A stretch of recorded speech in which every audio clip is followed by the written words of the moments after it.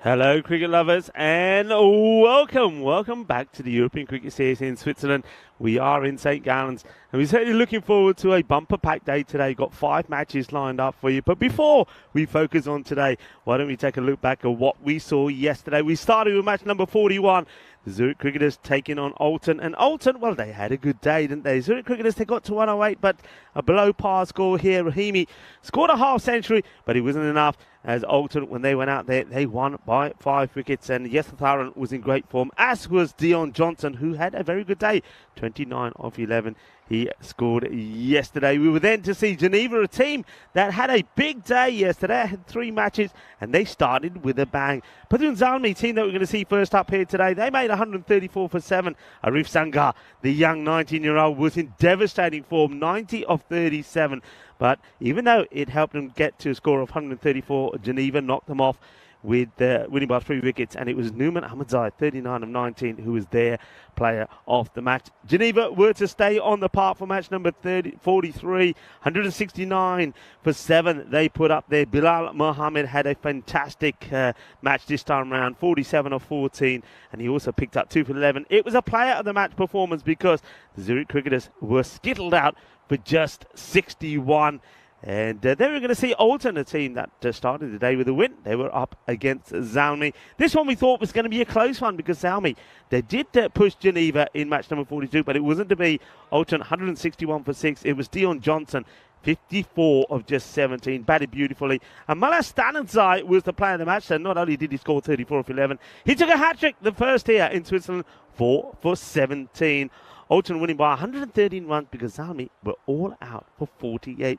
That's right. And then the very last match of the day, it was Wettingen that were coming into the party. They were taking on Geneva. Geneva already had won 2 of their 3 matches in the day, and they were to make a hat-trick of wins as Wettingen only got to 103. It was Mohamed Akhtar who batted very well for them, made 36 of 18, but Numan Ahmadzai knocked him off, 59 of 17. He was the player of the match, and a win with 24 balls to go by 9 wickets for Geneva. This is how the table then looks, and you can see that today we've got some very, very important matches. You could probably say that the top 4 there, we will see them on finals day, but anyone from 5 to 8 can also make it through. That makes it a very big day for Cossonay today. They have got 3 matches to play, and so have Power CC. So things are not done and dusted yet here, but Cossonay and Power CC will be looking to get all the wins under their belt. We're going to start off with Cossonay taking on Pathun Zalmi.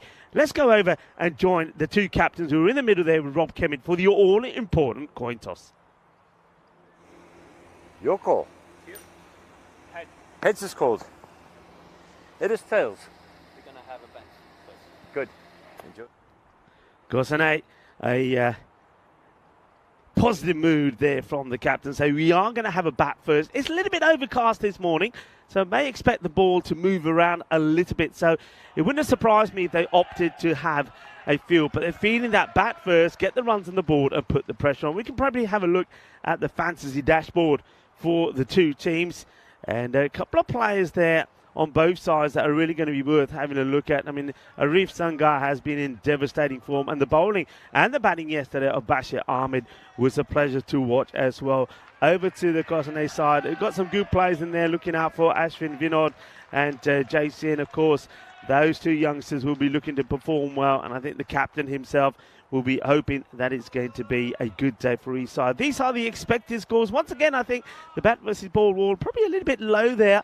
I'm expecting scores to be around 120 plus here today. Though, having said that, yesterday we did have a few teams like the likes of Zurich Cricketers and also Zalmi that didn't post big scores. But Zalmi, they are looking to bounce back today. Yesterday, their second game, that defeat to Alton, that would have hurt them. So they're looking to come back strong. But 93 to 84 in favour of Zalmi in this one. So Cossonay, well, not the news they want. They want to win all their matches here. As we go to the middle, umpire Said and Koiraj are out there. And we get ready for the first ball. And it will be Rajeshkar Krishnamurthy to bowl the first.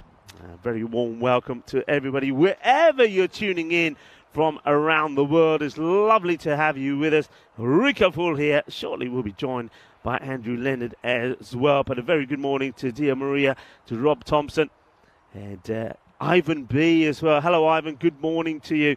And looking forward to a massive day. And also to Vinny Sandu, who, though he's not going to be on comms today, he is lurking.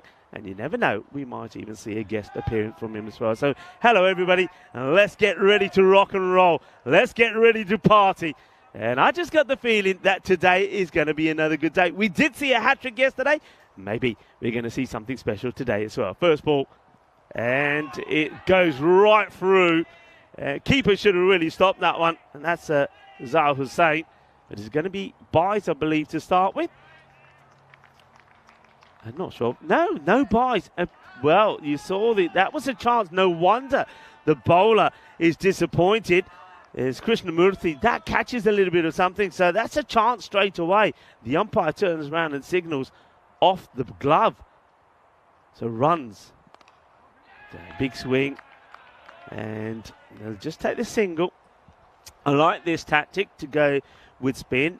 I was speaking to Lenny yesterday and also to Vinny Sandu, and I just thought that because this wicket was not offering too much to the seamers, that maybe spin would be the key. And at the moment, that's a good line and good running between the two batters. They've got a very good understanding. They go on the hit. Big day in Singapore today, so all of our viewers in Singapore, a very happy National Day to you. And National Women's Day in South Africa as well. So celebrations in South Africa and also in Singapore. Good morning, everybody, if you're from that part of the world. Nicely struck, gets past the infielder. Outfielder's got work to do. Gets down and makes the stop. And those of you that are near, oh, they're taking on a risky second. Has a shy, and well, I don't know whether it would have hit the stumps or not, but it hits the edge of the pitch and comes back. It's a bit of ping-pong style. But that's, I suppose, good alertness. Would he have made it back? I think he probably would have. Yeah, he does comfortably. So in the end, it's not a bit of luck. It's good running. Krishnamurthy. That's nicely flighted, but he gets plenty off this. It's a good shot in the power play with those men inside. And that's going to be Cuatro Carreras. So it's flighted up. I don't mind this delivery, but the batter waits for it, puts it away. The first boundary here on day 10 of this European Cricket Series in Switzerland. Good morning to everybody. Namaste, salam alaikum, sat sri akal. I'm a one to all of our listeners in lots of India, Pakistan, Bangladesh. So they're in Sri Lanka, all watching via fan code. Great to have you with us. Krishnamurthy again, and it's a similar shot, but this one is even better. It goes all the way, and we're going to see a lot of this, and you're going to hear a lot of bowlers today as well, because this goes all the way. It's a lovely shot. I mean, it's not a bad delivery. Okay, it's drifting into the legs, but it still needs to be put away, and that's timed perfectly. And it goes for 6. 15 off the first over. Rico Full here of the European Cricket Network. And, well, good time for Lenny to come in to talk about some of the top players in both these sides. Very good morning, Rico. Good morning, everyone. It's back to usual service in terms of temperatures. Not too warm, maybe 11 or 12 degrees, something along that lines. A little bit of drizzle coming over the bridge this morning too, but for Kossane, a chance for them to get back into the mix in terms of the top 5 picture. Their bowling has been very, very good. Their batting a bit less so. None of their batters, in fact, they're the only team of the 11 that don't have a single batter striking over 200, which really shows just how big a task it is in their hands. It's going to be Nasibullah Azizi to open the bowling for the Pakhtun Zalmi. Also, they're in problem in terms of attempted qualification too, Rico. It's not going to be easy for them either. They're in 6th place with 7 points. Kossane in 8th place with 4 points. Kossane 5 games left. The Pakhtun Zalmi just 2. Yeah, and that last match that we saw them playing yesterday when they got totally destroyed by Alton wouldn't have done them much good and wouldn't have done their confidence much good either. So they really do have to get going here. And a little bit of, I mean, you mentioned a bit of drizzle as you came over the bridge. Well, that drizzle's followed you here, Andrew, because there's a bit of drizzle out there at the moment now. So let's just hope that it passes us by pretty quickly. But I bought the sunshine yesterday. Didn't you It just? didn't want to follow me here today, but we'll keep our fingers crossed that it does get here. The last thing that we need is a drizzly sort of day. I know you've had plenty of those already. In comes Azizi once more, and this has been launched. Ginna Sona Shaka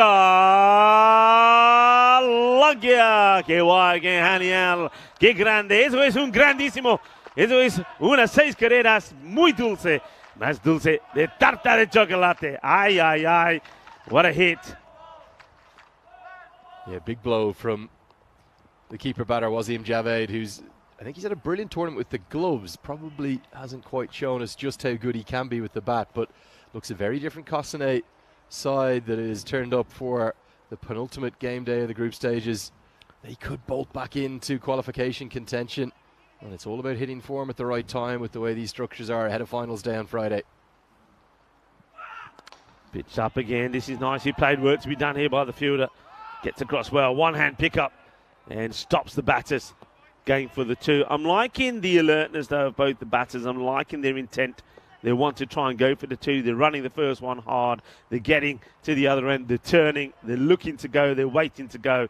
And if they get the opportunity, they'll take it. You see a few rags now being distributed out on the field of play to try and keep the ball dry for the bowler.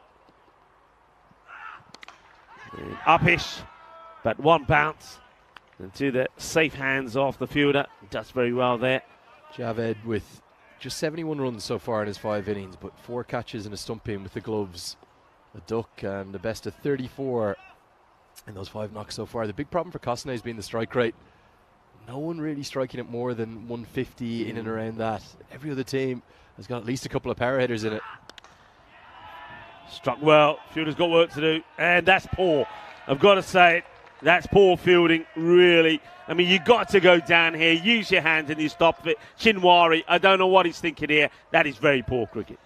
Ejitola Shinwari with a piece of footwork that wouldn't inspire the St. Gallen FC 1879 Swiss Super League side to be too interested in his football skills. Now, a lot of football around this part of St. Gallen's. We're next to the big stadium where you sneaked in the other day without paying, naughty boy. But anyway, those skills are not going to get you into any football team, let alone should not be out there on a cricket field.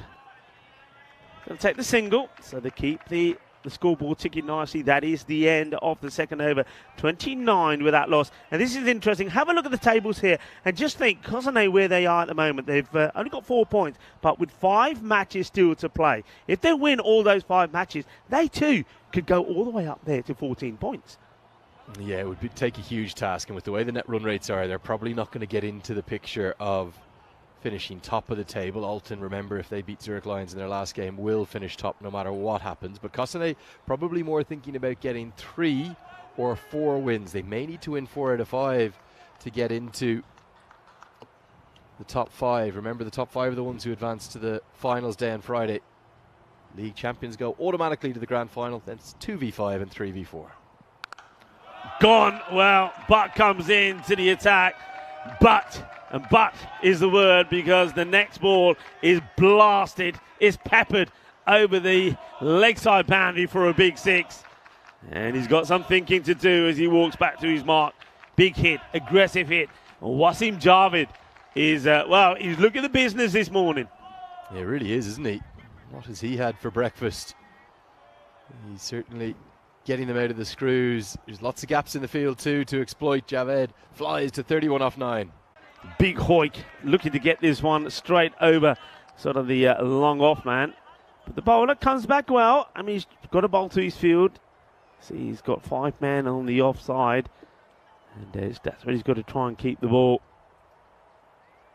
And, it doesn't help when he gets rolled back to him, and he's got to get all that moisture off before he comes back into bowl. Hello to Tim Redmond. Hope you're well. Hello to everybody on the chat. Great to have you with us early this morning on this rather murky, a little damp Wednesday. Well, that's a blast. Well, this one has gone like the clappers outside the off. He's absolutely thumped this, and that's 4 runs, and that has gone as quick as a flash. Yeah, nice exploitation of the offside this time. All the boundaries prior to that, really for Javed, were coming into the leg side, but gets the width from Butt and smoked away. It was real power over the offside, well over the head the man who's on the edge of the circle. Problems for the Pakhtun Zalmi to start with, real issues. And he goes for a little bit wider outside the off, bit slightly shorter length as well, not as full.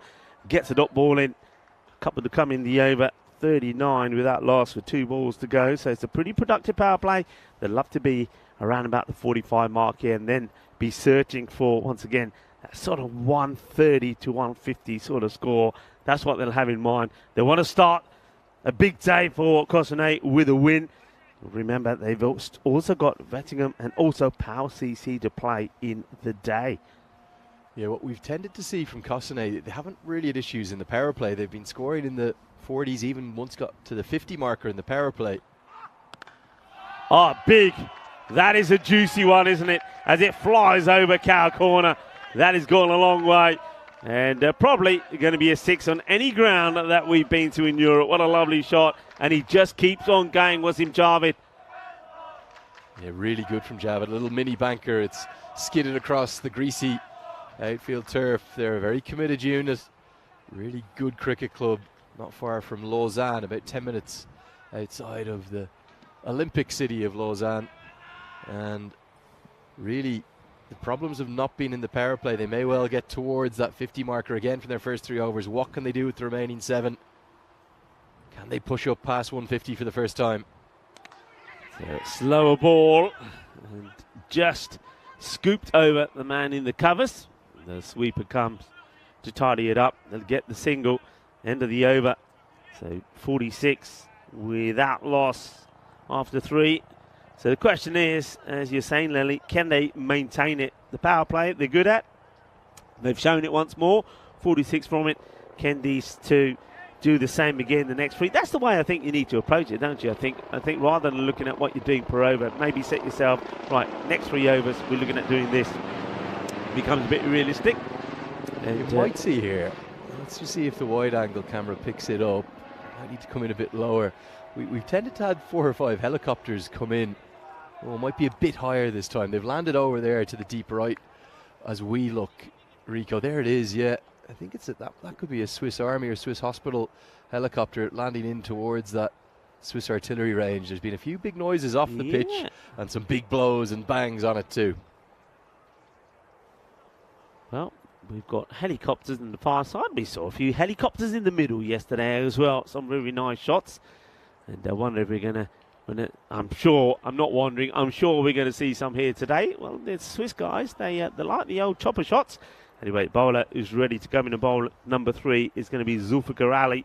See if he can have a little bit more success than what the bowlers before him have had.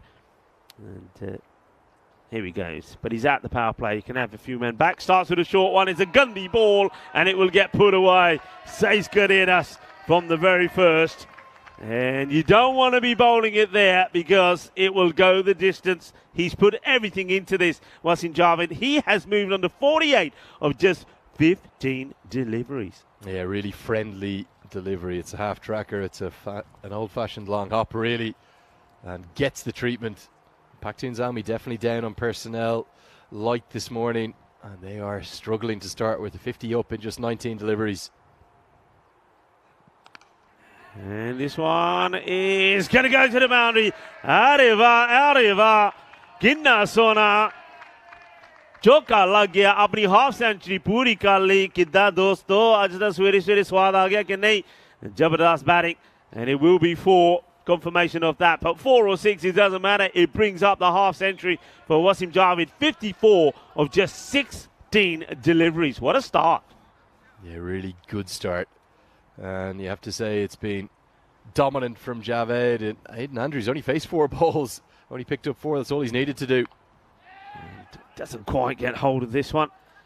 So, well, to the relief maybe to Zalmi.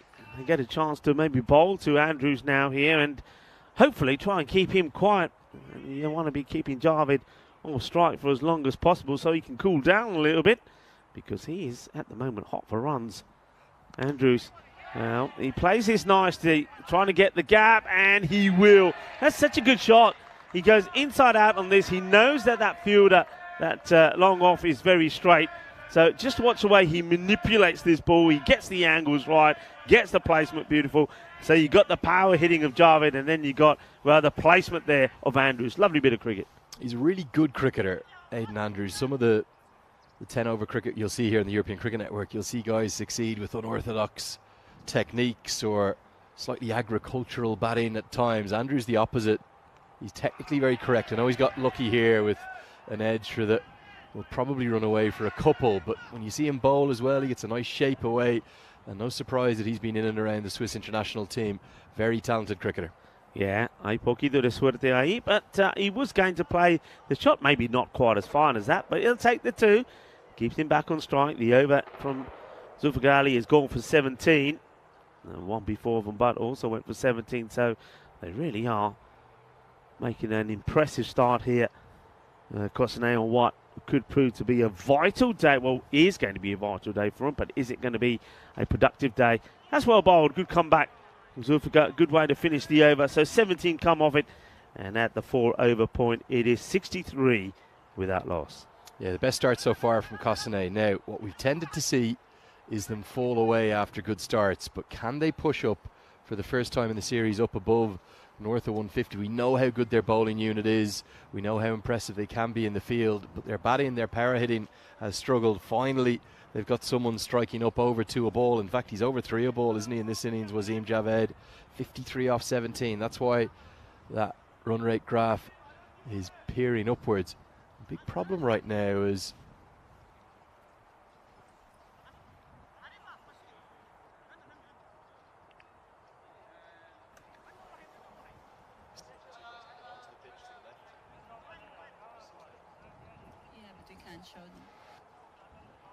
so we get ready for bowler. Still, I'm liking this from Krishnamurthy. No matter the weather, no matter what, I'm wearing my shades, he says. I'm always wearing the shades.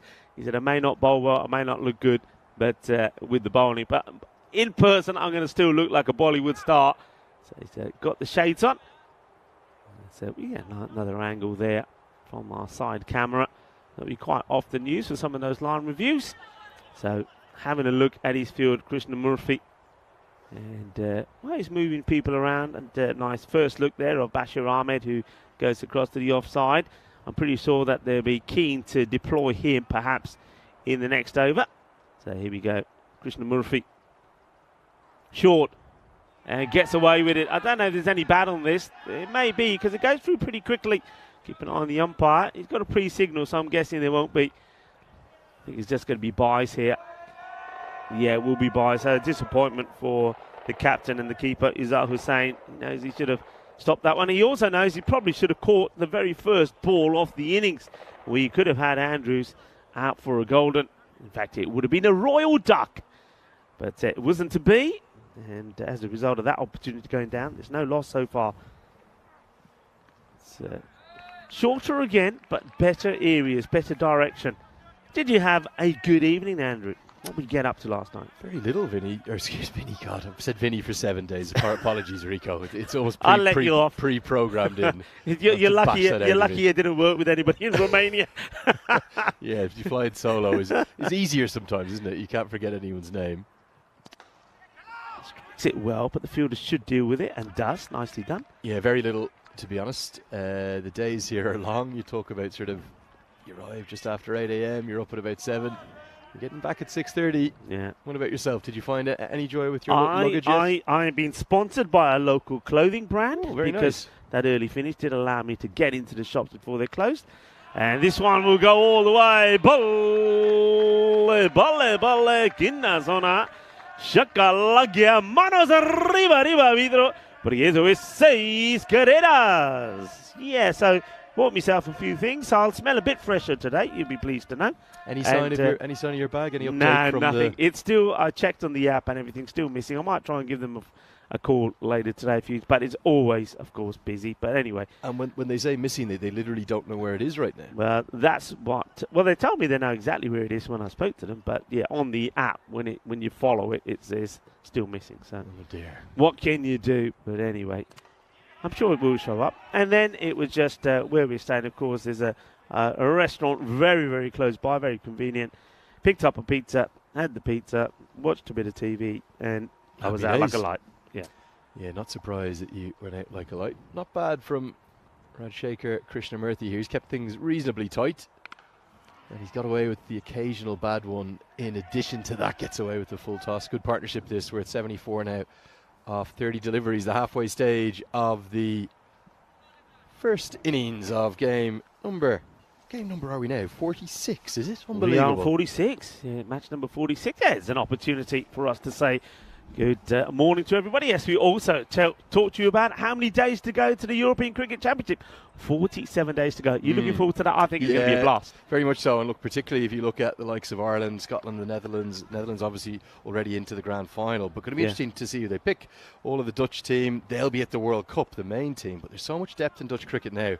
Don't rule them out in the grand final. I still think, and I've been saying this to the viewers all the time, I think there's going to be a big surprise in that. I just think the new format, following the same as the ECL, where you're only playing 3 days. Very tight, isn't it? I just think that some of the teams that you wouldn't expect are gonna shine in that. So watch out for that, folks. Of course, starting on the 25th of September, the European Cricket Championships. It is the Euros of cricket, and it's going to be exciting. So get down to Andalusia, Malaga, and all happens at the Cartama Oval.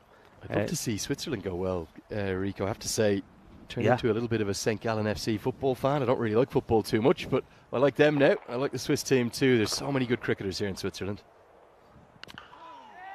It's well played. Rotate the strike, why not? That's what Andrews, I think, he realised his role is. He will put the bad ball away. You've highlighted that already. But if it's not there, he'll get the single, and he just will hope that Javed can keep going. Javed just been off the strike a little bit lately, but he's on 56 or 22. Brought up his 15, just 16 deliveries, so he's hoping to stay hot here and go after Bashir Ahmed. And he will go after him in style. This comes out of the middle of the bat beautifully. That is sweet. Sweeter than a ball of Rasmalai. What a lovely hit that is. Beautiful. Yeah, just a pickup shot. No more than that. No more required than that. Because of the angle. Again, it shows just how narrow the margin for error is. I do feel a bit for the Pakhtun Zalmi this morning. Definitely feeling under strength. And also, when you stick into the mix the wet ball, whether you're a spinner or a seamer, if you're not gripping it perfectly, it makes things so tricky. You can see the rag there in the back of Ahmed's trousers, just trying to get something on it, coming round the wicket now. He's firmly hit, trying to get it in the gap. And, a favourable bounce to the fielder, and what a good arm that is. Great bit of fielding. Look at that throw right over the stumps. Spectacularly well done, but that was Azizi. Lovely throw. A lot of noise being made here by the Cosano players. And, Nasir Khan was the man that did that fielding there. Beautifully done. Bullet arm, wasn't it? What Nasir a throw it was. Right over the top. 50 metres are boundaries. We do get lots of questions about that. Exactly perfect oval. 50 metres all the way around. In that area again, in the gap, and one bounce, 4 runs.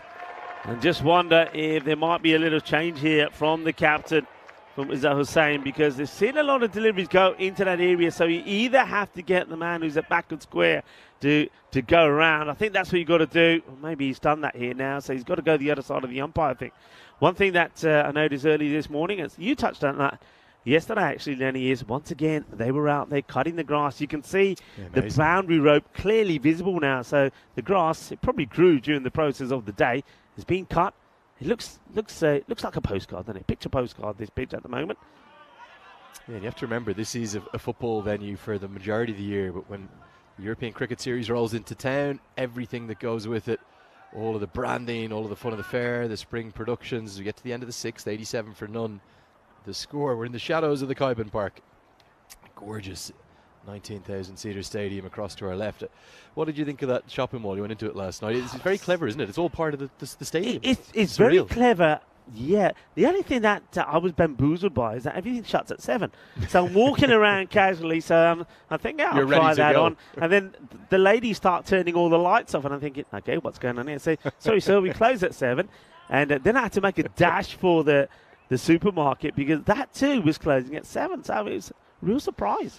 7 o'clock, it's done and dusted. Look, for someone like me, Rico, I'm basically full-time on the road now. Sorry, I am full-time. Next week I get back to Ireland for the first time properly in 2 years. And you get very used to, particularly in Asia, you just get used to things being open, sort of 24/7. Yeah. I mean, that's it. Can't come into the play. And this is a delightful shot. Probably one of the shots of the morning so far. It's a quick delivery. He's angled into him, slightly down the leg side, but look at the swivel. Oh, and he just whips it away. It is effortless, but the timing is gorgeous. What a hit. 6 runs. Yeah, Javed may be thinking, well, if I'm still here in the 10th over, we might be talking about the unmentionable C word that we're not going to put the mockers on. We've already had one this series, and maybe, certainly the way Kosanev played, we wouldn't have expected any of their batters to be in the mix of even a discussion like that. But Javed playing the innings of Kosanev's tournament by a distance. He's 69 now off just 25 deliveries. Can't. Well, this one may just drop short of the fielders. It does. Doesn't quite get it right. So maybe sometimes you need a little bit of luck if you're going to go on to get that magical score. And that could have been it there. But yeah, I mean, I'm right. I'm like you. I mean, I'm from Spain. Everything's open till late, 10 o'clock sometimes. I was in Romania and the shopping mall there once again open till about 11. So yeah, I was a bit surprised. So you got to get your planning right and your timings right here. Otherwise, you get nada. You should see Sunday as well, Rico. Sunday just completely closed. Well, wants to go for it, and he's really good running. Look at the backing up here. Yeah, clever running. Definitely always going to get home for the single as soon as they set off immediately. And again, another poor piece of footwork that doesn't befit the beautiful football field we're on. Oh, where's he past that one? Yeah, but look, the running there, impressive from Javed. And so it should be. He's on song at the moment, Wasim Javed. He's on 70 or 26. Of course he wants to get on strike. I reckon he's thinking 100 as well, He's thinking, okay, how much time have I got? Well, it should be on. I need 30 runs. And, well, -6. 24 required for a century. That's another one that's out of the park. It's a length ball, slot ball, and he's going to put it away. Of course he is. Bang. Thank you very much. 6 more. Beautiful ping off the bat, this one. One of the things I really enjoy about this venue, the grass banks that go around it make it feel like a cricket ground. Yeah. I know it's primarily a reserve football ground for the St. Gallen FC, but it's just kind of, it fits beautifully. It looks better as a cricket ground. There's no doubt about it. And that echoed around those beautiful grass banks. A monstrous 6. 100 comes up. This one will be a wide ball. It's a better length from the bowler from Khan, but he strays down the leg side. He's going to have to bowl it again. I mean, you're talking about the stadium. One thing, and I touched on this yesterday with Vinny. When teams and players get excited, like the Cosano boys at the moment, there's only 11 of them in their dugout. The noise that they're making echoes around this stadium. It's like we've got about 100 people in here. I like it. I love it. I like the atmosphere. Sliced, but lucky. Hay poquito de suerte ahí, pero no pasa nada. Suerte, suerte, porque 4 carreras más. Ahora tiene 80 carreras. Posible tienes una centurion aquí. De nombre Wasim Javed. Yeah, he's on ton alert. That's why he wants to be on strike. He's got to stay composed. 20 more. We've had a century already in the series. That happened, was it early at the start of the week? Yeah, and we're just really hoping that rain that's coming down, you can see it on the side-on camera there, doesn't interrupt this innings. The last thing that Kosane or Wasim Javed would like is quite heavy, but we've tended to play through some reasonably heavy drizzle. And yeah, we've had the 1 century so far this week. 19 balls left. He needs 20, Javed. That's nicely played. The fielder's got to get a slide in here, but he's not in the picture. He is not in the picture. And again, the timing is perfect. He's plays his shot so well. Look at the wrist get involved. Gets the wrist on it, uses the pace from the bowler. And though there is a fielder out there, he can't do anything about it, Kambashir Ahmed. It's 4 more. 84 of 29 deliveries. It is the end of the over. The 100 also came up in that one. 110 without loss after 7. 71 runs he's made in his 5 innings thus far, Wasim Javed. He has gone miles past that. That's what we've got to look forward to. Coming up, plenty of cricket and plenty of cricket that's happening at the same time with the women's T20Is and indeed the men's T20Is that are coming in. They'll be in the Netherlands and then Romania, and so much action to look forward to on the ECN. Beautiful shot. It's going to go all the way this, and it does. What a lovely pickup straight down the ground. And Andrew's just reminding everybody that he's more than capable of playing a few shots as well. Though there's probably 1 or 2 in saying, hey, Andrew, what are you doing, brother? Take the single. Yeah, big surprise for me. No sign of Arif Sanger with the ball yet. We've seen him in the outfield, but yet to bowl. This is over the fielder, and it's going to be 4 more, 6 and 4. And as we say on the European Cricket Network, hungry for more. And the score, well, is going up in tens pretty quickly at the moment, isn't it? Because that's just 10 and 2 balls. Yeah, poor old Arshad Buddy had the gloves yesterday. Did take one really good catch. Today he's in the outfield and doesn't look too happy, A, with the weather, B, with the conditions, and C, with where the ball is flying. It's travelling around the ground. Short, and this is a lovely shot outside the off. And the only person that's not enjoying this perhaps at the moment is Wasim Javed, because he can't get back on strike. He wants to try and get a ton. But in terms of team-wise, you don't mind, because Alden Andrews, well, he just scored 14 on 3 balls. Yeah, really good, and the fielder's been sent scurrying everywhere. Going to repeat it, it's not easy for the bowlers when the rain comes down, and as a consequence, with the skiddy surface, lack of grip on the ball, the runs are flowing. And flowing, how about this for a shot? Oh, that is incredible. What a shot. What a powerful hit this is. It is 6 over point. And how do you get so much power into that? That's an amazing shot. Watch this again. Comes down the ground, and he literally carves this for 6. Incredible shot. Yeah, really good batting. Andrews has just surged into the game. He didn't do much for his first 10 balls, but look at the last few.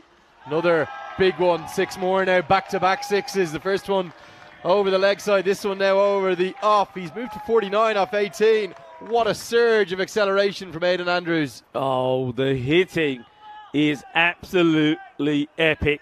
And I suppose Andrews has probably said, hey, Javed, I tell you what we'll do. I'll make a deal. I'll get my 50 in this over. Let me have all the strike. Then it's yours. Then you can go and get the 16 that you need. That's the deal. That's the partnership they got. A ball to go here in this over. We're already into the 130s, 136 without loss. What a partnership this is proving to be. The biggest over the innings too, Rico, is 26 runs from the 5 deliveries bowled as far. It could get even worse. Will it go past 30? And it probably will. And that's going to be a couple just there with 2 wides. Andrews looked to come back. And well, there's the wide signal. So it possibly could be a supersonic over here. We talk about magical over scores over 20. Chance of bringing his 50 up for Ali too. His last delivery. It's been well hit, and he will go for 50. Ali will go for 51 of his 2 overs, and Javed will move into the 90s. 90 of 30. What a strike rate of 300. It also brings the 140 up, 144 without loss after 8 overs. And let's just, bear this in mind. 10 more runs, and he could be on the Hall of Fame. The last person to do it was Fahim Nazir, and he made 110 not out of 35. And wherever I've been, folks, wherever I've been and commentated in the last 3-4 venues, there's always been a century. I know there's been one here already, but I wasn't here for that one. Am I going to see another one here? 10 runs is all that's required. He's not on strike at the moment, but, well, Alden Andrews would like to bring his 50 up at the same time. 144 without loss. There's still 12 balls to go in the innings. What a way for Cossanet to turn it around. They've had gigantic power hitting issues. They've not only got one batter up over 2 runs a ball, both are striking at either 3 runs a ball like Javed, or very close to it for Andrews. He's a run shy of 50. He's in a really good tournament, particularly with the ball. And now joining the party with the bat in a big way, Ahmed to bowl his second and final over. Oh, chance, but it skids through the fingers, and that is the 50 for Andrews. Well, maybe he got a bit lucky here, but that would have been a sharp catch because the ball is wet, it's slippery. You could hear it slither through the fingers of the fielder. Well batted to Alden Andrews. He goes 50 of 19 after, well, he took Ali to the sword in that last over. So here we go. 10 required. 4 4s, 4 6s for Aidan Andrews in that 19 ball 50. Brilliant batting. Well, he doesn't take the single, and probably a good shout, because that's a good bit of fielding there from the fielder Krishnamurthy. One hand pickup. So dot ball, rare dot ball. Can't remember last time we saw a dot ball. There hasn't been many of them, is there?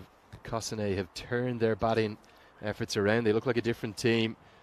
Talk to their players. They think they're a much better T20 or 40 over side, but they're just adjusting now to the T10 format in a big way at this European Cricket Series. Remember, they've got 4 games left after this one. Flying.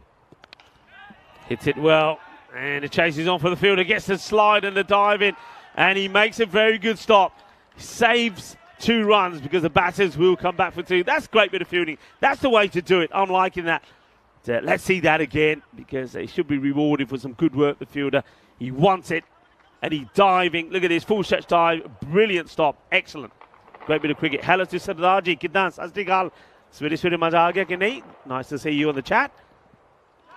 And that's a better delivery, better areas. Rather than letting the batter come down and hit you down the ground or hit over cow corner, try to make him do something different. So try to get him to play out the off. It's a swing and a miss. It's another dot. Yeah, really good from Kosane the way they've turned this around. Goes big! Ball!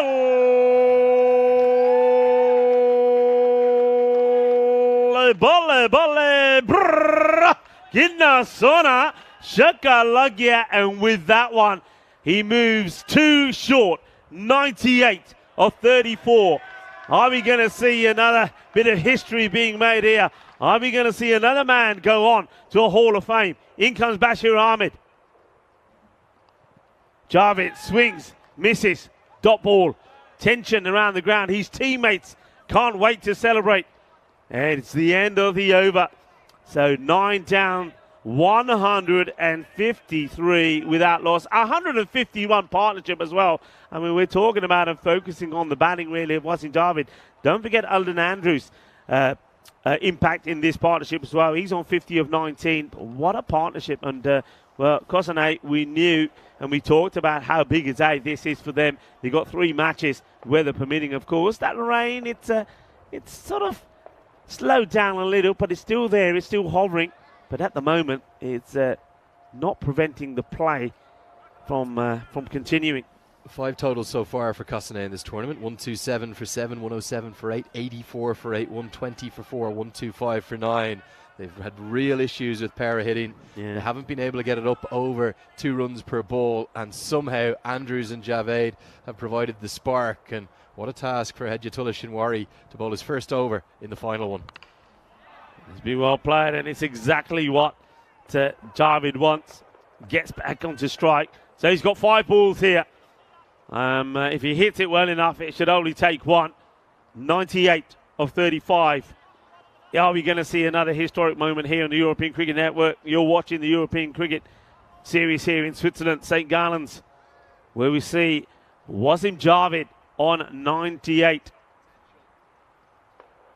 Shinwari to Javed. Gets him playing outside the off. It's going to be another dot. So just getting probably just a little bit nervous here. And probably feeling a bit of, no ball being called. Well, I tell you what, I just don't know swere puja karke aao na, because it's a no ball. That means he's got the license to go the full Monty on 98. Yeah, well, the reason for the no ball, the man at fine leg adjudged to be not in the circle, so only 3 fielders in the circle. Free hit incoming, he's on 98. Comes down the track, swings hard. It's not where he wants it to go, but it's going. It's going. They get 1. They're going to come back for 2. They are going to come back for 2. It may have even gone for 4. That is going to be his 100. The 100 has come up. It will be 4. Wasim Javed has brought up 100. Another magical moment on the European Cricket Network, making players' dreams come true. What a moment this is for Wasim Javed. A huge smile. And look at his teammates. They're on their feet. They're applauding. A tremendous effort. A tremendous partnership. 159 without loss. And Wasim Javed brings up a century. Well, quite something. We've seen our 2nd century of the week. The first one, it came from the bat of Fahim Nazir. This one just as impressive. 37 deliveries. He's going to try and keep going. May well be 100 and out as Arif Sanger comes and takes a good catch. He's going to be held comfortably in the deep, and then he throws it in left-handed. But it takes nothing away from the knock. Rico, 102 off 38 in the end. 7 4s, 10 6s. We saw the graphic with the wagon wheel. A moment that he's never going to forget. His first century here, live on global television. Brilliant stuff from Wasim Javed. Yeah, it was a brilliant knock. I mean, of course, not too many people are going to be talking about the way he got out. That was a very good catch. But what a moment this is, and it's a time to celebrate. It's a time to savour this magical moment. It's a moment that he will remember for the rest of his life. And the beauty of this is he can go back and watch it over and over again. Well batted, well played. Magical moment for Wasim Javid there. Something I've just noticed in the Kosane lineup and the dugout as well. Srinath Tripath is down there. Well, he told me he wasn't going to be able to get off work again for the penultimate game day, but it shows the pull, doesn't it? Jay Singh to the crease. He won't get too much of this. Should just be a single, you'd suspect. No point in taking on the second with Andrews on strike. And yeah, certainly Srinath showing us that you can always find one more day off when you get a chance to come back and play live on the European Cricket Network. He's probably worked the night shift as well, putting the extra hours in, and he's here on flexi time. Okay, Shinwari. Well, he has taken the early wicket. Score 160 for one. A big swing is from Andrews. Just losing his shape a little bit, Andrews. He's up until this point, he's batted very well and timed the ball, not try to muscle it, but this misses out on it. And not looking good for Zalmi. Remember, yesterday Alton put 161 on the board against them, and they were skittled for just 48. And he's got that feel about it. This will be out. And they had to go for it, I suppose. It was the very last ball of the innings. So Jason will be the batter. That was going to be run out. And you'll see it here. Good work, once again, behind the stumps from the captain, Izzat Hussain. But he's going to be now, have to be at his best when it comes to their batting, because they got a huge total to try and get. 161 will be the target, as we see here. Kosane, 160 for one. It was a magical start to day 10. To match number 46. We've seen another century, the second one of this series in Switzerland, and it was Wasim Javid, 102.32. Let's have a look at the highlights, because a lot of them were to do with Wasim Javid, and also Alden Andrews also got his 51 of 21. Yeah, really good stuff from Wasim Javed, and the majority of the start of the highlights package is going to feature him, because Aiden Andrews, well, I think he was 14 off 12 or something like that, but then he bolted in to third, fourth, and cruised into fifth gear after Javed led the way with these Maximos that rained around in the constant drizzle. Very difficult for the bowlers with the wet ball. But then Andrews got into the act too. He hit 4 4s and 6 6s, got to that landmark of 50. He ended with 51 not out off just 21 deliveries. Probably much more conventional cricket strokes from Aiden Andrews. He's a good little cricketer. He did have that one moment of fortune just as he got to the 50, but then it was all about the main man, Wasim Javed. Add his name to the list. He's into the Hall of Fame for 2023. He joins Fahim Nazir. We really have no surprise. There's a second century, and the quality of the batting we've seen here in Switzerland of the highest quality. Yeah, highest quality. It was a good toss to win, wasn't it? Because they got out there, made a good start, and then the weather was a little bit unkind to the fielding side as well. Zalmi, they had to put up with the pitter-patter of the rain, and it's always annoying. But there was a catch to remove the Centurion. It wasn't Javid, who fell for 1 and 2 for number 38. But what a magical moment. And Nick again, of course, after that century, true to his word, he gives another European Cricket Network membership to some lucky body that will be out there and receive that magical gift. Also, Kroom gifting another. So we're going to see 2 more members on the network as well on the chat. So fantastic on the chat, and the chat really enjoying that innings as well. Sadarji is being gifted one of those memberships, so he's a happy chappy. He's saying thank you to Kroom. He appreciates it. Of course, when they're gifting those, you don't know where he's going, but Sadarji picked one up. Wasim Javid, a centurion. He's going to be on our Hall of Fame. It's going to be a day he'll remember for the rest of his life. Seen live on the network around the world, 102.38. A great partnership between him and Aiden Andrews, who also brought up his 50 in style as well. Huge runs on the board, and well, if you want to have a look at the bowling figures, there's going to be a little bit of hurt and a little bit of pain, because there was some magical ones in there, some supersonic ones in there as well. Yeah, the best bowler of the lot was actually Hedjatullah Shinwari, who picked up the wicket and only went for 7 in the 10th and final over of the day. But really, unless Arif Sanger can do something very, very special, don't rule that out. Remember, we've seen him pick up a couple of scores of 80 plus. We are going to surely see Kosane pick up a victory to bolt them into the contention for the top 5. That'll wrap up the coverage for the first innings. We'll be back with you with all of the chase in about 10 minutes time as the Paktuns Almi and their Arif Sanger led batting lineup, they're going to require 161 to win.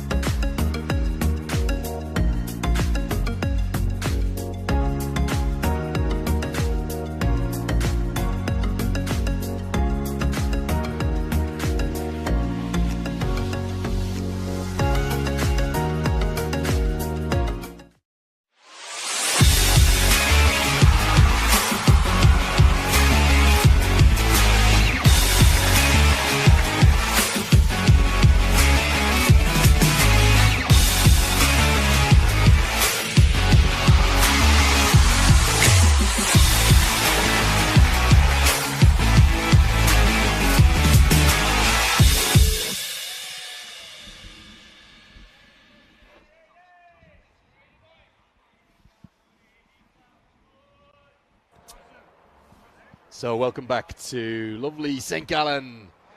Treated to another slightly damp morning though. Hopefully some brighter skies in the distance will indicate better weather to come. But Cossonay put in their best batting performance of the tournament by a distance, driven by the Centurion, Wasim Javed, who made 102 off 38 deliveries and a good contribution too from Aidan Andrews, who made 51 off 22. It's the second highest partnership we've seen of the week. They put on 159 together, and Cossonay have ended with 160 for 2 from their 10 overs. Will it be enough? Well, you'd have to think they're massive favourites, but it's all going to depend on this man on screen, really, for me. Arif Sanger, 19 years of age, a precocious talent. And if the Pakhtun Zalmi are going to threaten this total, he's going to need to get a big one. He's opening the batting with Bashir Ahmed. Roll set, Andrew Leonard and Rico full alongside me. And a leave alone to start, not what I expected from Arif Sanger. Rico, good morning to you, my friend. How are you? I'm very well indeed. All the better for being here and being here with you and watching some great cricket. And we've seen another magical moment, haven't we, on the European Cricket Network. And the Centurion from Wasim Javed will bat it to him, and he'll be hoping that that start could be a good omen for his side. And that's a nice shot. That's a bit more like it. A lovely hit, a lovely six out on the offside. And that's a biggie. Well, after a leave, he gets the room and he goes for it. This young man, he's something special. I saw him score 90 yesterday, Arif Sanger, and he's a talented player. I'm not sure what he's asking here or what he's making some suggestion to the umpire about. But well, he wants 8. He doesn't want 6. He wants 8. He wants 2 bonus runs. That's what he's looking for. He's really good to watch, Rico. He's got this sort of style about him. We see him batting this visor. We've christened it the visor. And I've never seen that before. I know he batted a little bit in a helmet during one of the, maybe the stint you were on with him yesterday, but he just hits the ball so cleanly. And he's got a great attitude. I'm not sure what he's asking about. Yeah, he's just making a lot of suggestions to somebody about something as Andrews comes in. And, well, I was about to say there's not a bad delivery because it wasn't. It was on the pegs. It was probably going to go and hit middle, but the batter decides, well, you know what? I'm going to Bashir it because it is Bashir Ahmed, and he goes, boom, shakalagya, it goes all the way. One of the problems for the Zalmi has been the lack of runs alongside Arif Sanger, who's got 331 in the competition so far with 350-plus scores at a strike rate of 250. Can Ahmed support him? He goes to play the same shot again to a different delivery, this time a little bit shorter, and he plays all around it. He's just got to keep his head and keep his calm. I mean, this is the problem that they had yesterday when they were chasing that big score of Alton in match number 44. Alton made 161 and Zalmi 48 all out.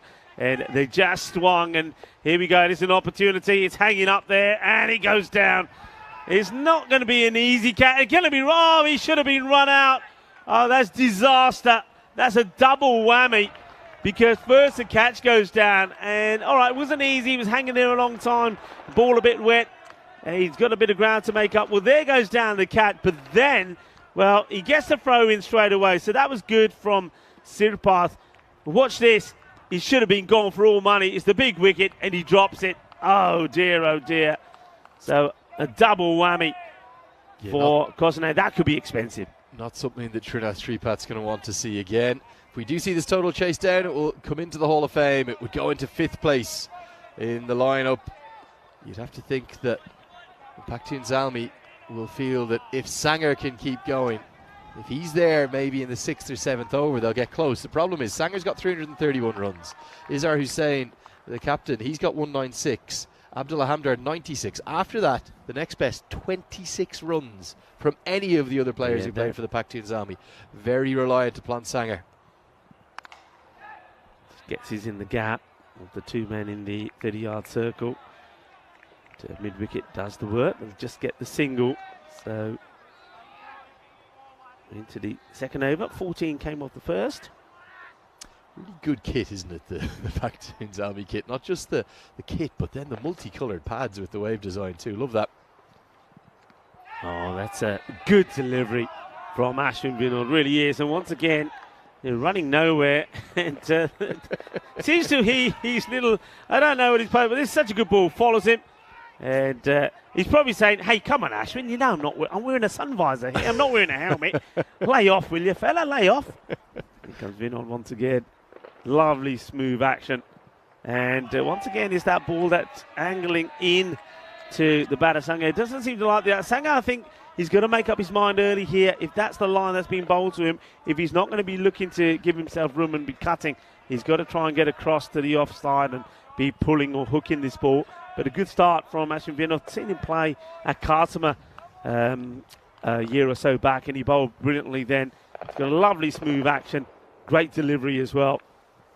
And, this time, here's the edge, and this will go away to the boundary. Cuatro carreras. And maybe something that the captain needs to look at here, Lenny, Arjun Vinod. I think if you're bowling this line and you're up against batters that are going to be aggressive towards you, you've got to have, for me, that third man back. Yeah, interesting series of 3 balls here. All 3 of them seem to have got big on Sanger and bigger than he expected them to bounce. Now, we saw him bat in a helmet yesterday. He's back in the sun visor today. As a consequence, he's probably not going to take on the hook or the pull shot.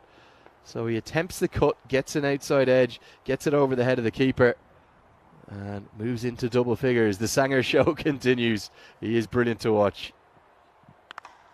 This time he does get the pull shot in. It goes to mid-wicket. But yeah, liking this approach from Ashwin, the bowler. He's gained wide and he's angling the ball in. But what he's doing, he's not losing his shape. He's not losing his line. Sometimes you'll see bowlers go too much down the leg side, but so far he's bowled a very good tidy line.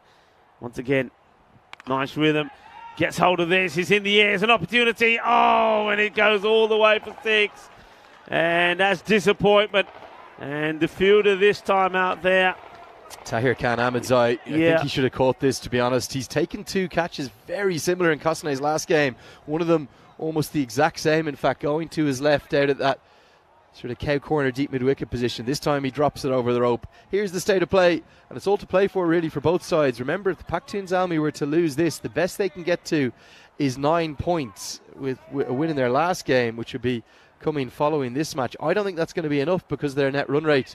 So really, they must not just win today in this first game, but back it up with 2 from 2. Big chase needed. Probably will be a wide, and he will be signalled by the umpire. Good morning to the umpires as well. Umpire Said and umpire Kolaraj, who are up there, and Maria Papani is the third umpire. Of course, the umpire's been very well led by the tournament referee, Rob Kemin. Oh, this is high. Has it got the distance? Yeah, baby, it has. That's going to fly over the head of Ashwin on the boundary. What a lovely shot this is. And this is what this young man, Arif Sangar, can do. And when he's hitting the ball sweet like that, he's hitting it better than anyone. And I've got to say, it looks pretty decent as well. Yeah, it's the trademark no look as well from Arif Sangar. As soon as he hits it, he knows he's got enough of it for 6. And he just kind of almost, with a hint of disdain, looks away and says, oh, I know, I've got more than enough of that. It's another Maximo and a big, big hit from Sangar. He is, very special. And then now he's going out mid-wicket way. Fielder does really well. Nice little stop. Gets his body behind it as well. Nicely done by Ashwin. That keeps it to 1. Kosanay's strength is in their bowling. They've got so many bowling options. We've barely seen Andrew Ryan used, in fact. Just the one over our co-commentator thus far in the tournament. And a drop catch, one that he will want to forget, too, that we keep reminding him about. So will he be used today is the question. Yeah, I was speaking to Andrew this morning as we see that one as a wide, and it was it reminded me of my final playing days, because he was sat by himself in the stands. He was sticking blue tape all over him, you know, the tape that's supposed to do the job for your muscles on his Achilles. And this is a lovely shot down the ground. Beautiful pickup. Is going to be 6 more. What a delightful shot this is. So Bashar Ahmed, after being dropped on 6 and on 8, is now looking to capitalise. This one takes him to 20. A lovely hit. Hits it through the ball. It's the second Maximo of this over. This is exactly what Zalmi need. And the Zalmi, certainly, one thing is for certain, they won't die wondering. They will just keep going at everything throughout this 10-over chase. It is unlikely they'll get there. It would be the 5th highest in the history of the 10-over game. But I reckon if Sanger's still there in 4 or 5, 6 overs time, maybe a bit of damage to this ball, we could need it replaced. They could very much be in the mix. We are going to have a replacement ball called for. It's hit the tarmac macadam, isn't it? That's sort of the little front area of the grandstand that's got all those bricks laid in front of it. But Sanger is saying to Ahmed, you keep going and I keep going and we're in this contest. Yeah, absolutely, and it's the same thing. I say it all the time. Well, we saw what they did with that partnership of 159 for the first wicket. Well, we can do the same. But yeah, just going back to Andrew Ryan. So yeah, he was taping himself up, and he did say, he said, I've only bowled once. He said, I didn't bowl very well. He said, and it was the 9th over. And he said, and what didn't help, as soon as I took 2 paces, he heard Maximo say, Andrew Ryan, come on to bowl, and it all happened in the 9th. And it did all happen in the 9th. So he's looking to bounce back. And, well, I tell you what, they're going to have to bounce back here pretty soon, because at the moment, both these openers are starting to find their range. And the range at the moment is big, because they're hitting 6s. This is another one that's out of here. We're trending towards a record-setting day if the scores continue like this. Again, anytime we've seen rain, it's got more difficult for the bowlers and the fielders. We've seen a drop catch already from Srinath Tripath. But you add into that the fact that the ball just skids on nicely onto the bat. Batters throwing their hands at everything. The runs are coming thick and fast. Will be another wide, so trying to keep it out off the range of the batter Ahmed at the moment, but you're going to bowl it there. You're going to have to bowl it again. You have to remember as well, Kosane, thanks to an Andrew Ryan wide in the 9th over, they did suffer a 5-run time penalty too in one of their previous games. This one just misses, so you have to keep an eye on that clock. 31 more minutes to bowl the remaining.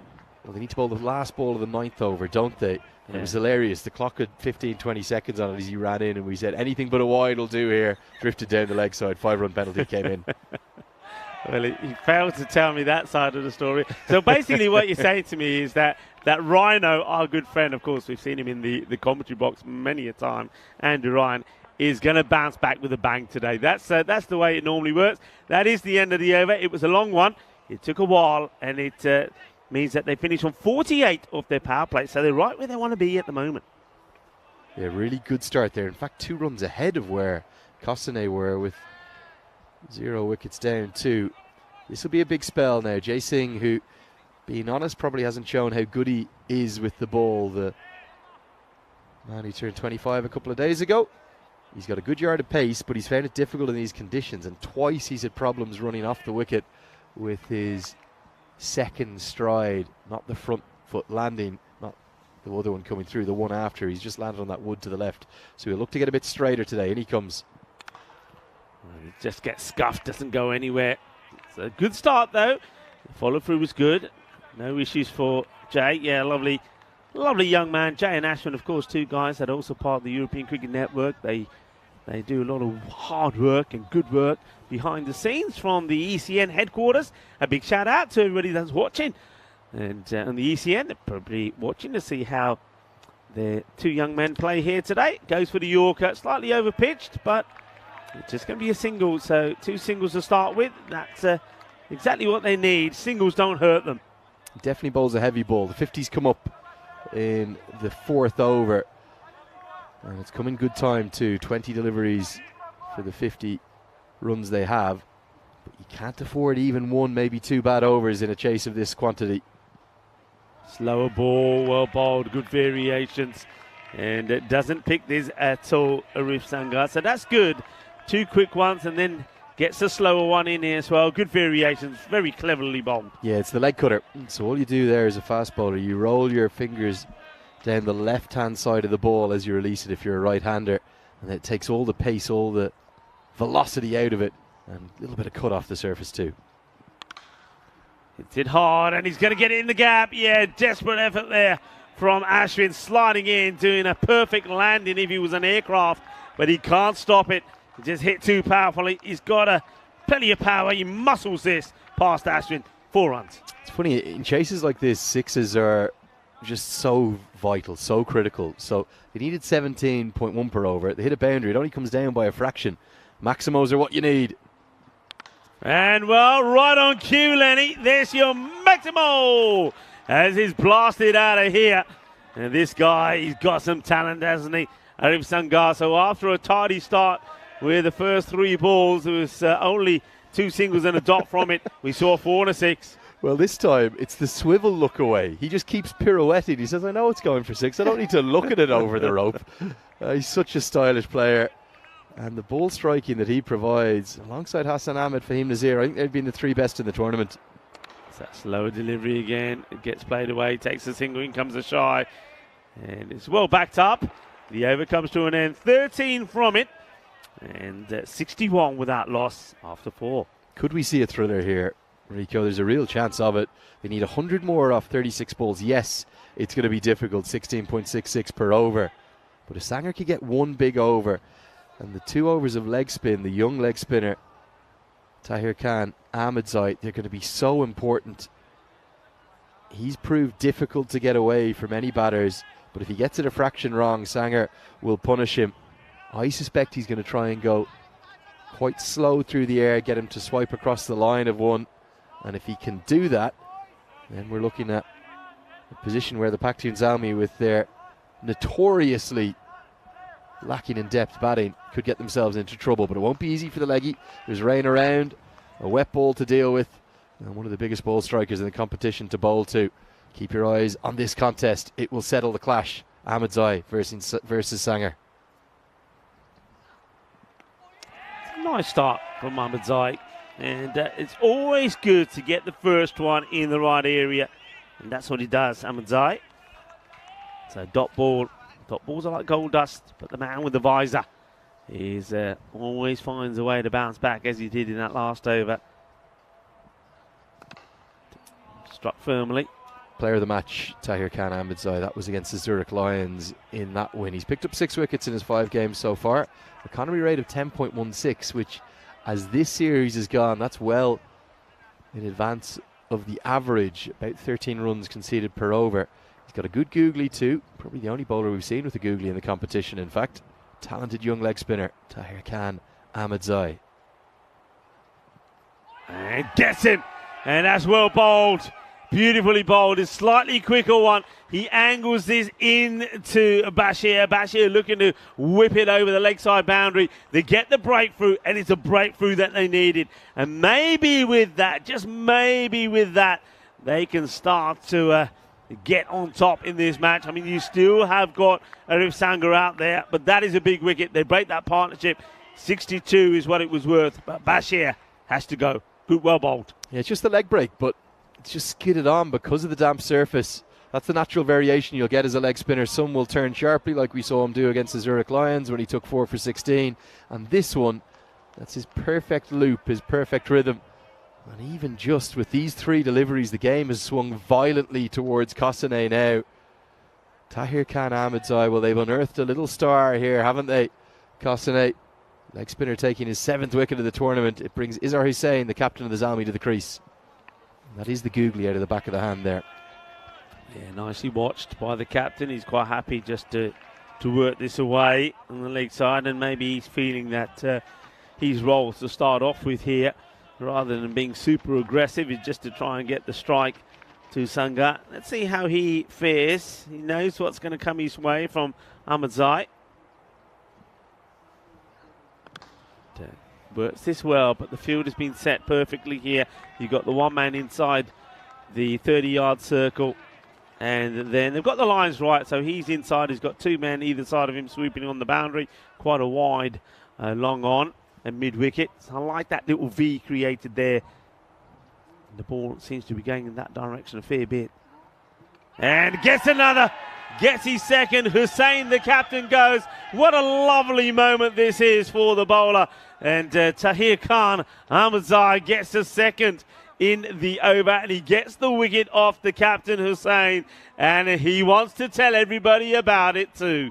Yeah, vaulting into team of the tournament contention for me. We've seen 2 really good young leg spinners come into this competition. And Tahir Khan Ahmedzai, the pick of them. Again, it's just the leg break. You might think this is a googly, but it's not. It's just straightened a fraction.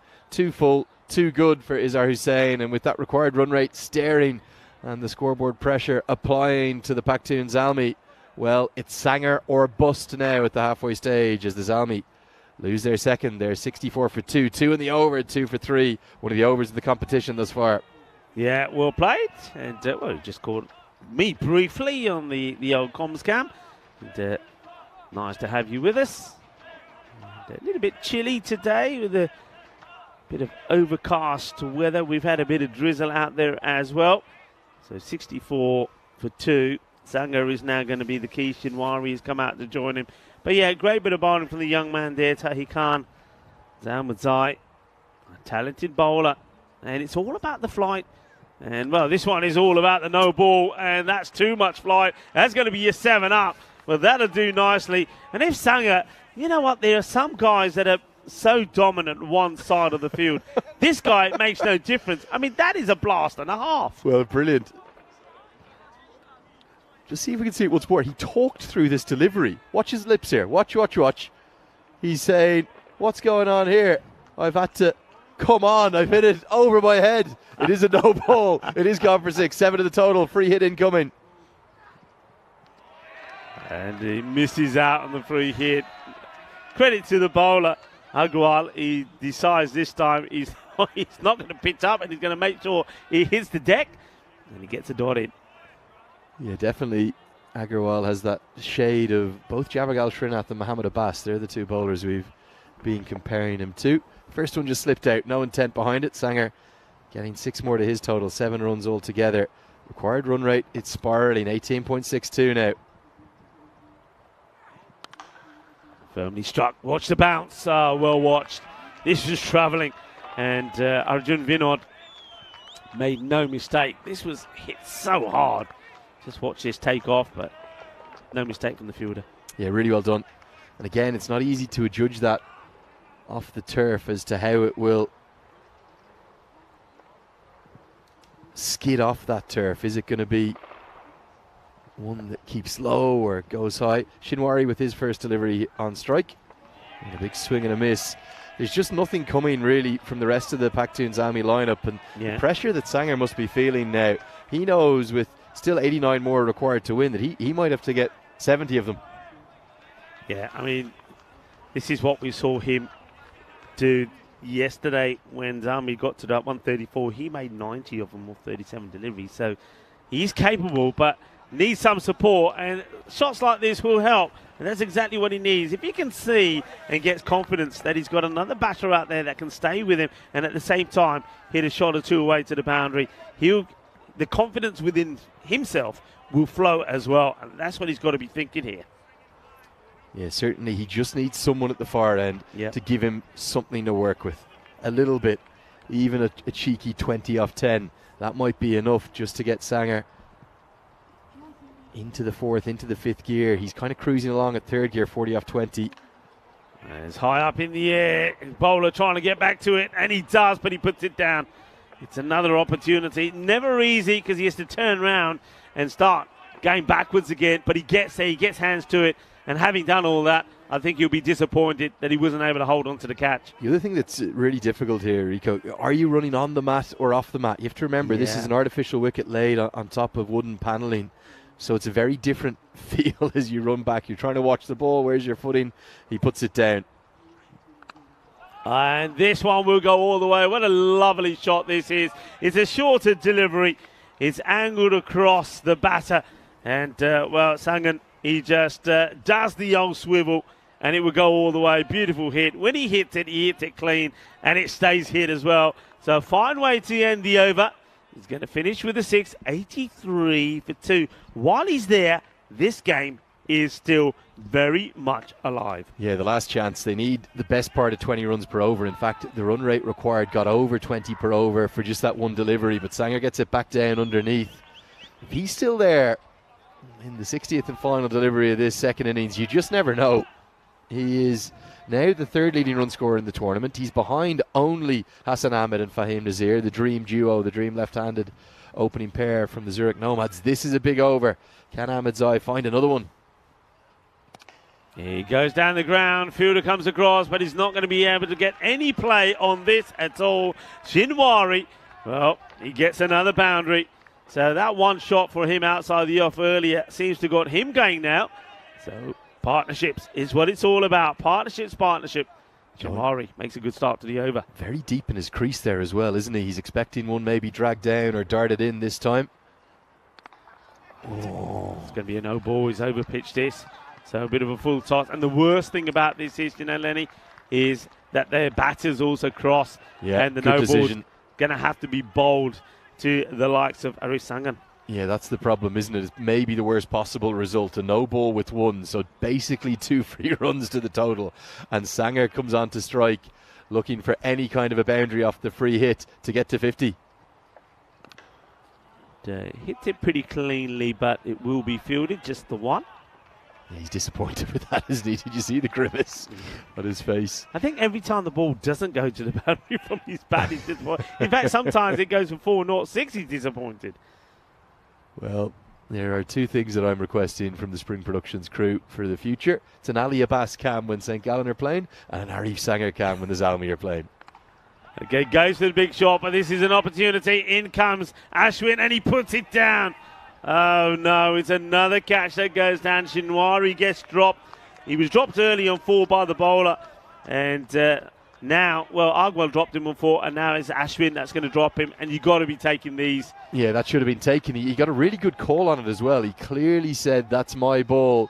Made good time to it. It just popped out. Yes, it's a greasy ball, but I don't know, a 3 out of 10 difficulty. You've got to hold on to that. You've got to hold on to that. And they were practicing these as well before the start of the innings, so that's going to be a double whammy for them, really. This is drilled down the ground. Nicely done by Jay. Just can't get any timing against Ahmedzai. And maybe from here, Sanger is best thinking. You can see him saying there's 2 left. Maybe Shinwari should have a go at these 2, try and risk his wicket, and then Sanger against the medium pacers. He's so devastating against them. Speak of the devil, speak of Ali Abbas, speak of the Ali Abbas player, Cam. Here you go. We've had a morning delivery. Unbelievable. We get these croissants brought across to us each morning from Ali Abbas. How well do they look after us here, mate? I mean, the whole place, as we see some extras here. Buys will be signalled, a couple. Yeah, the whole place, the whole setup is absolutely fantastic. Is it not always like this, Rico? No, just, not at every venue. Not everywhere. Though I have to say, this year particularly, I think we've been spoilt by all the federations we've been to. And loving starting the work. To up their game, are they? When they know the ECS rolls into town. I just think it's everything's on the up. Cricket in Europe's on the up. The partnerships between federations and ECN, and this is on the up as well. But gets past the infield, it will just be a single. Yeah, I mean, big shout out to all the federations places that we've been to. Been to a lot of places, but the hospitality from everyone has been absolutely fantastic. It was great when I came from Romania recently, and well, talking about federations, we can have a look at here Luxembourg, France and Switzerland, because we're going to see some the European International T10 cricket as well. What are your thoughts on this? Yeah, and look, I was looking through the Swiss squad that was announced this morning, and great to see the likes of Jay Singh in there, Arjun and Ashwin Vinod, who we've seen, but the 2 standout names for me, the 2 left-handers, it's Hassan Ahmed, and then where's my other one? Where's he gone missing? I swore he was in there this morning. Who's that?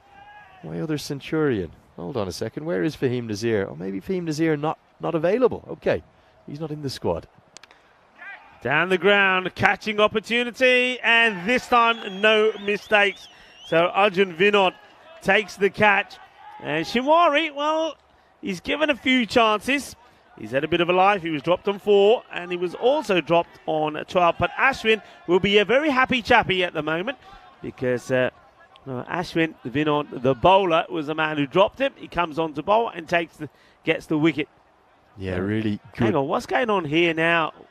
Well, there was. He will be given out. There was some talk here about something. Were they looking at the field for a moment? But anyway, he will be out. Yeah, definitely given, and a good catch finally held by Arjun Vinod, who I think is going to be in that Swiss team. I could have sworn I saw Fahim Nazir this morning when I was having a look at the graphic as it came across, but apparently not. Your eyes are playing tricks, unless it's been updated, maybe. No, it hasn't been. No, I was just thinking of how brilliant he is. No Fahim Nazir, but Conrado Fletcher will see the big seamer into the team. Izhar Hussain, who's the captain here of the Pakhtun Zalmi. Plenty of talented cricketers. Hassan Ahmed is there, and Tharana Thuran, Thana Balasingham. Looking forward to seeing that left arm spinner too. It's a good delivery, and this is what hurts you here, because you've got Sanger at the non-strikers end. He's on hot form, but these dot balls that are coming across do hurt you. 22.5 per over now, Rico. And those 2 overs of the young leg spinner, well, they might have swung the game towards Kosane permanently now. Goes for the big one here, and he's going to get this one out of here. Clears Jason has 6 runs. Manos arriba from the arbitro. But that's a nice shot. Goes down on one knee. Does Nasibullah Aziz to get himself off the mark. That's what they need. They just need other batters to keep contributing. I mean, even at this point, if batters are coming in and hitting 4 or 5 boundaries, then getting out, and you still have Sangha stay there, you'll take that. Well, he goes for another, and this is a beaut. Oh, the sound of Willow on ball there was an absolute delight. What a big hit this is. I mean, he smashes this. Oh, that's an awesome shot. That is brutal. Yeah, really good strike down the ground, straight as anything too. And just when we thought Aziz's sole job was to get Sangha on strike, he's gone bang bang. A little counter punch back. Still about 22 runs per over required. It's not going to be easy. 52 off 14. 2 more sixes here. We'll get Sangha on to strike. All of a sudden it feels very possible. And they'll check the ball. These 2 deliveries, all of a sudden big ones. Amazing how the momentum can swing. Are the Zalmi hunting down a monster here? They're going to need to do something special from the last 14 balls. Pitches it up. It's a brave move, and it's been hit too hard. Too hot and spicy for the fielder. As Jason can't stop this. It gets past him. It was rapido, like a torpedo, for 4 more. And all of a sudden, after a few dots on that wicket, they're once again back in this match. But it's amazing, isn't it? With 22.28 needed per over, you hit a 4, the required run rate doesn't really come down, does it? You need maximos, you need big hits, you need sixes. And, well, that's that 6. Well, every time you mention that word, Lenny, the ball flies over for 6s, as if it's listening to what you're saying. Nice hit. So Nasibullah Aziz was just saying that he isn't turning out here just to make up the numbers. He's out there to try and win the match. He scored 22 of just 5 balls. That is the end of the over. 190 for 3, and we can remind you of what's coming up next as well. What a finish to that over. 6-6, 4-6. Gets 22 off 4 deliveries to somehow swing the contest back into the balance potentially. Yeah, that was the next game that will be coming up after this one, match number 47, where we will see the Pakhtun Zalmi take on the Para CC. It's all on this morning for the Pakhtun Zalmi. It's all or nothing, really. They're probably going to have to win both games. They'll go in full of confidence to that Para CC clash if they can miracle over the line here. Pressure on Jay Singh. Still no sign of Andrew Ryan. He's making up the numbers out there. What's going on, Rico? What's going on indeed. I just thought it wouldn't have been a bad thing to go with some of Andrew Ryan just to change it up slightly. Big over. All happens in the 9th, folks. And this is how we start with a 6. Oh, that is big. That is into the stands. What a hit. And that is a 50. Well batted indeed to a 5th Sangha. And he does it in style. Incoming. Watch out. Well, the spectators having to take cover there. What a hit. What a knock. Well, Shaba. Are we about to see the most unlikely comeback in the history of 10 over cricket here? Because just 5 balls ago, we thought the game was over. It was 23.5 runs per over required, but the maximum's now reigning. And this is going to be what? They've got to try and come back for 2, though. Will they? No. So that's a bit of a result. Oh, he's out. He's out. I'm telling you, he's gone.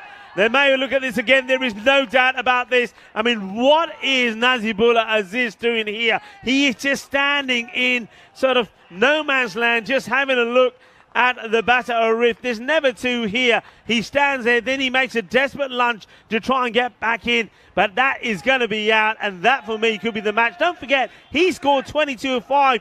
He's not going to get back for this. No, he's gone by a long way. That is disaster. And that is not smart cricket, Lenny. Not smart cricket. Brilliant work from the Centurion. It's Wasim Javed.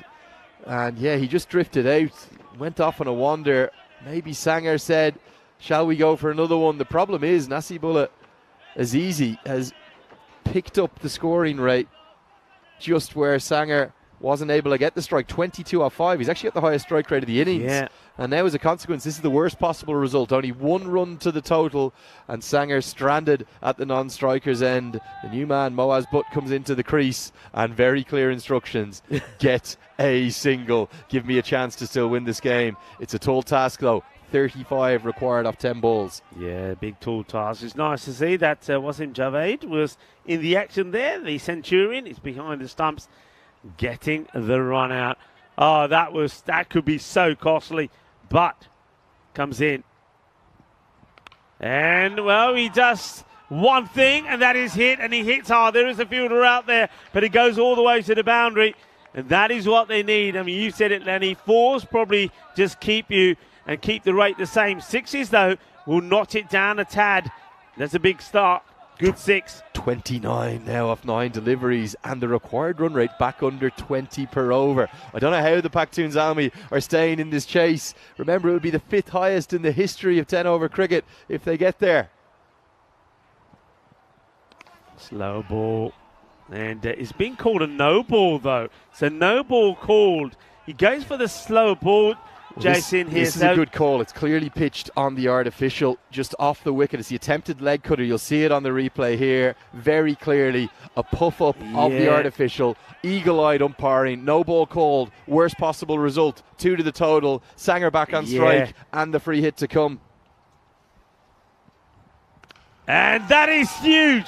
That is humongous. That has been absolutely mullered.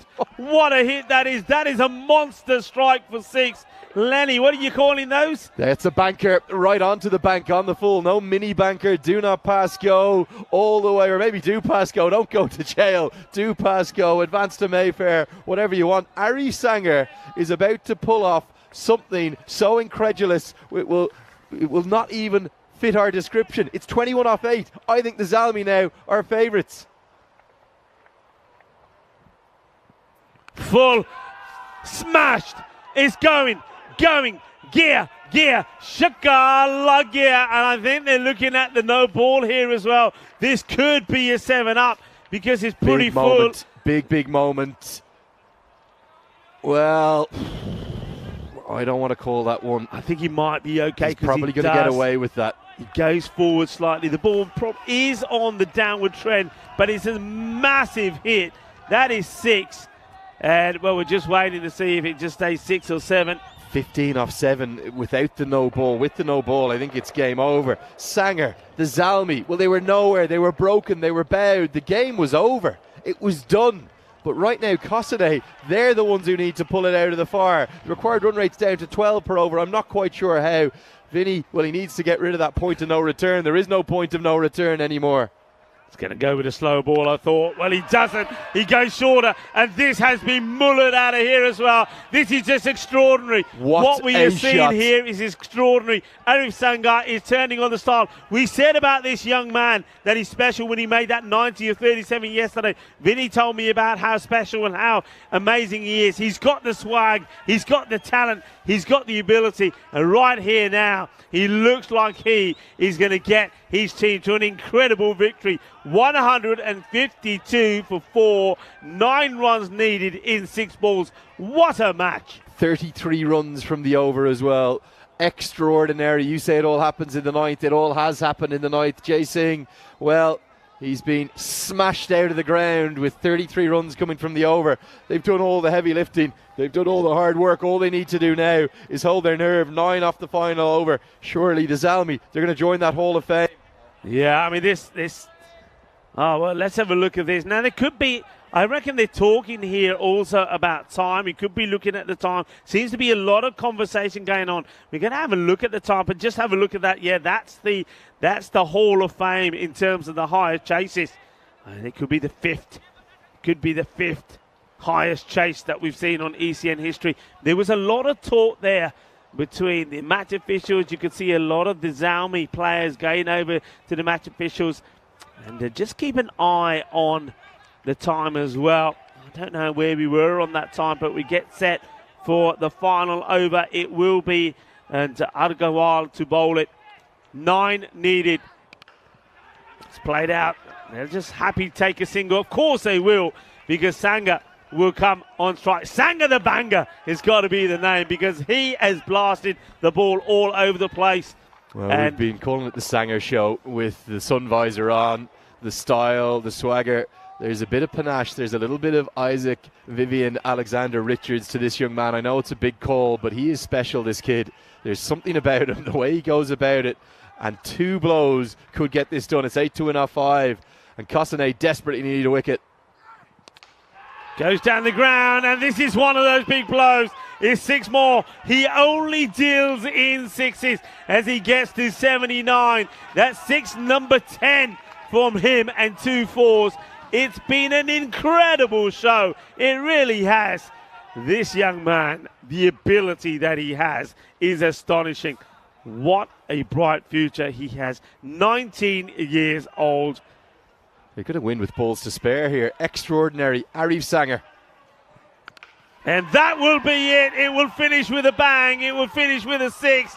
Sanger will end up on 85. Just look at the joy of Zalmi. And delighted, of course they are. And they go to one man only. Arif Sanger gets lifted up and swung round. A big juppy, a big hug. You've seen something special here, folks. What a match number 46 has been. Zalmi have chased 161 for victory, and Lenny, they do it with 3 balls to go. That's quite amazing. Somehow, with 3 balls to spare. Remember, the required run rate after 7.2 overs was 23.6. Yep. They have pulled it out of the fire with one of the most remarkable turnarounds I've ever seen. We said if Sanger was there in the 10th, it could well be the Zalmi's game. They've got another win. Kosane, they're now on life support. They're probably going to have to win out. But the Zalmi, somehow, I'm not quite sure how, they're thinking of advancing to the finals, to the top 5. They'll have to probably beat the Power CC to guarantee that. But this highlights package, well, you can talk about whoever you want. The brilliance of the young leg spinner, Tahir Khan Ahmedzai. He was so good. But it's all about one man for me. Arif Sanger with an innings for the ages. And for me, despite Wasim Javed's century of 38 deliveries, I think the player of the match is this man on screen. An innings you'll never forget. Yeah, I mean, it was an incredible innings. It was an incredible match as well, wasn't it? I mean, how often do you see that? Not that often, where somebody scores a century and ends up on the losing side. So you've got to feel a little bit for Wasim Javed. But what a show that we saw from Arif Sanger. I mean, he scored 90 yesterday and he looked the business. But that knock today, in a run chase like that, when all the pressure is on you, when maybe some of the other batters are not performing, well, it's got to be important. That's a breakthrough.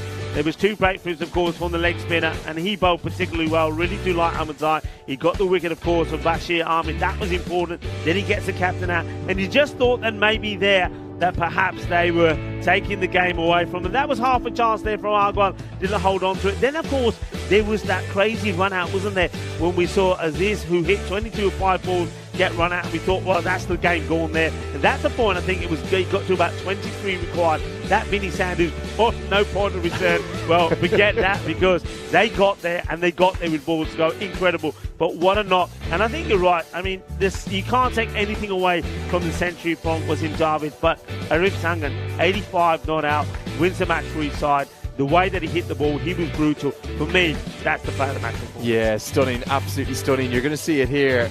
And from a position after 7.2 overs, we thought that there was no way for them back into it. Moaz Butt just hit 1 maximum, but then it was over to Arif Sanger. He's hit 11 sixes, including a banker to finish, to spark a pitch invasion, and joy unbridled, unceremoniously lifted into the sky. He's a special kid, this Arif Sanger. He's 19 years old, remember, 85 off 30. I know we've seen 2 centuries, but we might have just witnessed the very innings, the best one of the European Cricket Series here in Switzerland. Yeah, what a knock it was. And you know, yesterday, Lenny, we were talking about how things can change so quickly, how you can never judge a team on one performance. Let's not forget that in match number 44, when Alton put 161 on the board against Zalmi were bowled out for 48. And yet the same team here, going after a similar score, needing 161 for victory,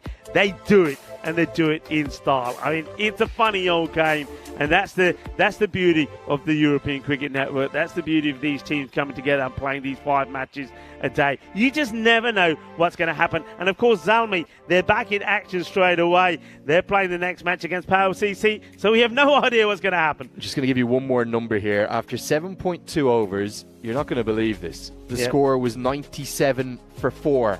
And then the next 13 deliveries after that, from 7.2 to 9.3, they scored 68 runs off those 13 balls at a strike rate of 523, including, well, let me count them up for you very quickly. I know we've got to get off air here as well. 1, 2, 3, 4, 5, 6, 7, 8, 9, 10 sixes in those 13 deliveries. That's crazy. It all happens in the 8th, the 9th and the 10th, and somehow, I'm not quite sure how, the Paktoon Zalmi, they've pulled off a win for the ages by 6 wickets. We need to go catch our breath here. We need to catch our breath. And remember, we always tell you that the European Cricket Network is going to be a frenzy of action-packed entertainment and drama. And also, as you say, it all happens in the 9th. And that 9th over from JCN, of course, that went supersonic 33.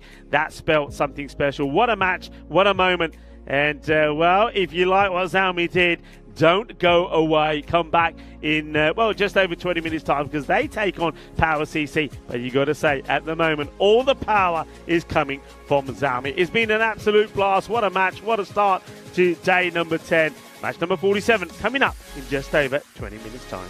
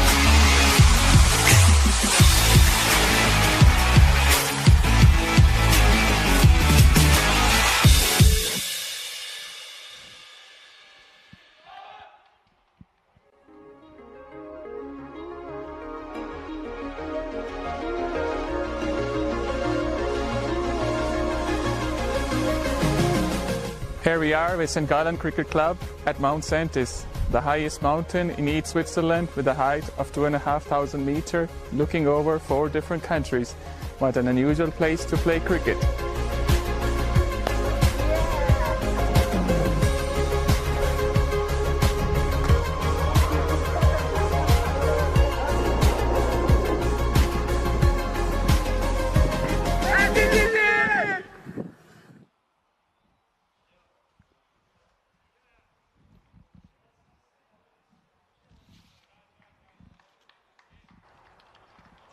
Hello, cricket lovers, and welcome back. Well, preparations are on the way for match number 47. Certainly looking forward to this. It's Paktun's Army are taking on Power CC. Paktun's Army have already put their name in the Hall of Fame. I mean, they have registered the 5th highest run chase that we've seen. And we can show you that on a graphic here now, which has been updated. And that was after that tremendous victory that they had just there over Kosane. Kosane put 160 on the board, and Paktun's Army got there, and they got there with 3 balls to go. So thanks to a magnificent 85 from Arif Sangay.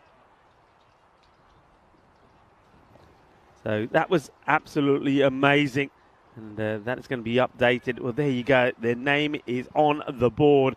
Paktun's Army, that run chase against Kosane, absolutely amazing. They went at one point at a rate of 23 per over. And as you heard Lenny say, they scored 68 of the last 13 balls. Can they do it again? Well, they certainly had the power. Now they take on Power CC. We do have a coin toss for you. Let's have a look at what happened in the middle at the coin toss.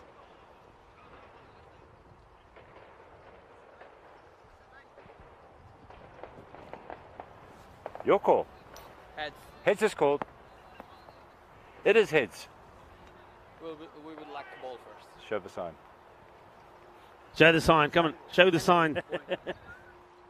Show the sign, says the tournament referee, Sir Rob Cummins, a great friend of mine as well. Nice to be alongside him again. It's been a while. And, well, Power CC was a little bit shy of showing the sign, was Asad Mahmood, but he does. They're going to have a field first. I reckon that's exactly what Zami would have liked. So they've got an opportunity to bat. We've got an opportunity to see this man in action again. I say man, I should say young man, only 19 years of age. And Arif Sangan is going to open the batting. And, well, he goes for the big shot. Just loses his shape a little bit here. And he reckons it's a wide. The umpire says no. I'm happy with it. Umpires out there is Maria Papan and umpire Kolaraj is at the square leg point at the moment. Let's have a look at this one more time. It does swing. Yeah, it catches a fair bit of the line. Well, he says, I can play defensively as well. Arif Sangan plays a proper pucker defensive shot. So 2 dot balls. We haven't seen too many consecutive dot balls, but certainly not in that last match. Kosane 160 for 2, and Paktun's Army 165 for 4. It's the 5th highest run chase we've seen on the European Cricket Network. And Mahmood, well, he beats Sanger again. I wonder if after a knock like that, young Sanger is probably thinking he's invincible and he can do whatever and still be there and score big runs. Cricket doesn't work that way. We've seen it so many times. Somebody does amazingly well in one match and then fails in the next. He's just got to stay focused here. I know there's a lot of talk about him. And it's another leave, a genuine leave there. Well bowled.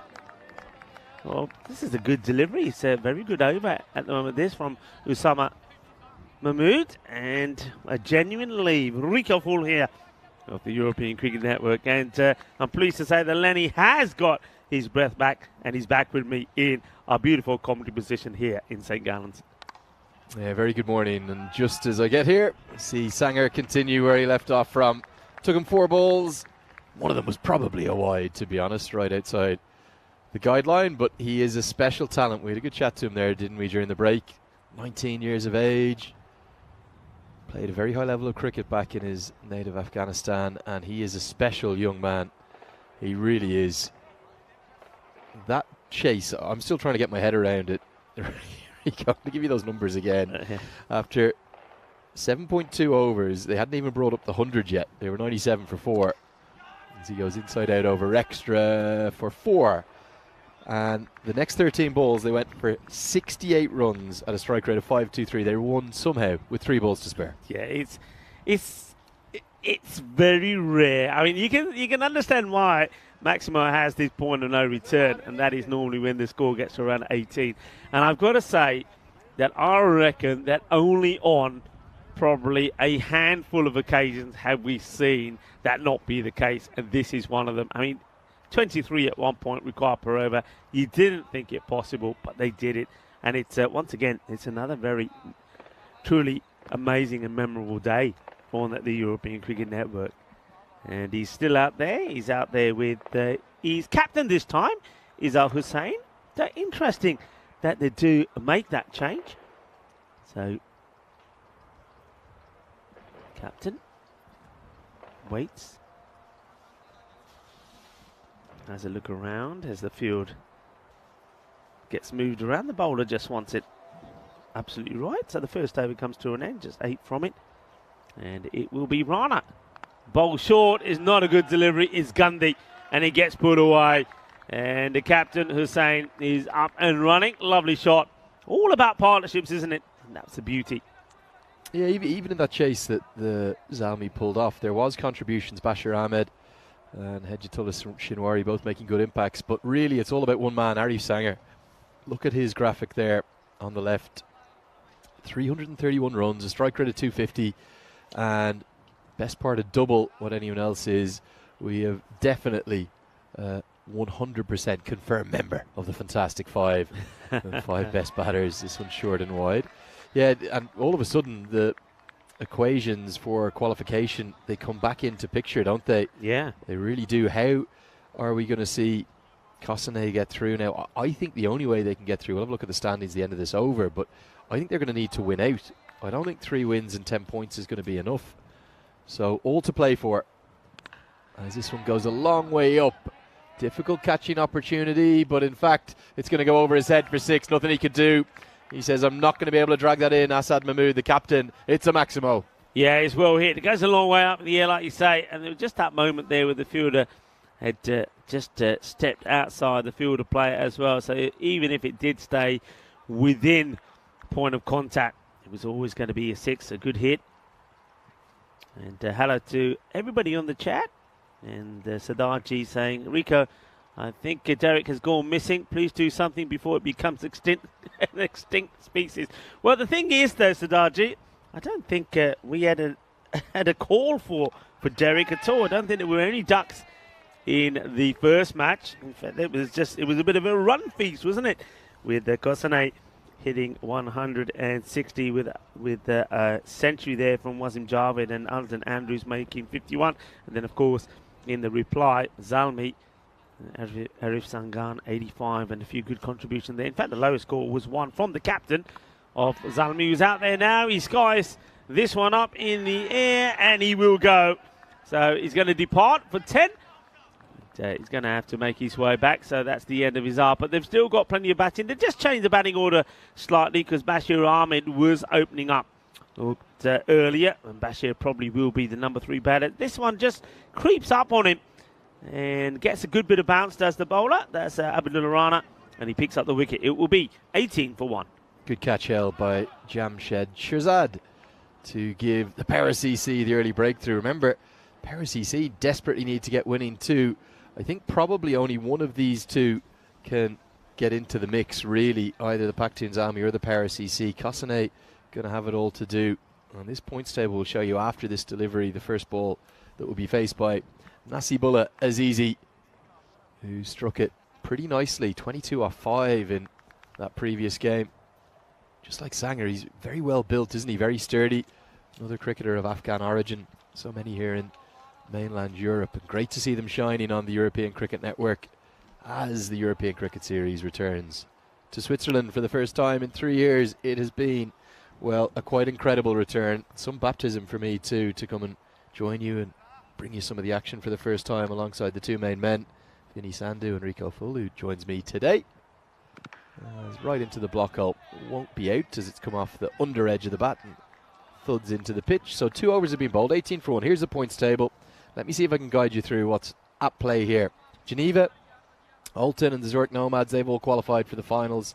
So too now has St. Gallen. So the top 4 are all confirmed as going through. Who's going to finish top will depend upon Alton's final result. If they win, they will finish top of the pile, advance directly to the grand final. If they lose, it will be Geneva due to that net run rate. But that 5th place, well, it's actually still between 4 sides. It's still between Wettingen, Paktoon Zalmi, the Paris CC, who are 2 of the sides we're seeing in action here, and Cossonay. So Rico, it's very much all to play for. Yeah, all to play for. And you just get the feeling that if Power CC are not able to power themselves to a victory here. I mean, it's a big day for Power CC. As that's a good shot at the stumps, and he had to be quick, Sangan, to get there. He does. But only just, yeah, Power CC, they got this match, and then they also take on Wettingen and Cossonay later today. So I get the feeling, Lenny, that by the end of today, we'll have a good idea of which one of Power CC, Cossonay and Wettingen could be the team that to make it through. Of course, there's still going to be plenty to play for tomorrow, but we'll have a clearer idea. But like I said, the same as it was for Cossonay, this is a big day for Power CC. This one won't go to the boundary as it just slows up on the pitch. Will just be the single. There's my man, Safiatullah, the ever so graceful Safiatullah, who has not just won the best moustache of the tournament by a margin. He's won it before they even stopped counting the votes. It's that good. You can see him there. Also got that trademark white floppy hat on too. Lots of style in this tournament. Sanger, well, I think he roars in agony because this is thud, that horrible area on the back thigh, and a very meaty sound. Yeah. Oh, yeah. Ouch. I think there was a yelp there. Well, he likes to give a bit of running commentary when he's out there, Sanger. Well, he can probably give us a bit of commentary about that one. That's probably still stinging. Does finally get one out of the screws. Took him a little while to get going here. And he does his trademark look away after he smokes it for 6. Extraordinary shot. Look at the reaction again. He's got such a swag about him. I mean, this one does end up hitting. I think it does go up onto the roof. Oh, watch this. What's he saying? Bang, bow. He's saying crash, wallop. He's saying, you hit me, I'll hit you, as he sends that one away. And then this is a Gundy ball, and he just helps it. Well, that's a hole-in-one. There we go. Well, he's you could say that maybe that visor is something that the golfers wear. Well, there we go. Hole-in-one right on the flag. Nice hit, big hit, back-to-back 6-6. And Arif Sanger, what a classy player. And look, I'm going to say this so early. If he bats the same way he did in the last match, in the same form, well, we could see back-to-back 100s here. We don't often see that back-to-back, as in we saw 100 in the last match from Wasim. Could we see one here from this man? Well, this is straight down the ground. What a hit this is. And just before the stands. Beautiful hitting, Lenny. What can we say about this guy that we haven't said already? Well, he needs a little bit of new Velcro on those pads. They keep coming off. 6-6-6. He was 9 off 8, and you thought, well, he's not on one here. Now he's 27 off 11 with 3 consecutive 6s. It ends the power play with a surge. 20 runs have come from the third over. And also keep your eyes too on Sanger's individual score, because he needs just 62 runs in this innings to go past Hassan Ahmed as the leading run scorer of the group stages, and he won't be caught. There's no one else even close to him. Mohamed Akhtar would need, well, 2 innings of 80 plus to get into the mix. The top 5 run scorers, though, well, they are quite something. Hassan Ahmed, Fahim Nazir, Arif Sanger in third, Mohamed Akhtar in fourth of Wettingen, and Idris Hack with that incredible strike rate. It's just dipped down beneath the 300. Only one batter, and that's the leading run scorer, Hassan Ahmed, scoring at more than 3 runs a ball. Strike rate at 303 as Rana is going to bowl his second. And is easy, doing exactly what everyone watching the stream, everyone in the ground wants. They want Sanger on strike. It's the Sanger show. Yeah, Sanger the banger. And he's got his rhythm back again, doesn't he? Thanks to those, the last 3 balls he hit for 6. And let's see what Abdullah Rana can do about that as he comes in to bowl to him. Smoked away. That's going to be a banker nearly on the full. A mini banker, 1 bounce up right onto the bank. That's 6 anywhere in the world. That's got to be, 85, 90 metre hit? Well, it's Sam Williams. He thinks, well, he might as well do a little bit of fielding practice himself as he chases after that. Our project manager here on the European Cricket Network is just doing his rounds, I suppose, and he thought, okay, I'll go and hunt that one down.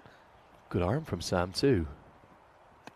Right into the block hole, punch down the ground. Sanger almost doesn't want the single, but he reluctantly will trot home for it and lose the strike.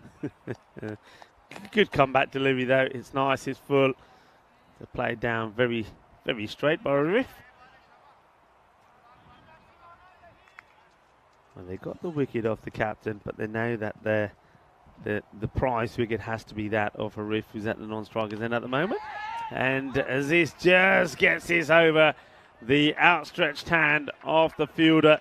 And that was Mahmood. May have got some fingers to this as well, but he's not going to stop the ball going to the boundary. Just half a chance, yep.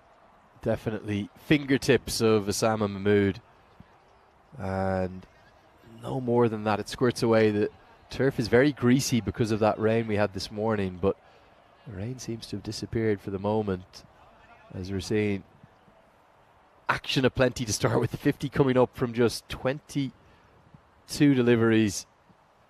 And that's going to be a no ball. More carnage incoming. Carnaggio. Great to hear from you all in the YouTube chat. Do get in touch if you have any questions for us, or you're wondering just how good Arif Sanger is. We'll tell you for certain he is special. He really is. That last game, well, maybe one of the best games in the history of the European Cricket Network. The 5th highest chase of all time, but the way in which they turned it round and continue to do so. The Pakhtun's Almi, it's another 6, a monster from Nasibullah Azizi. He's got a good build, doesn't he? Kroom was asking us how many games were there. And with the century, individual century that is, on the losing side, can't be many. And that extraordinary finish with 68 coming off 13 deliveries, a strike rate of 523. There's Sam working hard in the background. Very good morning to you, Sam. Like the yellow beanie. You need a beanie in these conditions. That's short, edged over the head of the keeper. Won't be a boundary, but now is this short enough to be a wide? This is going to be interesting. Oh, for me, that's well over the head. Has got to be a wide. It's well over the head of the batter. You can see it here. Interesting call. We'll wait for the umpires to go on that one. They are coming back. They've let him away with it. Okay, so get to the end of the 4th over. The Pakhtun's Army 58 for 1. And that run rate only going in one direction. Up and up and up. You're thinking of 150 plus, you'd suspect.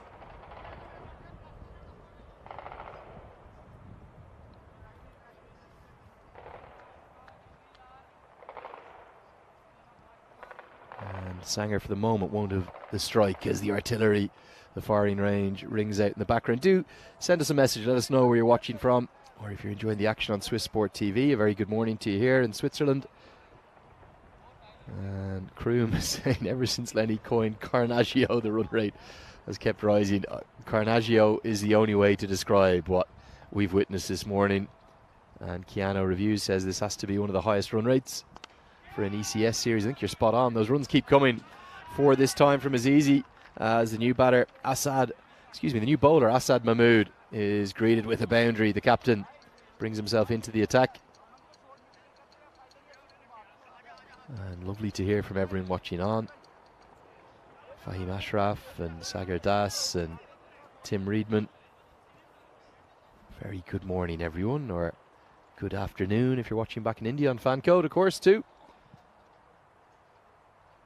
This is a full toss, pumped down the ground, and going to be all the way for 6. Well, the runs keep coming. The Zalmi, they were staring down the barrel in the chase. They really were. It looked like their tournament was going to be over with a whimper, but instead they're roaring back into contention. We feel they needed to win their last 2 to have a good chance at the top 5. In fact, to have any chance, really. And having pulled off one of the great all-time comebacks against Kosane, they are looking determined to get up to 11 points here with another win. And the Maximos, the big hits keep coming as easy. Well, he's getting in the Sanger show. It's been all about one man, Arif Sanger, but now as easy shows his value too. The dugout's being banged by the Pakhtun Zalmi. They are something else, aren't they? In their lime and yellow. Look at the swagger that Sanger has. Even when he's not facing, he's the centre of attention.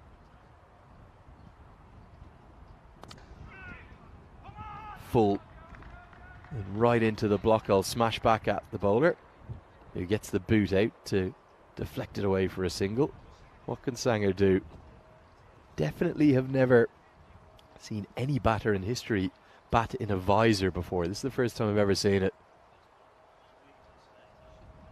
And that is his signature style.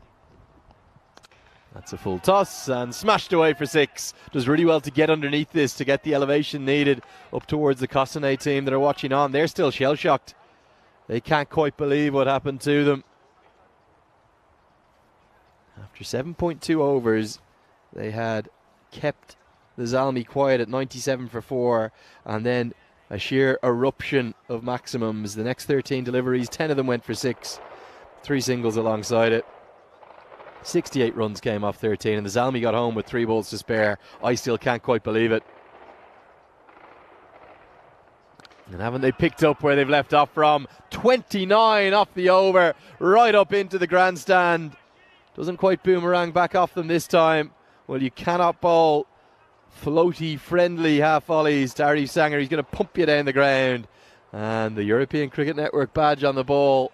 It's a bit scuffed up. It goes all the way for 6 more. The Zalmi, what a turnaround. In about 7-8 overs of complete carnaggio, they've flown to 87 for 1 after 5, having closed out the victory in the previous game. And now we continue to count down to the big one. The Euros of Cricket, 47 days to go to that. Great to have you with us.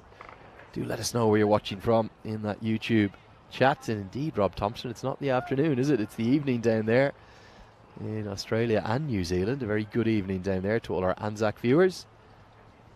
Nice to hear from Khan Mohammed Rubel, Delawar Mia, Hasibul Hassan, Fahim Ashraf, Nick, Asif Buyan, Nazmul Bijoy, Islam, Kazim Moshir, all watching on. Can't give everyone a shout out, but always happy to try my best to do so. And Keanu Reviews watching on from Sydney. Beautiful part of the world, isn't it? That famous harbour. As we're going to see a change in bowling. In comes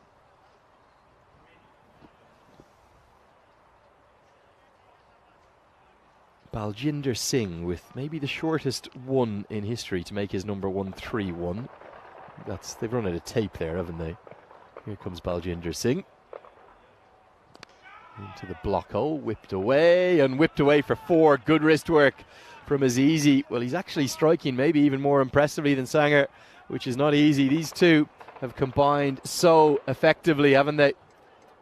After that early wicket of the captain in the second over, since then they put on 73 runs in a canter in just 3.2 overs. That's 73 off 20.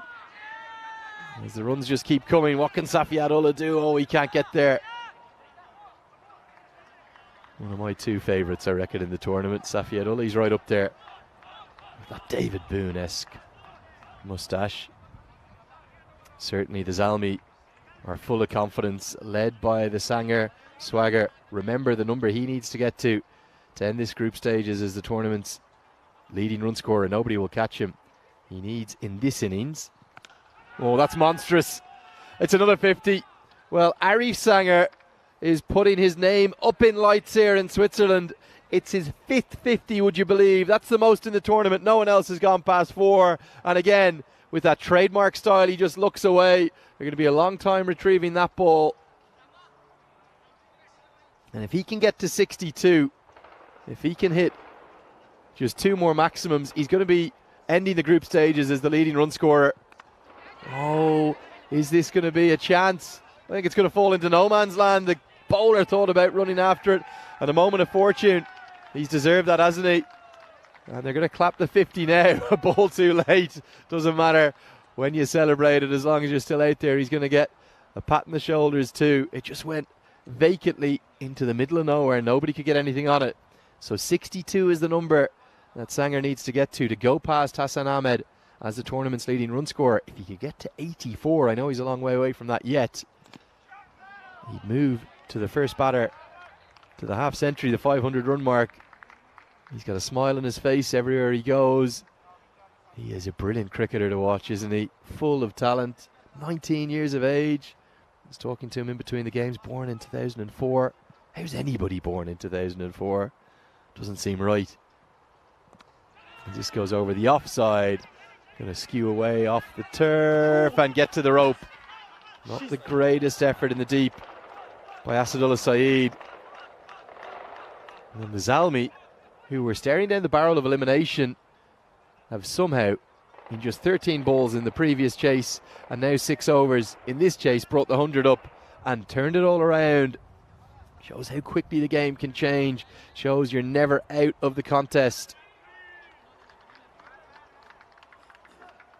And I welcome back Rico Foley. Just took a quick chat in with Andrew Ryan, one of our co-commentators, who is playing today, but he didn't get to bowl. What were you saying? What was he telling you? He didn't get to bowl. Yeah, we were having a chat about this, and he said obviously that the captain wanted to go with the main key bowlers, and there was some talk about maybe he was going to come on to bowl that all important 9th over, but they decided to go with Jay. As we see another one that is a roofer.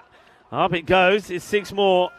Aren't we seeing something special though here from Rev Sangha? And of course we talked about this man, and one thing Riley was saying, and he made a very good point. He did say, he's an unbelievable talent, but he did say that he was disappointed that his team bowlers didn't try and go wider outside the off and get him to cut a ball, because the one thing he said, and a good observation from him, was to say that he didn't play too many cuts. Anyway, that's another 50 by the way. Big. It's going to go all the way up to the bank again. We'll need a couple of skips to get there. Sanger, well, at one point in this innings, he was 8 off 6. Since then, he's now scored 57 off 13. That strike rate, ludicrous in this partnership. And right now, we are looking at the tournament's leading run scorer. He goes past Hassan Ahmed. He gets towards the 500 run marker. If he's still there in the 9th, let alone the 10th over, he'll go past 500. The only thing he's not done in this tournament thus far is make 100, and he's thinking about chasing that down now. He goes into the 70s. Well, it's Arif Sanger's world. We're just living in it. Yeah, I mean, just look at this shot. He plays this shot, and I don't know if you see it. Look at the smile on his face. He's just enjoying every moment out there. He's taking the bowlers to the cleaners. That's the best way to put it. He's taken them to the sword. Ajidana bowler Changi Kutperiya, Changi Chitrperiya, and he'll go down the ground. Half a chance, and he goes down. That's a huge moment. That was hit hard, but Asad Mahmood, the captain, puts the catch down, and it was a big wicket. It's Arif Sangar gets dropped on 71. Lenny, massive moment. Yeah, big moment. It's the captain too, so we cannot blame anyone else. Now, interestingly, initially did we see a no ball signalled? I'm not sure. We'll have to get that checked. The arm definitely went outstretched, and the arm's out again. It's all happening here. It's on the roof. It's 6. It's a no ball. There's a free hit incoming, I think. And Sanger, well, he's definitely hunting down. He's on century watch. I'm going to use the C word. I don't mind. He's 77 not out from 22 deliveries. What a hit. And they are dancing in the dugout. They really are. Every time he smashes the ball to the boundary, they are dancing in the dugout. There's a little bit of Bhangra dancing going on here as well. It's just carnage. It is just carnage as a free hit has now been signalled. So this is going to be a free hit. Well, I think what we've actually had is a definite no ball there. I wonder was the ball before a no ball. I don't think it was. This is the free hit incoming. Doesn't get it at all, and that's actually come off his arm, I believe. And Sanger has escalated this innings to 77. He's 23 shy of what would be a century. That's okay. It's come off the shoulder. Yeah, off the shoulder. Oh, just amazing stuff. Amazing stuff. So Sangar, 69 he's on at the moment. He did get dropped on 71. 6 more. Every time it goes into his hitting arc, it's going to go out of the park. He's into the 80s, and maybe the only remarkable thing is that we have yet to see a century from him. Look at how still he is prior to the ball being released. A great batter to watch. Yeah, great. And I know that people around the world, wherever you're watching, are appreciating some of the hitting power that we've seen today. And the first match was an absolute humdinger, 160 to 165. It was Zalmi that were victorious. Victorious because of a player of match performance from this guy, Arif Sangar. And here he is again, turning on the stars. 75 of just 18 deliveries. Won't be 6 this time, but it will be a single, and critically Sanger will keep the strike. The Zalmi, possibly more importantly than the individual milestones, they're hunting down back-to-back victories and looking very good to maybe squeeze into that 5th spot. Here is the Hall of Fame. We've seen 2 names added to the list in Switzerland. Yeah, we have seen 2 centuries. We saw one from Fahim Nazir on the 7th of August, and then we saw one today from Wasim Javed, but he ended up on the losing side for Kosanov because of the man that you see out there at the moment, who is looking to bring up one of his own, Arif Sangar. Will he do it? Well, luck has been on his side. He was dropped on 71. Now looking to be the 3rd player to get a century in this series. We don't often have, sometimes we don't have any centuries in the European Cricket Series. We may get 1. To get 2 is good. To get 3 is special. And 2 in consecutive games it would be. He needs 16. Plenty of time to get there. Could be a catching chance though in the deep. 84 and dropped. Oh, he's into the 90s. Why has he gone with one hand? Fazil Azam Razek has put down the main man. Sanger dropped for the 2nd time. This is just, well, he obviously gets it wrong, and then he sticks one hand out there to try and take the catch. Look at the reaction from the bowler. He can't believe it. And, oh no. It's Baljinder Singh who's the bowler. That's going to be 6 more, and it's 96 for Sanger. It is Arif Sanger's world. He's gone past 500 runs, the first batter to do so in this competition. Sensational, unbelievable, extraordinary. 4 required for 100. It'll be the 3rd in this series. It'll be back-to-back. We saw 100 in match number 46 from the bat of Wasim Javed. Are we going to see another here? It's quite extraordinary. Well, what we're watching right now, well, it's freakish. It's GOAT stuff, the greatest of all time on the European Cricket Network. We've had 2 centuries. Ooh. Not going to make it 3 yet, and so nearly flicks the stumps. We'll have to wait. He wants the 2nd. Don't run yourself out, Arif Sanger. Get back. Yeah. Just see the confidence that is flowing in that young man at the moment is unbelievable. It really is. The confidence is unbelievable. And you're talking about a guy who made 90 yesterday. I think the 2nd time we saw him, he only made 10 when he got himself out. But he's made 85 in the first match today, and here he is at the non-strikers end waiting. Well, there he goes. He's going for it. Oh, well, once again, he wants to get on strike as soon as possible.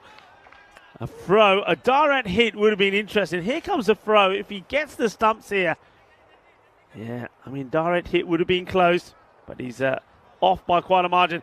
Okay, Lenny, he's back on. How long will it take? 1 ball, I reckon. 97, he's on. I reckon this is it. Special young cricketer, the 19-year-old. Gets there in style. Absolutely remarkable. Ball hitting of the highest quality. It's come from 29 deliveries. I think it's the fastest of the 3 centuries that we've seen. Fahim Nazir was the first. Wasim Javed was the 2nd. And now, remarkably, in consecutive games, we have seen the 3rd century. It belongs to the tournament's leading run scorer. It goes to Arif Sanger. What a special young cricketer. Shaba Kinnasona. I mean, you can see where he likes to hit it. But doesn't he hit it indeed? This one should just be a single, but yeah, both badaiyan Arif Sangar nu apni century puri kar li, and is another guy that gets onto the Hall of Fame.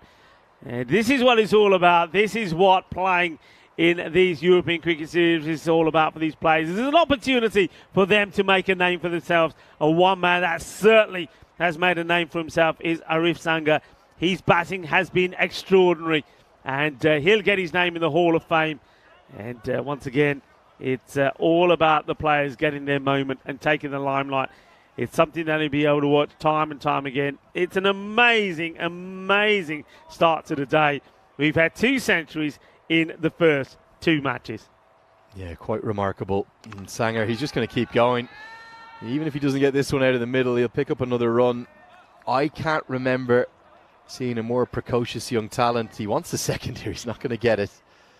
And there's just, it's often not what a player does purely in terms of output. Obviously, his output here is utterly extraordinary. He's the tournament's leading run scorer. He won't be caught in the group stages anyway. Yeah. As this is a no ball. We'll need to check that for, given initially as a free hit. It's going to be close, I reckon. It was dipping. What do you think here, Rico? Let's have a look at this. I think you call it. That's a no ball for me, without doubt. Free hit now incoming. And yeah, good decision. Great work by the 2 umpires. They're just double checking it, but confirming it is indeed a no ball, and the free hit in comes to the last man, probably anywhere in Switzerland you want to bowl it to, Arif Sangha. Yeah, I'm not sure. Who smashes it out of the ground. He's now just not made 100, but he's made 100 in this partnership. Yes. And the acceleration, remember, he was 8 off 6 at one point. Since then, he's 103 off 26. That would be just 1 ball slower than the fastest century of all time. His numbers now, 111 not out off 32. Stunning, absolutely stunning from Sangha. Yeah, well, not only is it raining runs and raining hundreds today, it's also raining free memberships as well, because every time there's 100, we know that Kroom and also Nick is gifting those memberships. So it's like Christmas today, Lenny. It's like Christmas. There's a lot of free gifts being around, but it's like Christmas for the batters out there as well. Incredible stuff, and I know everybody around the world is enjoying something special today.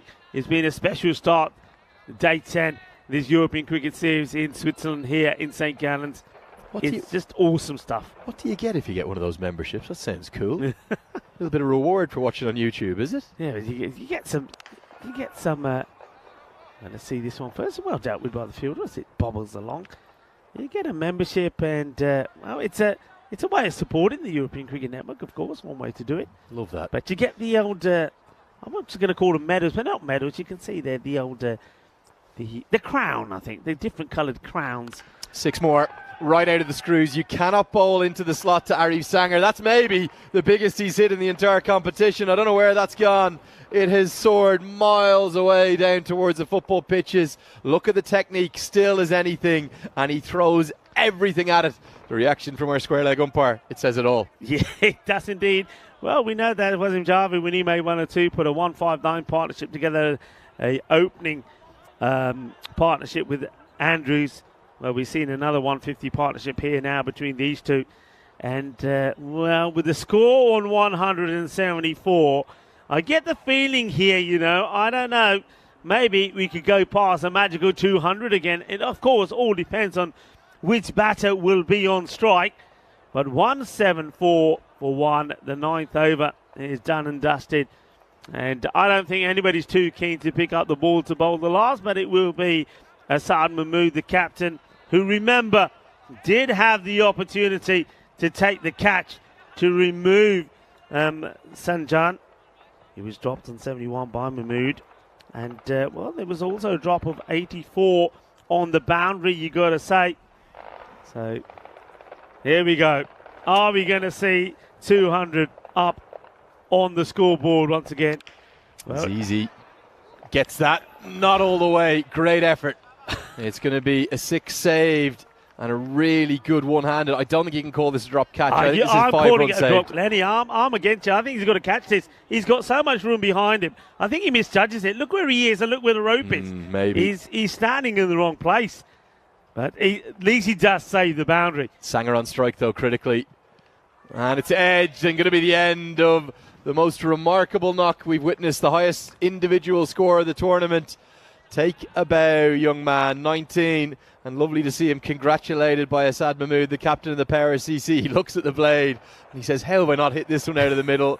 A day that he's never going to forget. He dragged his side over the line in the previous game. They were dead and buried. And then he's gone out. He's walked to the middle. He's at 118 of 35 deliveries. Listen to this. The highest individual six counter of this series. Is it the highest individual ever? We're going to have to get a check. 17 sixes. 118. Arif Sanger. He's not the highest. 20 is the highest. But what I will tell you, I reckon is probably the highest score scored by a batter in 2 innings, because he's scored over 200, you know. He scored 85 in the last match and he's out here now for 118. That's quite incredible. He scored 200 runs in 2 innings. Amazing stuff. And I think they're throwing this away. They could. Now both batters have overshot the runway by a long way. So it looks like at least they're not going to have Power CC. You're not going to have the 200 hit against them. Well, you would think not. Well, Power CC are thinking, well, at the moment, we're supposed to be all about the power, not against us. Amazing stuff. Mahmood. Club down the ground. Gonna be 6. Not out of the middle necessarily, but Azizi. I know the headlines are going to go to Sanger. Azizi's played a great knock. He deserved this 50 if he gets there. 49 of 21 now. Yeah, nice shot straight down the ground. And you can just have a look around some of the Power CC guys. Arms folded on the boundaries. Body language is not looking good.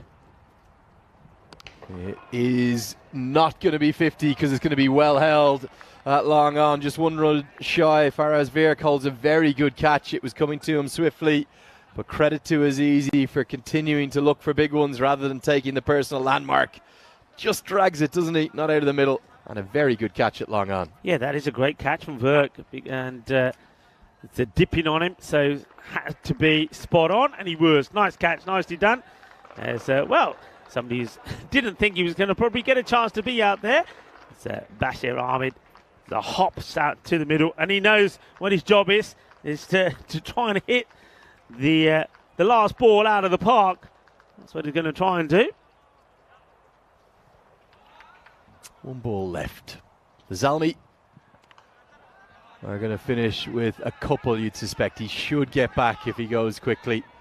And it will be 184 for 3. They're going to try run the overthrow, make it 185 for 3. If he gets there, he does. Or they're going to run a 4th, maybe not. 3 runs to the total. An innings that had it all, highlighted by Arif Sanger, finishes with an extraordinary 3. I think it's the first 3 we've seen. It's the first. Well, I think it's definitely the first 3 that I've seen. But they get this completely wrong. It should never have been 3. In fairness, on both occasions, the throws to the keeper were not good. So it's going to end with a 3. And as you say, there's always on the European Cricket Network a frenzy of action, entertainment, drama, and a little bit of fun as well. Well, there was a cricketainment right at the end. But I tell you something, we have had a special start to the day of day 10. And just look at these highlights. And all about one man early on. Arif Sangar was absolutely brilliant. Well, there was that wicket early on with Izhar Hussain falling cheaply once again. But all eyes were not on him.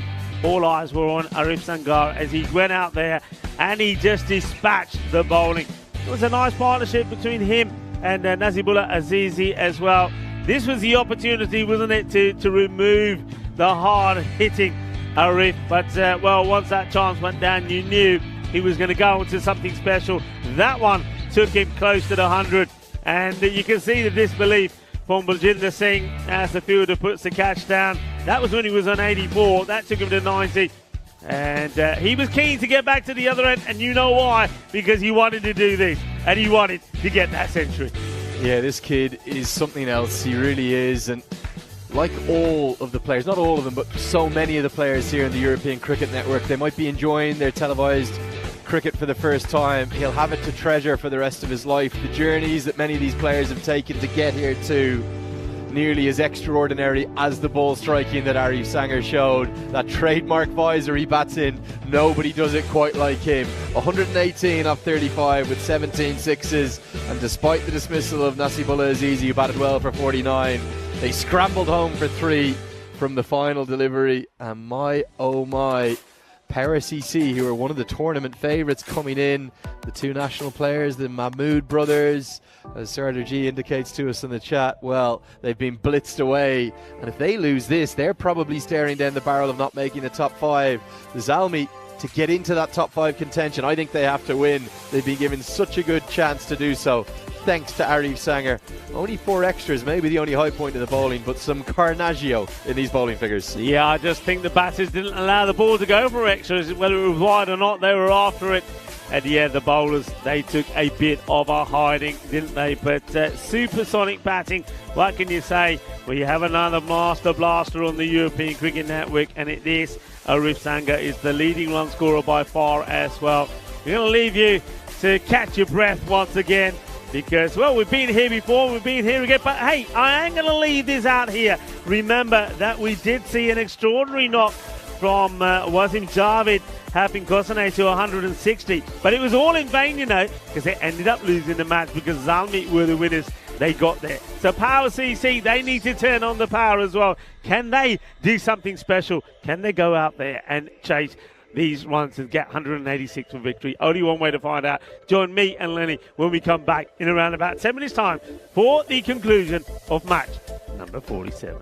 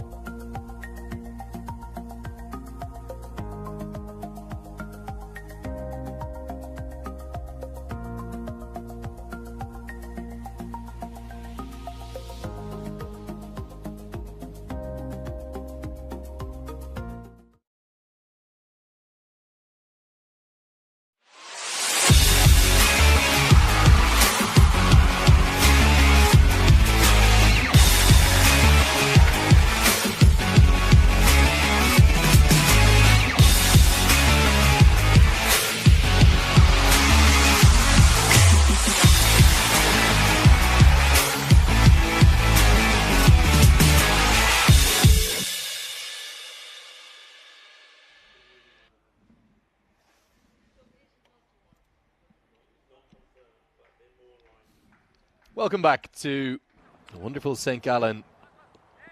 We're in the east of Switzerland for this European Cricket Series, Switzerland 2023. It's gone a little bit overcast and a little bit of rain coming down actually as well, but it does look pretty bright in the distance. I don't expect that to be around for too long. Paktoons Almi, well, they have pulled off maybe the most extraordinary turnaround in the history of this European Cricket Network, because their final 2 games of the league stages, they needed to win both. As Ahmed is going to get us going with the ball. And Safiatullah with the bat with that iconic moustache underneath the helmet. So, needing to win their final 2 games of this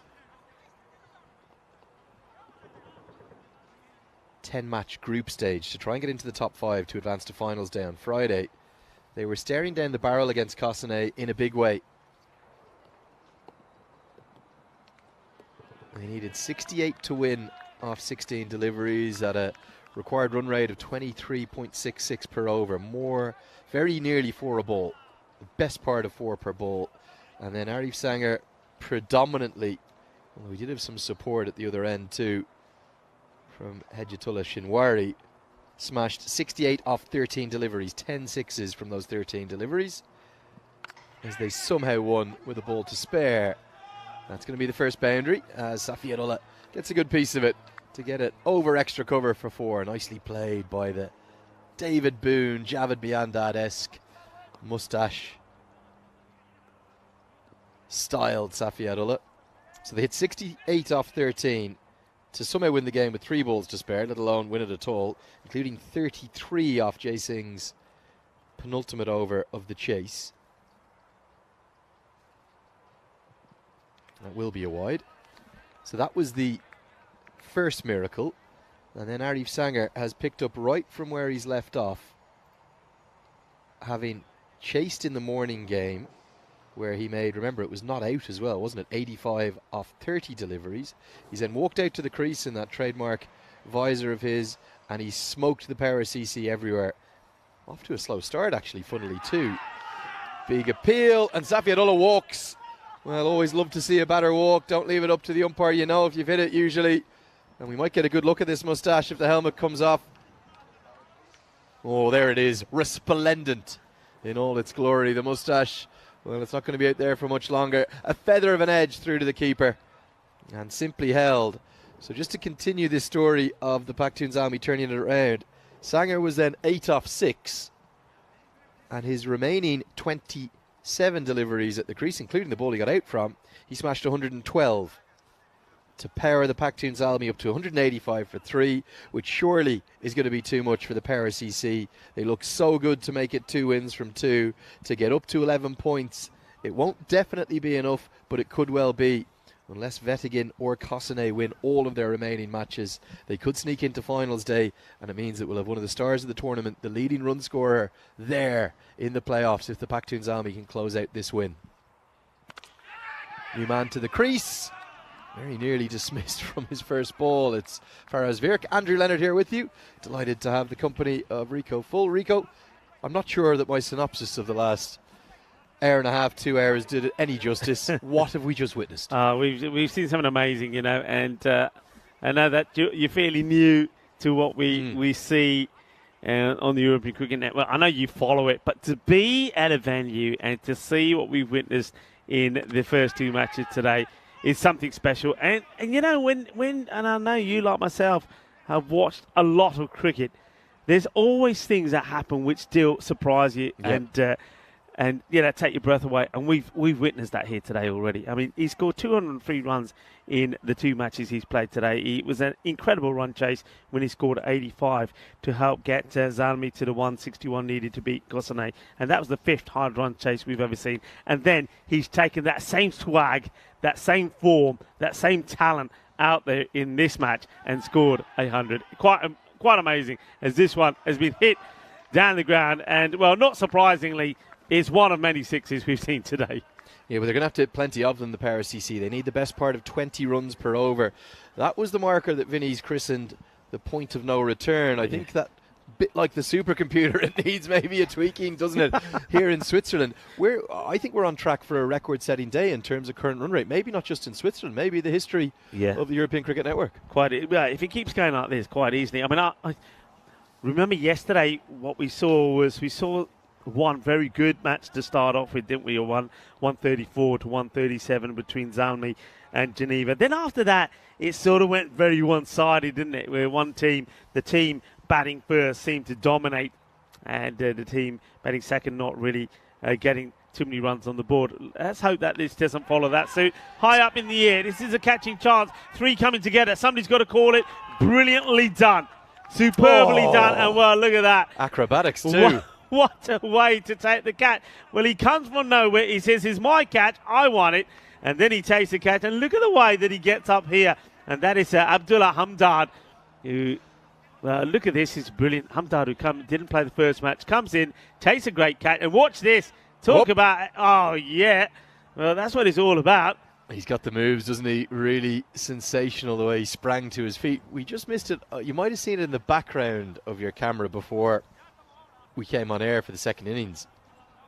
He did go out to the outfield and start with a cartwheel out at long on. So he doesn't just have the cartwheel, he's got the, I don't know, what's that, the acrobatic spring to the feet off the back. I certainly can't do that. I'm not sure about you, Rico. I don't want to prejudge you. No, not even in my younger days. So now definitely not. Anyway, that was Verk who went for 1 or 3, and it was a great catch by Hamdard. He is a very good catcher of the ball. We saw him take really good catches yesterday, but he showed that he's probably a bit of a dancer as well. You can do. There's a word for that, isn't there? When you can fire yourself off the floor and do somersaults and all of that. And well, maybe he's somebody who can do that.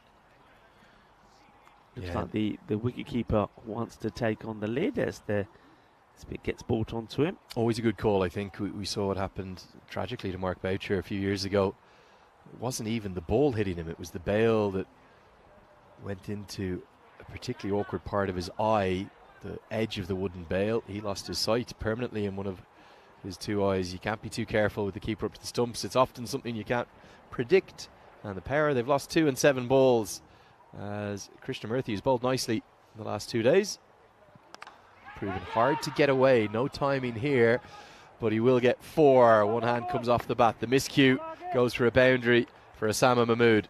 Yeah, Osama off the mark straight away, but yeah, you're right. He doesn't, not the most convincing of shots, but he gets enough on it to get it over the infield at least, and gets the boundary. I've liked the bowling of Krishnan Kumar, though. I think Krishnan Murphy, I should say, because I think, well, this one is even better. This time, though, he gets everything on it. A bit more meat, a bit more whirly, and it goes all the way. But still, it's a one-handed 6, isn't it? Yeah, one-hander over the rope. It shows a couple of things. One, how good this surface is to bat on. 2, the quality of the bats some of these boys have been using. And I know it's only a 50-metre straight boundary, but that cleared it comfortably with just the one hand. This time clipped around the corner, should be 4. So a little counter punch here from Mahmood. He started brightly, 14 off just 3 deliveries. Given his leg buys, well, I'm not sure about that. There's no way that's leg buys. No way. That is off the meat, off the bat. And I think you can see square leg just signaling. Yeah, that's good work. Good work from the officials. They work together, and you can see that square leg umpire just saying, hey, I think that comes off the bat. So good call. Yeah, that is a good call. The end result is all that matters, not how we get there.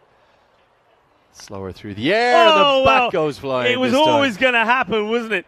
Well, a few times he's hit 2. He's hit a 4 and a 6 one-handedly. Well, bats are meant to fly. Well, this one does take off. And watch this. Out it goes out of his hands. And I think he might have hurt himself in the process as well, because when it swings out, he's giving his arm a bit of a rub. Oh, there it goes. It's strange, isn't it? Because we had rain this morning in the first game. The rain's relented. Just wondering, does he need to check those gloves? It hasn't looked solid. Dragged down, a really poor delivery, gets away with it. That was almost on the way down again. Sanger fields impressively. Well, we have to keep talking about this youngster, 19 years of age, Arif Sanger. He's got a style, a swagger, a panache, and is he about to power the Pakhtun Zalmi into contention? They're not going to be guaranteed fifth, but they'll have a really good chance if they can win this game. Yeah, I mean, win this one. Of course, the last match of the group's matches for them, they'll take themselves to 11 points. They can be caught. You mentioned the likes of Bettingham and also Cosno as well can do it. But it's in their own hands. And the other thing that they'll be looking to do as well, which could also prove vital, is win this match, but win it in style, win it with a big margin, because net run rate could also be key. Yeah, really could. I think 11 could be enough for the Pakhtun Zalmi if they get there, because they're going to get a big net run rate boost, surely. With wickets falling, oh, that should have been taken. It should have been number 3, Abdullah Hamdard, who took a very good catch a moment ago. Well, he gets a bit of a verbal volley from the bowler, who's none too pleased, Bashir Ahmed. Yeah, well, Ahmed is not pleased because this is the catch that goes down. Mahmood gets dropped on 7. And, well, he was doing all the flips and dancing around earlier. Well, the only thing that's flipping now are the words from the bowler, because he ain't happy. He said, "Yaar ki kar ditta? Apni dancing nachi janda pa catch bhi halle kar." Doesn't like it, the bowler. He's letting his feelings known to Hamdard. And is Hamdard being... Oh, well, that's... Well, no, he's not. I thought he was going to be moved from where he was. But, of course, it is the left-hander now on strike. So he comes into the circle. You've got a ring of fielders around on the offside. And 2 men back on the leg side. It is the last over of the power play. Nicely played, but straight to the fielder. Oh, if Hamdard had collected that cleanly, it would have been a run-out opportunity. Yeah, I think their net run rate with this win, let's say the pair get up to 120, 130, something they're on track for now, then the net run rate should go above Vettigin. And Vettigin, to get to 11, would need to win 1 and lose 1. So it could be enough for the Zalmi, this 1 win. And the power, well, they're staring down the barrel. They'll have to win their... Well, actually, they'll be gone, won't they? Even if they win their last 2, they'll only get to 10 points. Losing, they're out. Big hit. Well, there's the power. I have the power. It goes all the way, and this is, well, powered onto the roof. It's a roofer. It's a biggie. And that's how Mahmood, after getting that live being dropped by Hamdard, is now thinking, okay, there's only one way to go. That's up and big. And he does. 6 runs. That's right out of the screws. Yeah, you talk about bowling in the slot. That was the exact slot there. Not full enough and not short enough. Smoked for 6. And tries to repeat the dose, but can only get it to Sanger. He picks up one-handed. He's everywhere, isn't he, Arif Sanger? Yeah, well, we know that he wears that visor. Well, he's updated the visor now. I think it looks like he's got a set of shades that's sitting on top of those. He's trying to look even cooler. Yeah, special kid. Has played a lot of cricket back in his native Afghanistan too, he was telling us. This goes a long way up and probably over and out of the reach of the 2 fielders, the keeper and the fielder who chase after it. They can't cut it off from the rope. And it's a 4, not where he intended it, but the power are looking to go down swinging.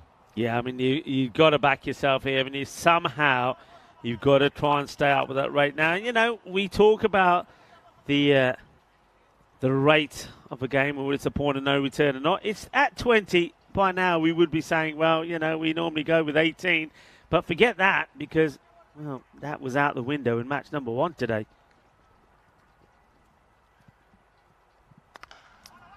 Clothed towards Sanger, who fields really nicely. The ball's like a magnet towards that man as we get to the end of the power play. The power, 41 for 2. Not enough. They need to get going. And it's going to be these 2. The 2 Swiss internationals, the Mahmood brothers, who will need to up that rate. Yeah, they've got to go some. I mean, they would have wanted to be around about 45 to 50. I know it's asking a lot, but because they're not, that's why they're looking at a rate now. It's around 20. It's magical over after over from here on in. But we have seen it, and just have a look at what we saw in the innings above. So if you think it's not possible, I know it was up there just for a short while, but it can be done. You saw a lot of overs in the 20s, and that's what they've got to try and do here. Got to be positive, got to play their shots. But, of course, it just takes one good over, really, Lenny. I think one good over from Zalmi, and they'll have it in the bag. Yeah, it's 20.71 runs per over. The irony is, though, look, if you look at the comparative scores, the Paktun Zalmi were only 38 after 3 overs before Sanger exploded alongside Nasibullah Azizi. But like you said, 1 good over with the ball, let alone 2. And this game will be all over, and the Zalmi will at least be able to wait and watch the rest of the coverage with hope in their hearts. And the Power, well, they'll be playing for pride in their last 2 games if they can't chase this down. Yeah, and Nasibullah Azizi just checks his run, but he's ready to come in now. That's powerfully hit and well fielded, and it's that man again. He's everywhere. You said he's a magnet. He is a bit of a magnet. Arif Sangar, the ball follows him, but once again takes one hand off the bat here. Does Mahmood? And that's about the 4th time that he's done that. I don't know whether he has maybe a bit of an injury and that's why he's letting go of the bat, but it certainly doesn't look right, and it looks a little awkward as well. Azizi now to Mahmood. Hello to everybody on the chat. And we haven't been able to keep track of the chat. There's been so much happening today, Too much Lenny. going on. So much happening, but thank you all for being part of it. And I'm sure as this one gets blasted away, manos arriba, arriba, arriba, arbitro, porque eso es 6 carreras. And I was going to say, but no matter what, I'm sure everybody in the chat have enjoyed the match and a half that we've had already today. It's been absolutely sensational. I know Nick is there, Zibgam is there as well. And, there's been a free memberships as well. Tim Redmond has been enjoying the action. And, a very big welcome to everybody. And, of course, anybody watching from Singapore or from Singapore, enjoy your National Day of Singapore today. And, of course, in South Africa, it is National Women's Day as well. So if you're watching from those areas, enjoy the celebrations.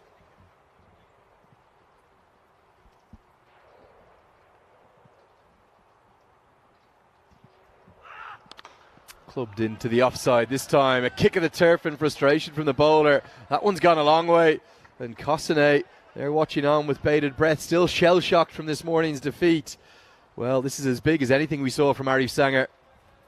If you're Kosane, though, Lenny, and you're watching, you're wanting this result to go Zalmi's way, aren't you? Because I think that will then mean that at least they don't have to worry about PAL CC, and they've got to just they've just got to win all their matches. They'd still have to win out, yeah. And you're right. And they probably have to win well as well. And it would take Power CC out of the equation. Vettigan likely to get to 11. You think they'll win one of their last 2. And that's going to be monstrous. A monstrous hit of the highest quality up onto the roof at the longest point of it. Well, are we seeing a little bit of life in the chase? Asad Mahmood and his brother are saying we're still alive, we're still kicking, we're still screaming. This was a glorious shot. I mean, this is just muscled over the boundary. Just remember that Mahmood was guilty of dropping a riff when he was on 71. So the pain of that will be in the back of his mind. But there's only one way to eliminate it, and that's to go out there and do it with the bat. And so far he is, because as we saw in match number 1, when Zalmi were batting, they're actually taking the rate down. It was around about 20, and a couple of boundaries there takes that to just below the 20 now, around 19. But you got to believe if they can do it to us, we can do it as well. That's what you got to believe. Goes for another one. This is catchable, and it's taken brilliantly. That is such a good catch. He has a lot of ground to make up, but he gets there and holds on to it. That is Shinwari. Very well taken. Asad Mahmood will fall for 36. A great strike rate while he was out there, but he just doesn't get this right. It's a good delivery from Nasibullah Azizi because he bangs it in a little bit shorter. It's not into the slot.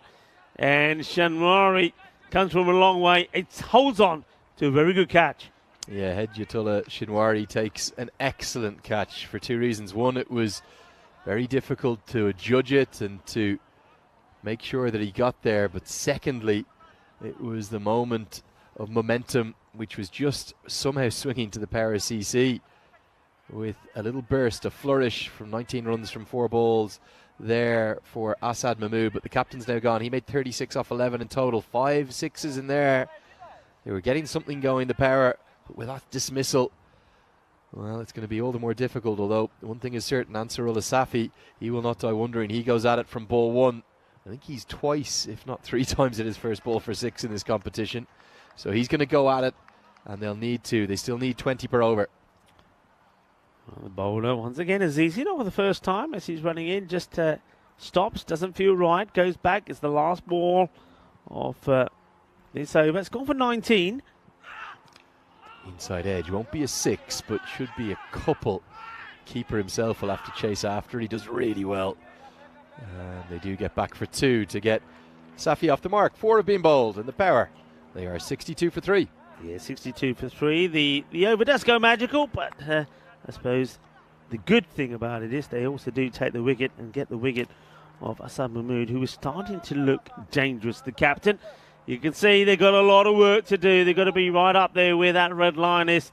And though they've made a good positive start, having lost 3 wickets in the 4 overs, it's not going to be helping their cause. 62 for 3.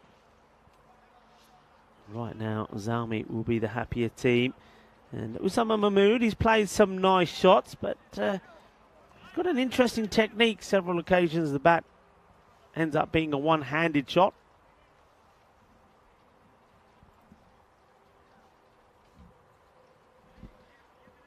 Going to be Krishnamurthy to return for his second over. 16 from his first with a wicket 2. And they'd take that, to be honest. They take 16 runs when it's 20 required per over. Starts with the wide down the leg side. One thing the Zalmi may be missing, just a lack of bit of variety in their bowling attack. We didn't see Arif Sanger in the morning game. Might see him, those medium pacers. He's been everywhere. I think he's missing is having a bowl, as this is a one-handed shot again. And oh, slipped and held. How has he held on to this one? Not the way he intended it. It's the greasy surface. But Nasibullah Azizi, it's the opposite of the face plant.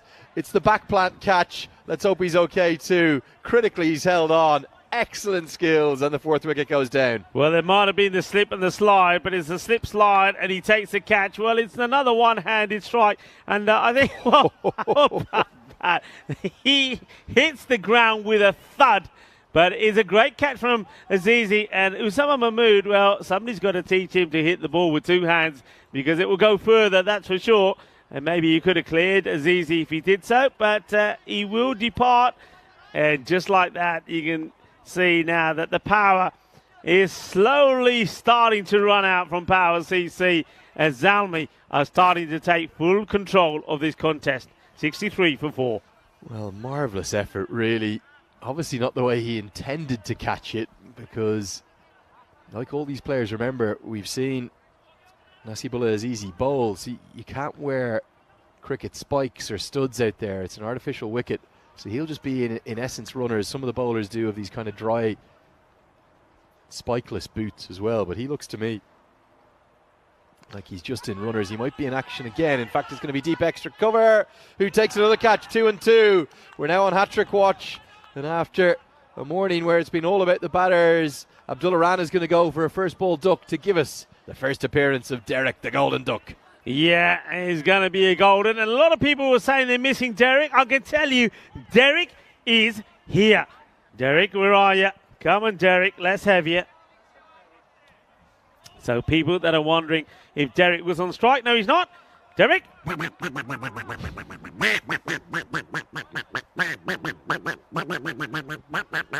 On a special day on the European Cricket Network, we were seeing a lot of special things. We're also going to see Derek the Duck as well. And it's going to be a golden duck.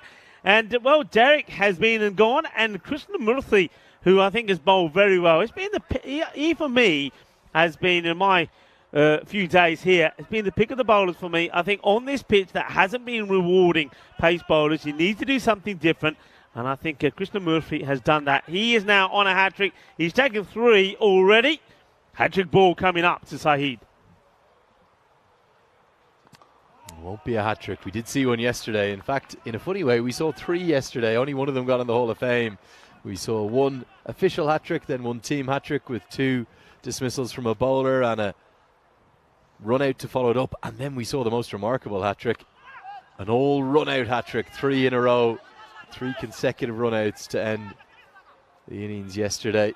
So after 3 hat-tricks in a funny way, although 1 official yesterday, we've seen back-to-back centuries in this morning's game. Krishnamurthy won't complete that hat-trick, but he's bowled really nicely. And this over alone, you talk about 1 bad over, making it too difficult for the Power. This should be enough now, you would suspect, for the Zalmi. As it's another one. And another excellent catch, very well judged. He's ended up on his side, not his back this time. Nasibullah Azizi has held on to another good catch, and it's a 4th wicket for Krishnamurthy.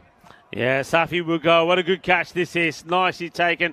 And Azizi says, well, you've seen me before lying down on the deck.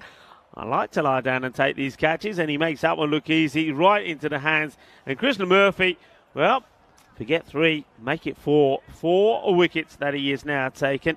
And he has a ball to go as well, maybe, we can see. And Michelle Pfeiffer, who knows? The Power certainly running out of power, CC. And the way they're going down here, and also because of the dent this is going to leave in their net run rate, I think there are hopes of making the finals day. Well, they are dying as quick as the Power is from their play here. That's nicely played. He may get the boundary, but no, fielder comes across, keeps it just to 1. And that is going to be the end of the 5 overs, and the Power CC definitely are struggling as we welcome you into our commentary box on what has been a sensational day, Lenny. What a day we've had. Yeah, it really has. Let's see if we can come up to commentary. Cam will say hello. Very good morning to everyone. We've seen back-to-back centuries. We've nearly seen a hat-trick, but it really, the entire morning, it's all about one young man, 19 years of age, Arif Sanger. Remember his name, very, very special cricketer, special guy. Wish him all the best for the future. Yeah, we wish him all the best. And, of course, if you haven't followed it, he scored 85 in 1 match, and then he scored 118, 203 runs in 2 knocks. Just amazing stuff. And you know what? I don't think we've seen the last of him. He'll probably play another part in the field here as well. First batter to go past 500 runs as well in this competition. He'll end the group stages on top of the table unless we see something ridiculous as we're back live with you now. And that is a badge of honour for him, going past that 500 marker. He's soared past the 2 left-handed openers from the Nomads who've impressed everyone. As this one smashed down the ground towards that man again. Well, the fielding's been all about Nasibullah Azizi. He's taken 3 catches in 3 different ways. 1 on his back, 1 on his side. This time he stays standing up. The Power collapsing in a heap. Well, Azizi makes it look easy. It's as easy as that, he says, as he takes another catch. Nicely done. And Shinwari will appreciate it because he picks up his first wicket as well. And, well, unfortunately, that's going to be the end of Baljinder Singh.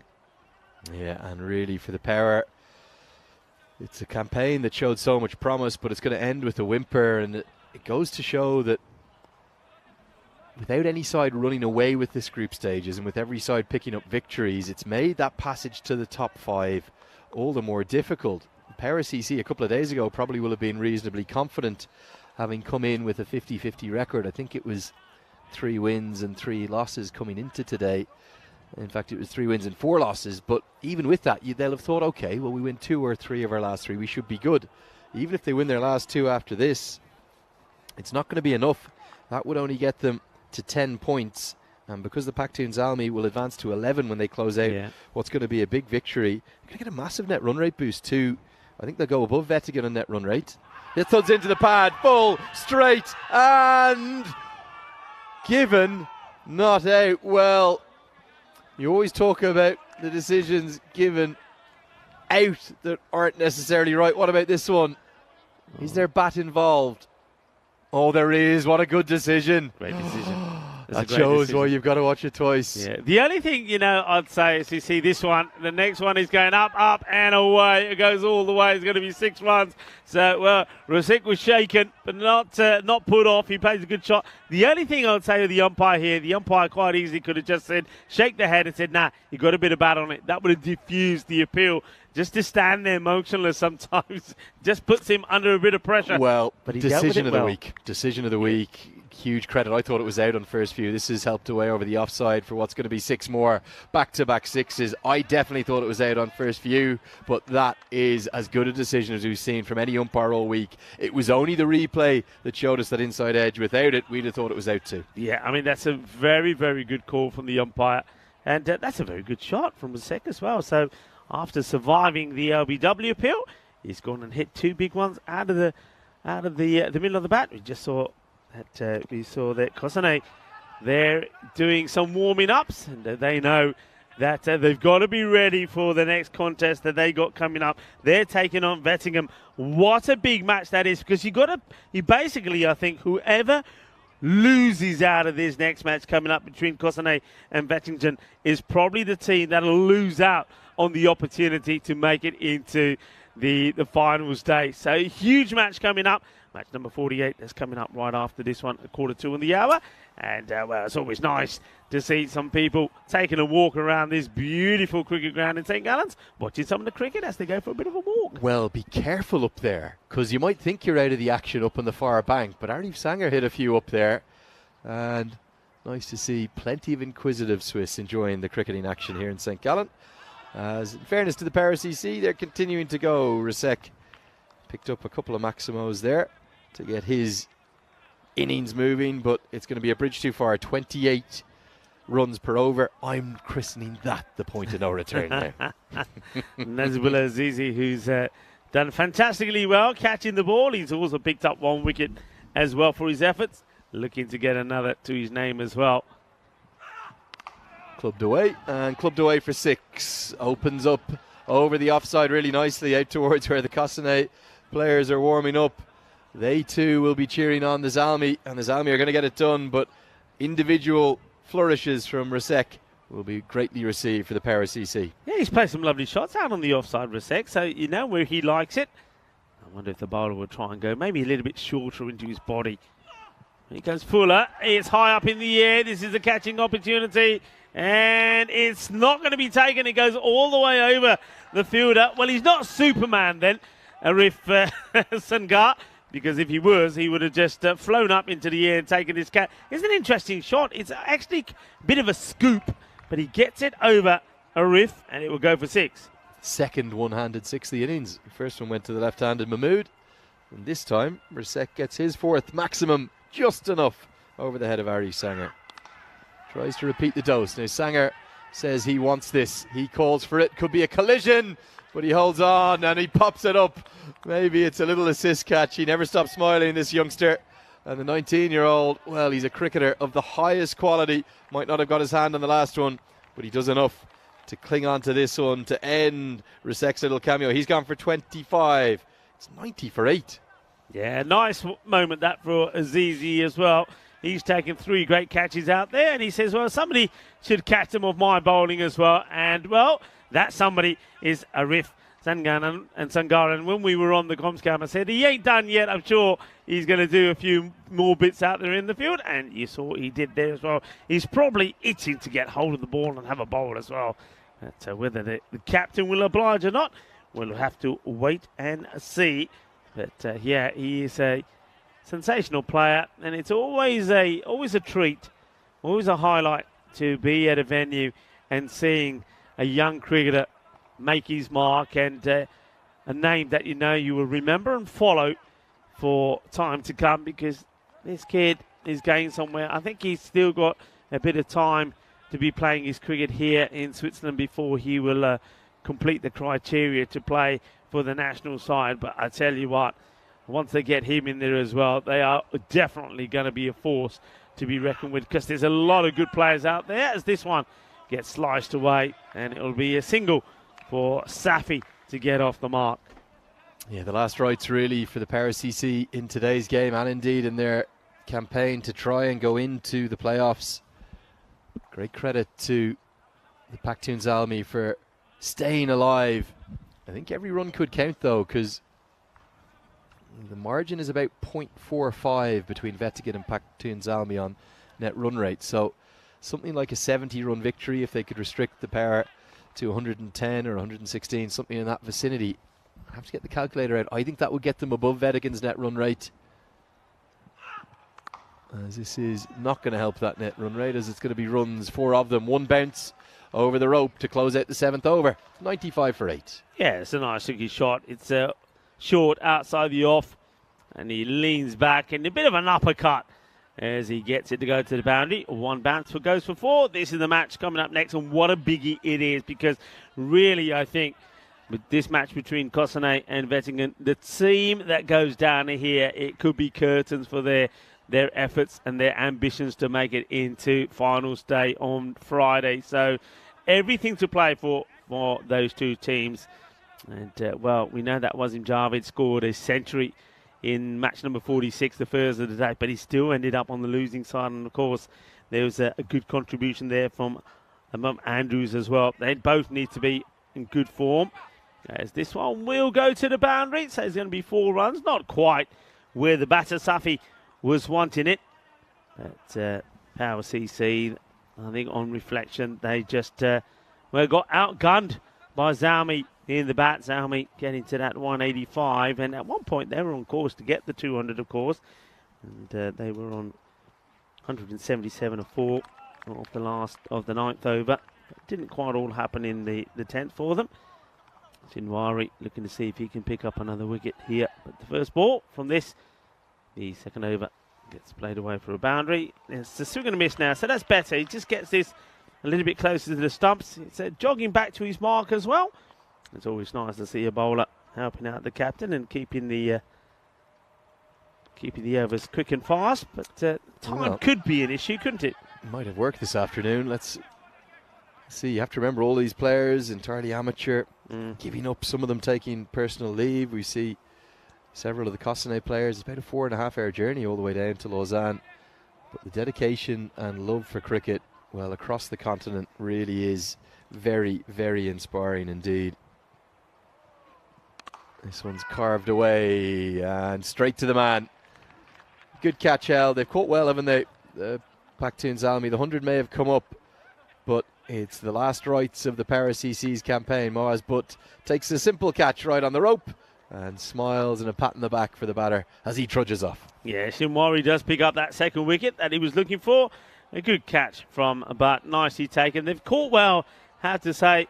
And Zalmi, well, one thing I'll say about Zalmi, I mean, I haven't got a chance to see all the teams, but what I've seen from them, apart from that blip in their performance against Alton yesterday, where chasing 162 for victory, they were bowled out for 48. And that was thanks to a great bit of bowling from Milo Stanexai, who took a hat-trick and 4 for 17. The only hat-trick in this series, apart from that blip. I mean, they've looked like a good side. They've got good batters, they've got good bowlers. Their performance in the field, like this one, has been good, it's been polished. They're a team that you'd want to see in the final, really, because they're going to be competitive. And just as I talk about the good things they've done in the field, a catch has been dropped. So I have put the mockers on them slightly, but it won't go on to hurt them, that's for sure. They'll still win this one comfortably. But that one, probably one of the easier catches that they've had, and they put it down. It's the end of the over. So Shinwari, who would have liked to finish with 3, he's not. He's going to finish with just 2. 2 for 19 is the score at the end of 8 overs, 101 for 9. Yeah, that was the chance, wasn't it, to close things out. And a big shout out to everyone in the chat.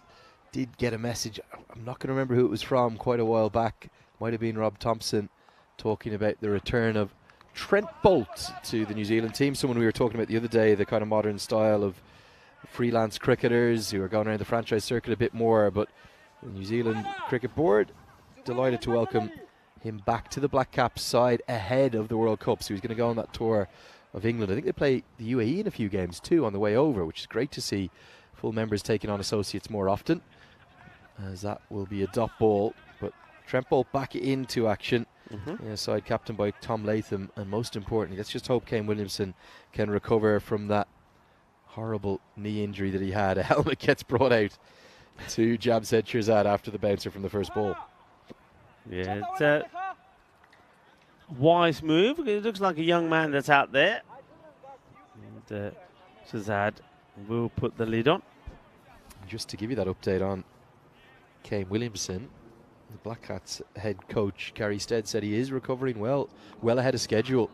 chance we might see him still in the World Cup. And if you saw that knee injury in April in the IPL, you have a no ball signal, be a free hit coming up. Another short one, too many in the over, but it was a horrible knee injury. So great to see that in remarkable circumstances, less than 5 months, he might get back in time for the World Cup. Great cricketer to watch, isn't he, Kane Williamson? Free hit incoming here. As number 11 really isn't getting much going, but they'll run it by. He's just adjusting that helmet. He doesn't look too comfortable in it. And Safi will come on to strike. Yeah, he's now takes it off and he says, I don't like it. But he says, I'm just going to hold on to it while I stand there. Hopefully I can stay here for the duration of this over. And then maybe he's wanting a single taken by Safi off the last ball, pretty sure. 103 for 9. 1 wicket will do it here in what's been a dominant performance from Zalmi. This could be it. And it will be. So all out for 103 with 2 balls to go. It's been a very good morning's work from Paktun Zalmi. They produced the 5th best highest run chase that we've seen on the European Cricket Network when they beat Kosane this morning, chasing 161, and then batting first in the very next match, 185, thanks to a superb century from Arif Sangar, 118 off 35, and then, well, Power CC just didn't have the opportunity or the answer really to make a match of it. This is what's coming up next, Lenny. What a big match this is. Yeah, Kosane, they're going to need to win out. It's the only way they can get into the top 5. And they'll be taking on Vetigan, who will be keenly aware of their need for points too. They could get past the Paktun Zalmi and guarantee themselves 5th by winning their last 2. They'll need to win at least 1. Let's take a look at the best of the second innings. The chase, Safi Adullah, well, that beautiful moustache, he had to turn and trudge immediately. He knew that he'd edged it. He walked off. There was a little bit of a counter punch, particularly from Asad and Osama Mahmood, who got a little bit going, but the runs, as soon as they came, so too did the wickets, and plenty of them. Really good catches in the deep, some acrobatics too from the fielders and the pick of the bowlers. The left arm spinner Rajshekhar Krishnamurthy, he got hit for that 1-6, bats went flying, but he also picked up 4 wickets, all caught in the deep. Just 1 drop from Abdullah Hamdar at a moment he won't want to remember. But then when the wickets came after those big hits from, it was Asad Mahmood with 36 off 11, it was a steep decline from 60 for 2 all the way down to 103 all out. Yeah, I mean, the only highlight coming there from, as you mentioned, Asad Mahmood, 5 sixes and 1 4 as the captain blasted 36 off 11. But that was all it was going to be. And that was a sensational catch from Azizi. 1 of 3 that he took out there. He's making that his area. And that was another nice one there as well. They had their catches in general. That was Shinwari. That's Azizi again. And Azizi making it look easy. And then when he came on to bowl as well, he was in the wickets. This one, everybody thought it was plump, but when we looked at it again, it was a big inside edge. It was a top quality bit of world-class umpiring there from the umpires. Give them a shout as well. I don't often talk too much about the match officials doing a great job and being very well supported by Rob Kemin. And there was a riff in the action again, taking another catch. Talking of catches, and it was one taken by Butt. But by now the match was already done and dusted, and that was the final moment of the match, as it was Bashir Ahmed that came in and took the final catch. And Power CC, they've got 3 matches here today, or they had 3, they got 2 left. They needed them all to be perfect, and with that one not going their way, the other matches they've got coming up against Vettingham and Kosane really are not going to be ones that are going to help their cause getting into the final. But what it could do, though, is be in favour of Vettingham and Kosane, because it gives them the opportunity to go hard at Power CC. Looking at the bowling figures there, well, you got to say 4 wickets to Krishnamurthy. Hasn't he bowled well? 4 for 19. I liked the look of him yesterday, and I'm pleased to see that he hasn't changed anything. Keeping the pace off, giving the ball a bit of flight and picking up 4 wickets. Well bowled to him, and 2 wickets also there for Shinwari and Azizi. And what that means is it will get us to the end of our coverage of the second game of the day. Game number 47 was a thriller. Stunning stuff from one man again. Arif Sanger, the tournament's leading run scorer, get his name up in lights. It's going to be wonderful to see his career develop over the years to come. The Paktoons Almy, they're still going to need some assistance from the other results, but they've done all they can, and they'll be keenly watching on the YouTube live stream, as we hope you will all join us for the next match, game number 3 of the day. It's match 48 in total. Cossonay taking on Vedigan. If it's anything like the first 2 games we've had, we're in for another thriller. We'll see you in about 20 minutes time.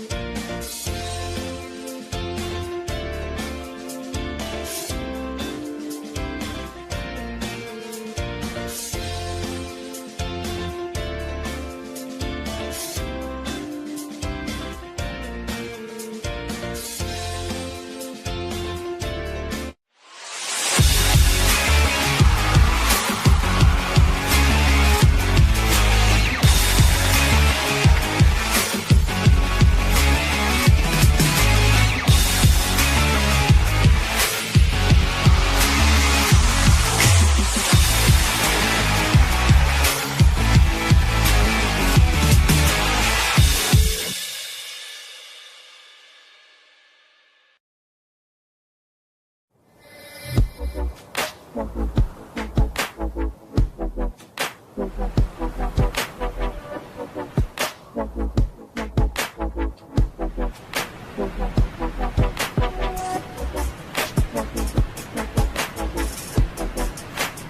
after a long period of playing cricket, the best place to come in Europe is the great Rhine Falls.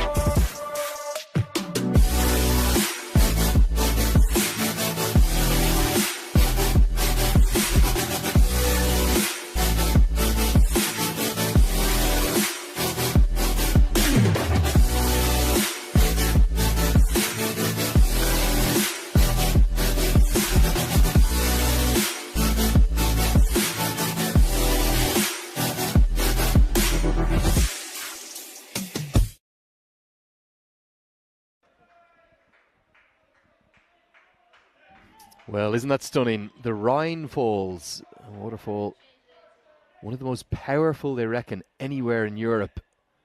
It's on the border of the cantons between Schaffhausen and Zurich, and definitely one to stick onto the bucket list right up towards the Swiss-German border there. Not too far from where we are here in beautiful St. Gallen. We're in the east of the country. It's up north of Winterthur, that Rhine Fall. Stunning pictures provided by the team from St. Gallen, our host city here for the European Cricket Series of Switzerland 2023. It's been a long old wait, hasn't it? 2020 was the last time we were here, 3 years ago. And COVID and all sorts has gone and been in between. But one thing is for certain, we are back with a bang in Switzerland. And for Cossonay, well, their task is very simple for their remaining matches. They have to win every single one of them. They need to win all 4 to get to 12 points to squeeze in and take the 5th and final remaining qualification spot. We think this is going to be a cracker. Just 5 runs between the expected scores on the supercomputer on the Bat v Ball wall, but maybe we'll get higher scores than those. They've tended to trend higher throughout this European Cricket Series of Switzerland. And it's the regular opening partnership now for Cossonay that will come back into action. They're still shell-shocked, having gone down to a remarkable Arif Sanger-inspired defeat where the 5th highest run chase in the history of all 10-over cricket here in the European Cricket Network was completed by the Pakhtun Zalmi. Cannot wait to see that points table at the end of the 2nd over and bring you that then, because I think the Pakhtun Zalmi have just nudged their way into contention. So as it tips to exactly 12:45 local time, we're into game 3. We're approaching the halfway stage of the day. My second last day here with you. Great to be with you, Andrew Leonard, alongside Rico Full today. Be back in with Vinny Sandhu tomorrow as Rico will take a day off, and it will be Mahbubullah Shakari to open the bowling with his left arm around the wicket. Cossonay, well, they're staring into the abyss, aren't they? They have 4 games left and they need to win all 4 of them. Can they find a way to do it?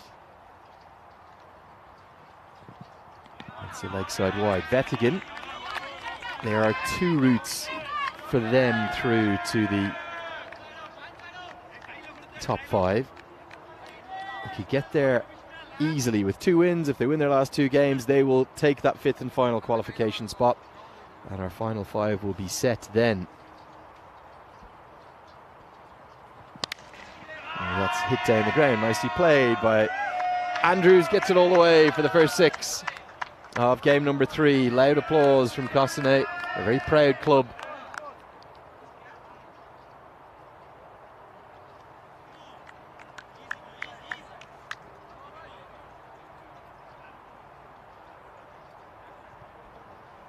And he does get 6 to get Cossonay moving. Just back of a length, beats the attempted steer behind point. You're very welcome along to today's coverage. Hopefully you've enjoyed the first 2 games. Our pulse rates are still coming down.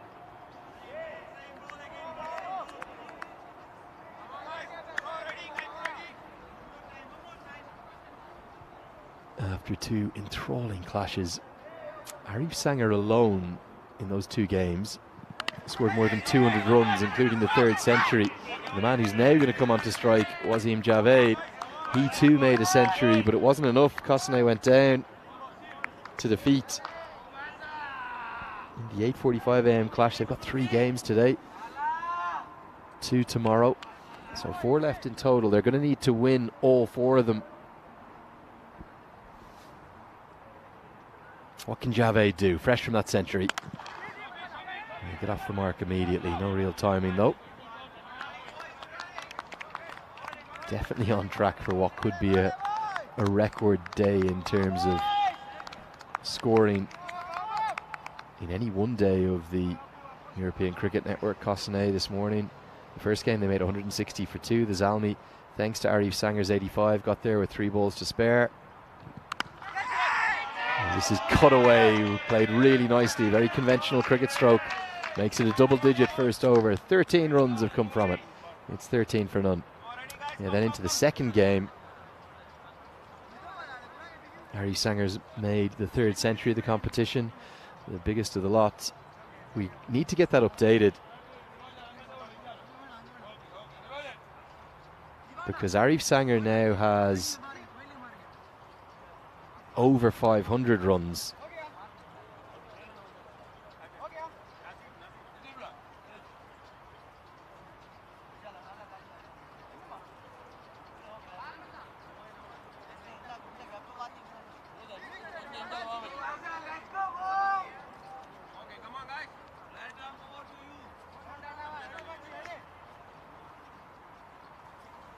So we'll see if we can get that updated. Sanger, the only man in the group stages who's going to get to 500, whatever happens, unless someone scores a double century or something stupid in the remaining 8 games that we have, including this one. 3 more today and 5 tomorrow.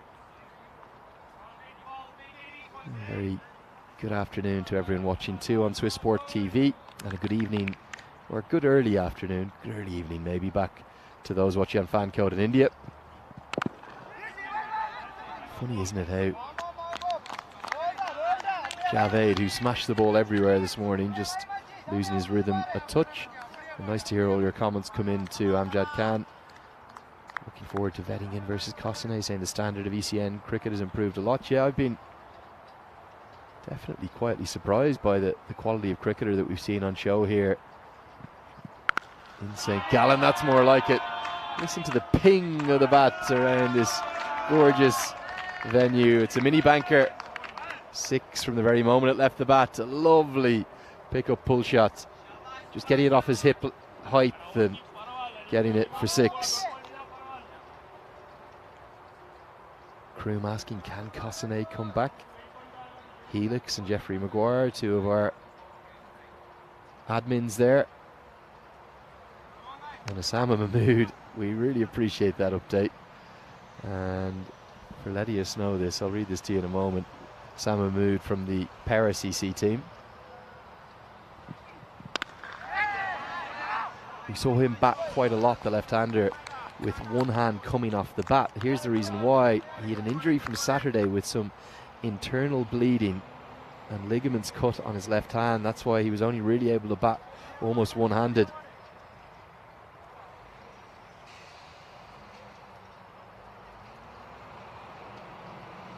And we wish Osama all the best for his recovery. Hopefully see him for the Swiss national team on the weekend. And those games will again be on the European Cricket Network.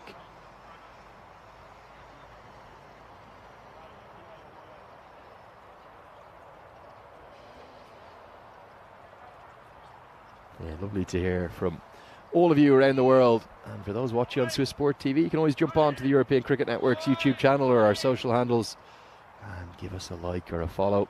It means you get further engaged with all the great cricketing action across Europe. Nicely bowled, just held back by Gushalavan. And oh, this could be interesting. The initial decision's not out. I'm not sure we're going to go upstairs. We'll see if the replay shows us anything different. I think we're at the end of the second over. Oh! This is close. Now the problem is he's dived so wide. I'm going to try and draw a virtual line on my screen here as to where this line would be. I think it's about there. Okay, I've got my pen out. Throw comes in. He's not over it yet. Not yet. Not yet. Not yet. Oh, I think safe. Oh, now the bat's in the air. Well, probably going to be impossible for us to tell, really. I think the on-field decision of not out is going to have to stand.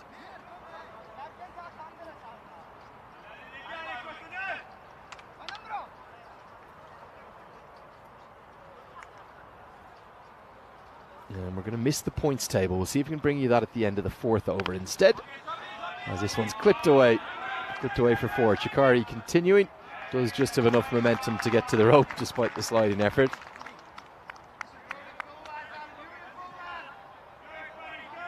Kosane versus Vettigan. This is going to be a good game, I think. I really do feel like we're in for a thriller.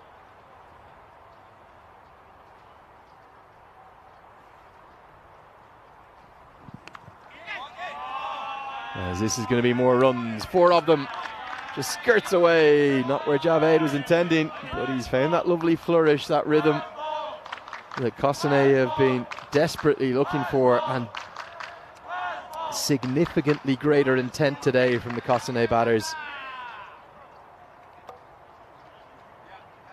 It really has been noticeably more aggression from this opening pairing. As this one's stand and deliver down the ground. Javed, well, he's hitting a hot form just at the right time. There won't have been too many in the European Cricket Network's history who'll have made 100 and done it in a losing cause, particularly batting first. But the fifth highest total in history chased down. In the first game of the morning, that was match 46.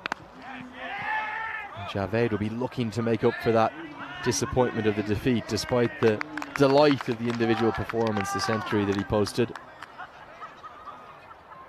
put on a really good partnership, the second highest of the week. I think it was 159, if memory serves me correctly, or certainly over 150 anyway. It was only the 10th over the partnership was broken in. Andrew's gone more airily than long, and oh, great effort. I don't know how he's got to that, to be honest. It's Gushalavan Santhirasekaram who ever so nearly holds on. He made great ground here. Look, 15, maybe 20 yards. And they're so difficult running back over your shoulder. Got both hands to it, but it went down. And Aidan Andrews, he's got a life on 11. Good tumbling stop from the big man Naresh Kumar Thangavadevil, who we're looking forward to seeing open the batting. Might see him roll out a few spinners too.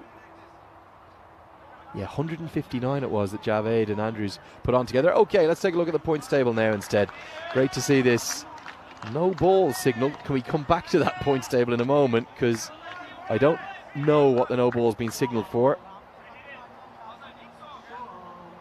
But we will have a free hit to close out the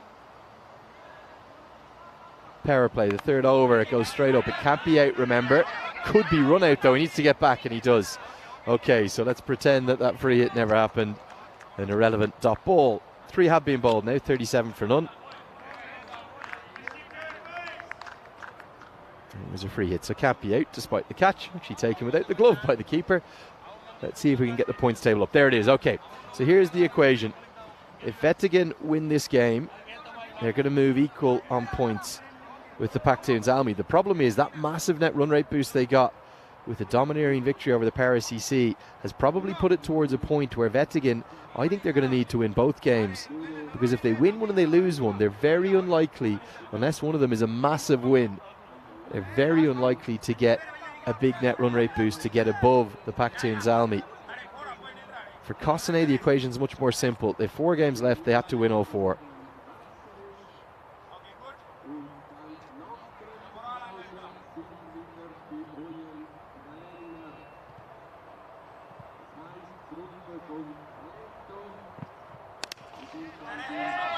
Going to be a boundary hit away nicely into the offside. 4 runs to the total. As Gushalavin Santler Sacrum. Lovely to see this. Plenty of interested spectators. Family coming along, parking the car up in the bank and enjoying what could be their first taste of cricket. There's 2 or 3 more sets of families up there, cars parked in, and they're coming in early to enjoy a bit of Wednesday lunchtime action. And watching on, there's been plenty of action too. Changing the field now. Deep mid wicket's going to come up into the circle.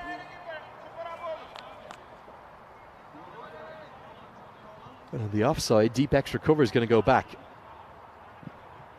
So Andrews targets that deep mid wicket vacant region but can't make contact. Be given as a leg bye.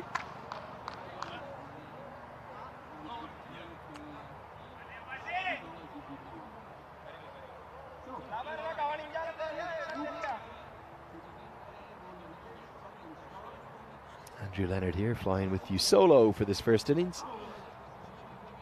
Rico Fulls having just a quick break. It's a slower ball, nicely bowled, and the man out at deep extra.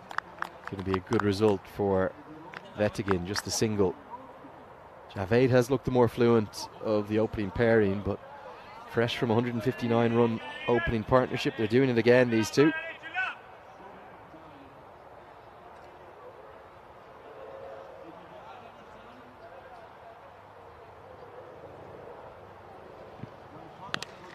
Big hit, much more like it from Andrews. He picked the slower ball a long way out, didn't he? He telegraphed it all the way into his hitting arc and he smashed it over the rope. Lovely shot for 6.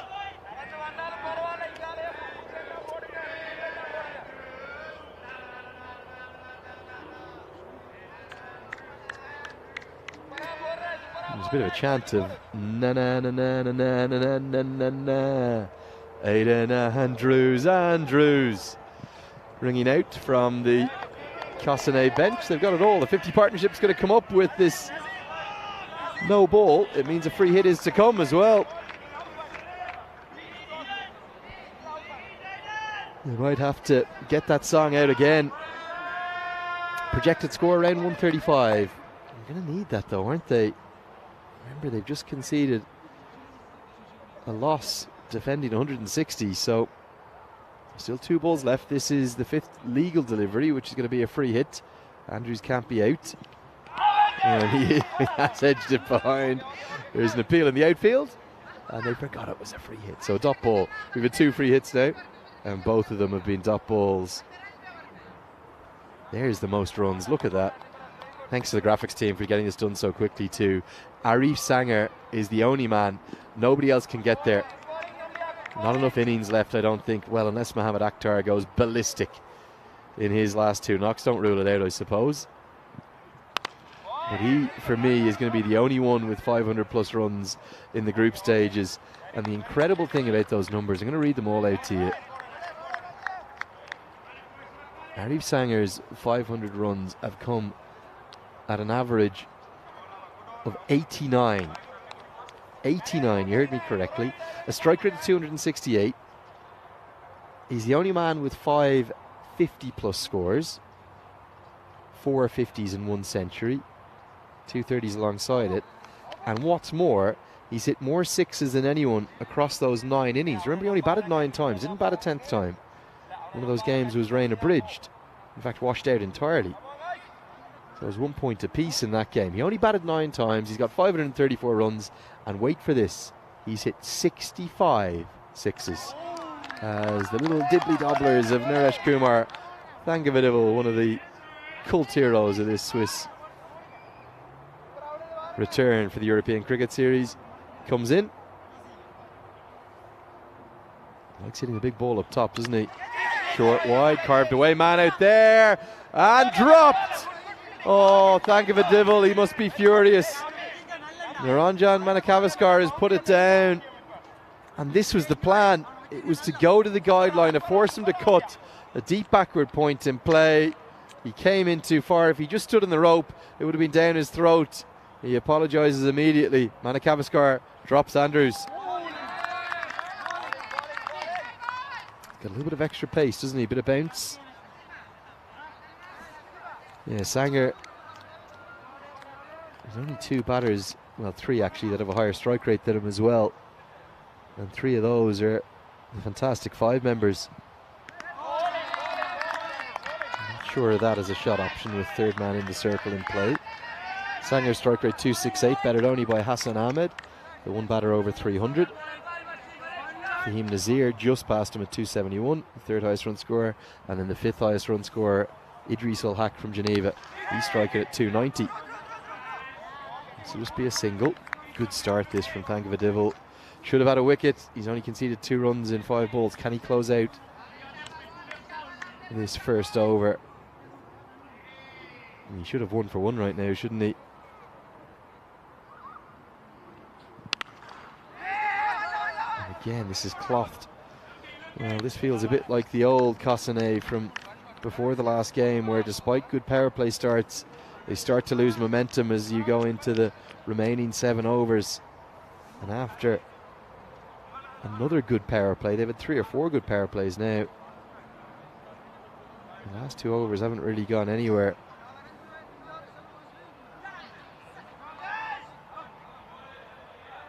"17 from the 2 of them, including 3 from Tangavadivil's over. So after being 37 for none, and then 51 for none after 4, after 3 and 4 overs respectively, just drifting back. Now what can the new bowler do? Patja Sibratullah will come in with some little wide arm medium pace. Okay is the shape from the keeper. Happy to just keep it to 1. Every ball where you can see the single. You've got to remember, the average over run rate is being hovering in and around 13. It's probably a fraction more than that actually, 13.2 throughout this European Cricket Series in Switzerland 2023. So that's 13.2. What does that mean? This is edged away. And going to be a couple, yeah, they'll get back easily. So 13.2 runs per over. Remember, an over contains 6 balls. If you're just new to cricket and enjoying the action, you're very welcome to it, maybe on Swiss Sport TV. But that means that if an over is 6 balls, and on average the overs are being hit for 13.2 runs, it's over 2 runs per ball is the average result. So therefore, every ball that goes for 1 or 2, it's okay. 4's a little less so, as Javed gets it straight enough to get 4 runs to the total. Not out of the middle, but muscled down the ground for 4 more. Javed and Andrews just going through a tricky period, but trying to find something now off Sibratullah. They'll want more than that projected score of 109. Got to get to 130. They'll need 16 and over from here to get there. That's going to help. And just a free flourish, a free swing of the arms. Some of the Paktuns Army, they've stayed in to enjoy the action up in the grandstand. That's nearly gone up to them all the way. Javed gets them going again. The momentum, God, it swings so quickly, doesn't it? 4-6, 10 from 2 balls. Kosane getting back up towards the 130 tempo as the projected score flies up to 117.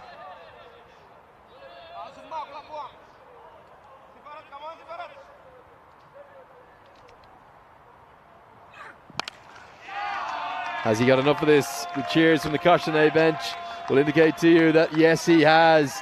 Back-to-back Maximos, big hits. And Javed, well, he's carrying his team very much on his back at the moment. A century in this morning's game. He's hunting down 50 plus. He has burst to life, hasn't he? Make that 6 more. There's no one out at Teatman wicket, so it's a perfectly safe shot. And Sibratullah, just a bit too gently, too friendly, those medium pacers. They travel over the rope even when he tried to roll his fingers over it and bowl it a loft cutter. It still flies for 6 more. Brilliant finish to that over. And 25 have come from it. Much more like it from Kosane. It's 79 for none.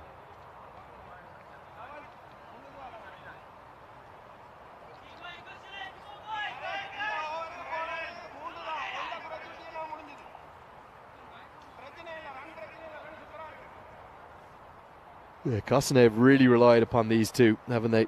The 2 leading run scorers for their club. in the 6 games so far. 176 runs for Andrews, 173 for Javed coming into this game. Both now just getting their strike rates up over 200 after that sensational 159 run opening partnership. They're doing it again. They'll need to go like the Clappers to get to 160 from here, but they're both together again, as this one's going to squirt away for 4 more. Probably not exactly where it was intended to be, and it's going to get Wasim Javed to 50. It's come from 20 deliveries with a real flourish and acceleration from the last 5, because he's gone from the last 5 balls he's faced 4, 6, 6, 6, 4. So 26 runs from the last 5 deliveries, and it's a 20-ball 50 for Javed to back up his 100 this morning. Great stuff from Wasim Javed, carrying his team alongside Aidan Andrews.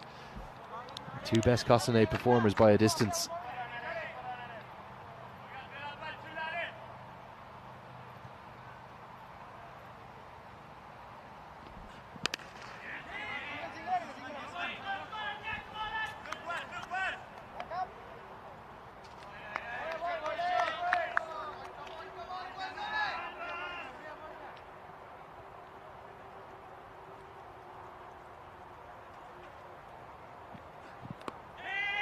Good bowling this from Thangavadival, but nicely played. Oh, an elegant cricket stroke, that one from Aidan Andrews. Just guided, using the pace. Just had to get the back quite low as well, because it hasn't bounced as much as he thought it would. And with 3rd and backward point up in the circle, he's happy to get 4. 4 is never a bad result. 6s have been the things that have had the impact in recent times. This is pumped back at the umpire, who has to evade very stylishly. A bit of the matrix moves come out. In fact, it was Javed, wasn't it, with that steer behind point, and now another flourish down the ground. Back-to-back boundaries, 7 bowled. Cossonay, well, coming back into their own. 94 for none.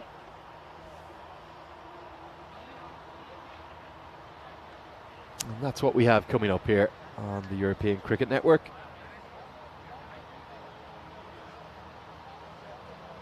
The big travelling jamboree of cricket. It rolls on to Germany next, into Dresden, before the women's T20 internationals. Ireland and the Netherlands taking on each other there. The girls in green having to play the women in orange. As we see plenty of activity in and around this gorgeous sporting complex. Going to be a change in bowling, maybe brought in a little bit later than I would have liked. Perrin Pam Yogan Thiran, the captain, does decide now to come in with these leg breaks that he delivers from very wide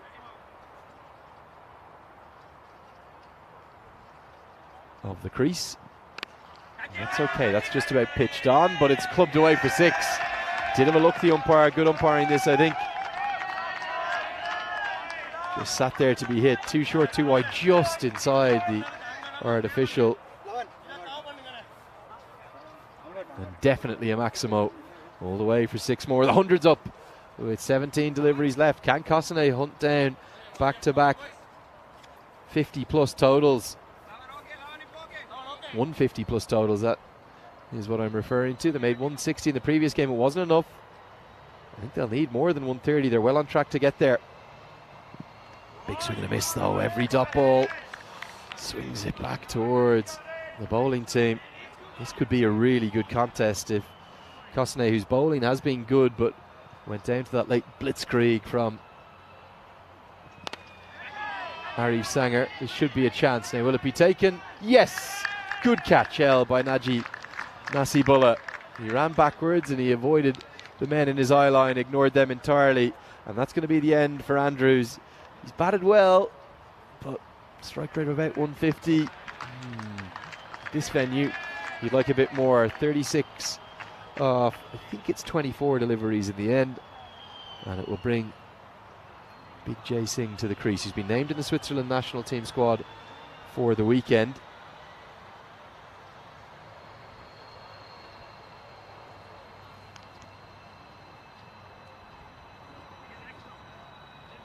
He celebrated his 25th birthday just a few days ago.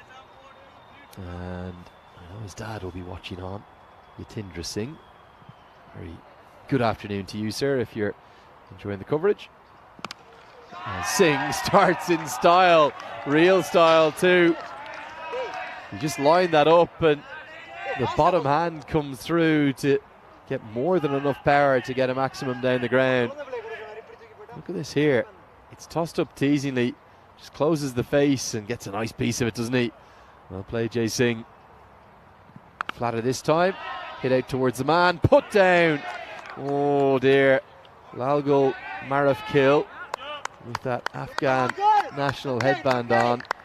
You'll see here, if you catch in the deep, you want your two hands pointing up or both pointing down. You got them stuck in what you describe as a sort of crocodile or a claw approach. And as a consequence, the balls tend to pop out a little bit more consistently. No need to have a go at that one. Marafkil can just turn over his shoulders and chase after it. It's a mini banker, rolls up onto that far bank that's 95 metres away. Big hit. 6 more to the total, 19 runs, and the wicket come from that over. It's 113 for 1.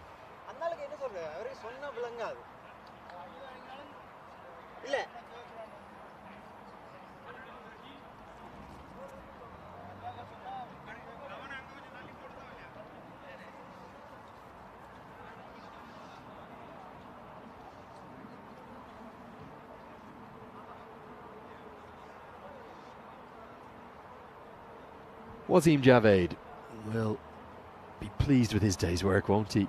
Definite chance that he could join Arif Sanger in making it 200 plus runs from just 2 innings. The Centurion will need to get the strike to make what would be 3 centuries in 3 matches. Could you believe that? 2 from the same man. I think the century curse is over. We've been dropping the C word everywhere. They're going to run hard for 2. That's very selfless from Wasim Javed. He'd need 34 off what could be a maximum of 10 remaining deliveries now with Singh to face up. I agree with Keanu Reviews. He says that if Switzerland can play like this in the ECC, they could go far come Spain. This is gone all the way, just about. Not out of the middle, nowhere near like the timing that Singh showed us from his first stroke, but he will get 6. Uncomplicated technique. And goes inside out, over extra, never an easy area to hit.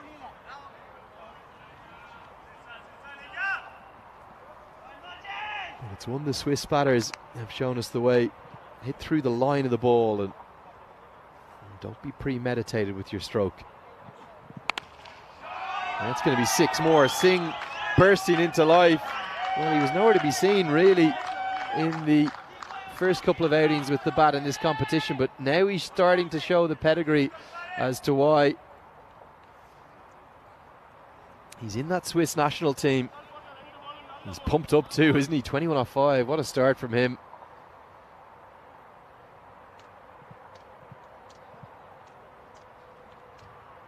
His highest score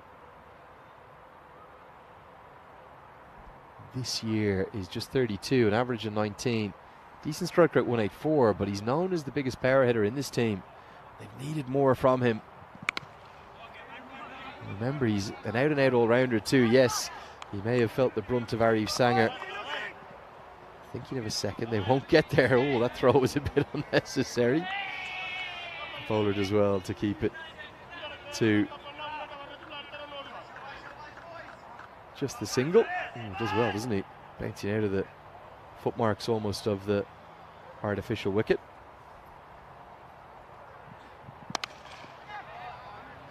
Yeah, he really did feel the brunt of that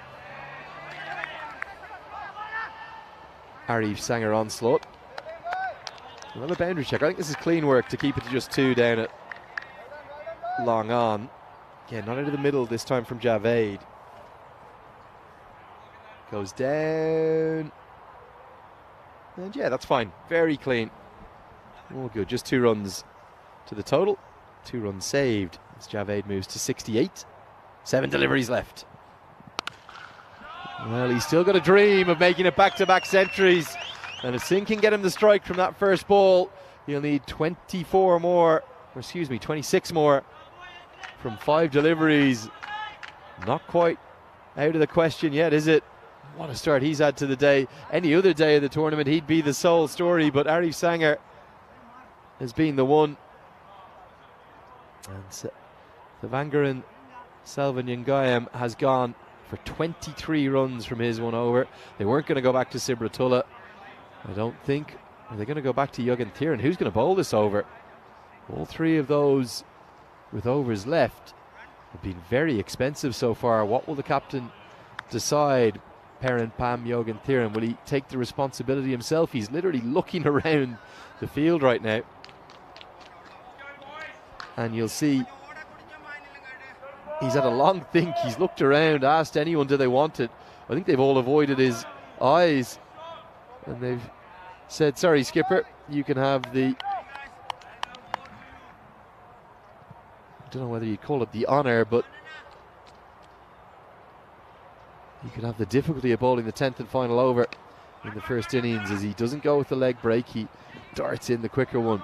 So Javed does get on to strike. Can we see some fireworks? We're hunting down 3 individual centuries in 3 matches. Oh, it's an all action. It's a wonderful Wednesday, isn't it? There's been so much good cricket to talk about today, particularly Arif Sanger. I know I keep saying his name, but I just can't get over how good he was today. 6 more into the 80s. Javed, he's only got 4 balls left. It's a banker, a mini one maybe with 1 bounce, but that's a big hit, isn't it? And Javed is showing us some rock star form here. Remember, he's a great keeper too. What an asset at the top of the order. 80 not out from just 27 deliveries, and with 4 balls left, if he can hit 3 of them for 6, he might be making it back-to-back tons.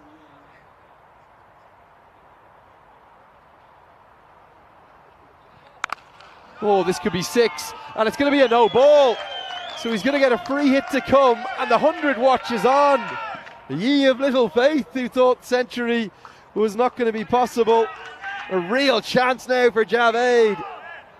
And that decision from Jürgen Thieren to go with his leg breaks rather than somebody else, well, it's proved costly thus far. It's a 7 up. The over is already gone for 14. That'll be a wide. Oh, it's going to be more than 1 wide. Can Javed get back on strike? Yes, he can. No runs to his total, but 3 freebies as the 150s come up. Kosane finally finding form here. And look at this Hall of Fame. If we roll on to the next slide, Wasim Javed only went on there this morning. We've had 3 in 3 days. Could we make it 3 now in 3 innings? 4th in the tournament. Oh, big appeal. Given not out. Don't know where Jay Singh is going. Oh, he's going to survive because of the fumble. He wasn't looking. 3 balls left, 14 to get. Still time to do it. Oh, it was there to be hit too, wasn't it? Good decision missing leg. Singh wanted the single. He's almost run 2. Javed's gone nowhere. 14 runs required for back-to-back tons. Edged and taken. It's going to be the end of the dream. He just ran out of gas, didn't he? An ironic poo from the bench, because it's the end of the dream of 3 centuries in 3 consecutive matches. I'm not sure that's ever happened before on the European Cricket Network, but one thing is certain, the runs continue to flow around this St. Gallen ground, and you have to say, I think we're on for a record-setting day. Definitely in Switzerland, maybe of all time. Andrew Ryan and Bharath Narayan out to congratulate their keeper batter. They love him. And Srinath Sripath gives him a hug too. What a knock. Being treated to another beauty. So many good ones here in Switzerland. 86 from just 30 deliveries. We spoke about the lack of hitting, power hitting that is, in the Kosane lineup. It could be 2 and 2. We could end on a hat-trick here. Prabhu, or Praboom as he's known, has been dismissed for a first bowler. It's a little kind of a way swinger, isn't it, from Perrin Pam Jürgen Thieren. He does fight back a bit in this over, and we'll have another chance at a hat-trick. Derek the Duck, where's Derek the Duck? Needs to make a little quacking appearance. Definitely some signs of golden duck. But no Derek the duck, not quite in time. Here comes Ashwin Vinod for the very final delivery. It's a hat-trick ball. And we are not going to see another hat-trick added to the list. We're going to try and run the second. The throw will go to the keeper's end. The bails will be whipped off. I think he's caught short and given out. So can't blame Singh and Vinod going for it. But the throw was accurately thrown in, and Mohammad Akhtar, the keeper, he whips the bails off. And the dive got him close, but a good decision from the umpire. No need for the technology. It will be 1 run to the total. And Ashwin Vinod will be run out for 1. Jay Singh stranded on 23 and out. Good contribution from him. 23 off 7 deliveries. This game, for me, it hangs in the balance. 154. Any other venue, you might think it's going to be loads, but here, particularly if Mohammad Akhtar gets going, it might not be enough. Let's take a look at the first innings highlights. As Aidan Andrews and Wasim Javed really got things going. They picked up from where they left off after the 159 run partnership against the Pakhtun Zalmi this morning. They did it again. They really looked to enjoy batting with each other. That was a very tight LBW decision, run out decision. And they put on back-to-back century partnerships. 100 exactly they combined for it. It was really mainly about Javed, but Andrews played his part too with a nice little 36 off 24 deliveries, striking at 150. There's some shots of style and good placement too. I thought that the big man Naresh Kumar Thangavidivil was the pick of the bowlers. He should have had the wicket of Andrews, but dropped. Simple chance, put down out at the point. And then just after Aidan Andrews hit his third maximum and Javed kept going, Andrews was dismissed soon thereafter. Javed showing some lovely guile too and poise. 7 boundaries and 8 sixes altogether. After that 6 from Andrews, it was no more as he pulled out to Najibullah, who took a good catch running backwards. Never easy. And then the leg breaks of the captain were treated with real disdain by Jay Singh, who came in and hit 3 sixes, 3 big ones too, in his 7 deliveries.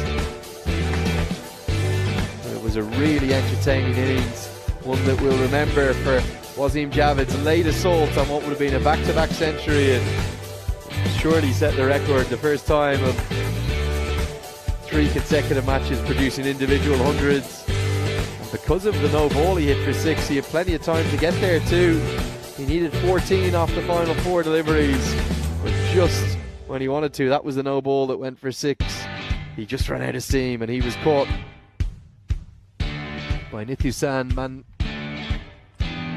Manakavaskar, who held his nerve to get the big wicket, but the damage was done then.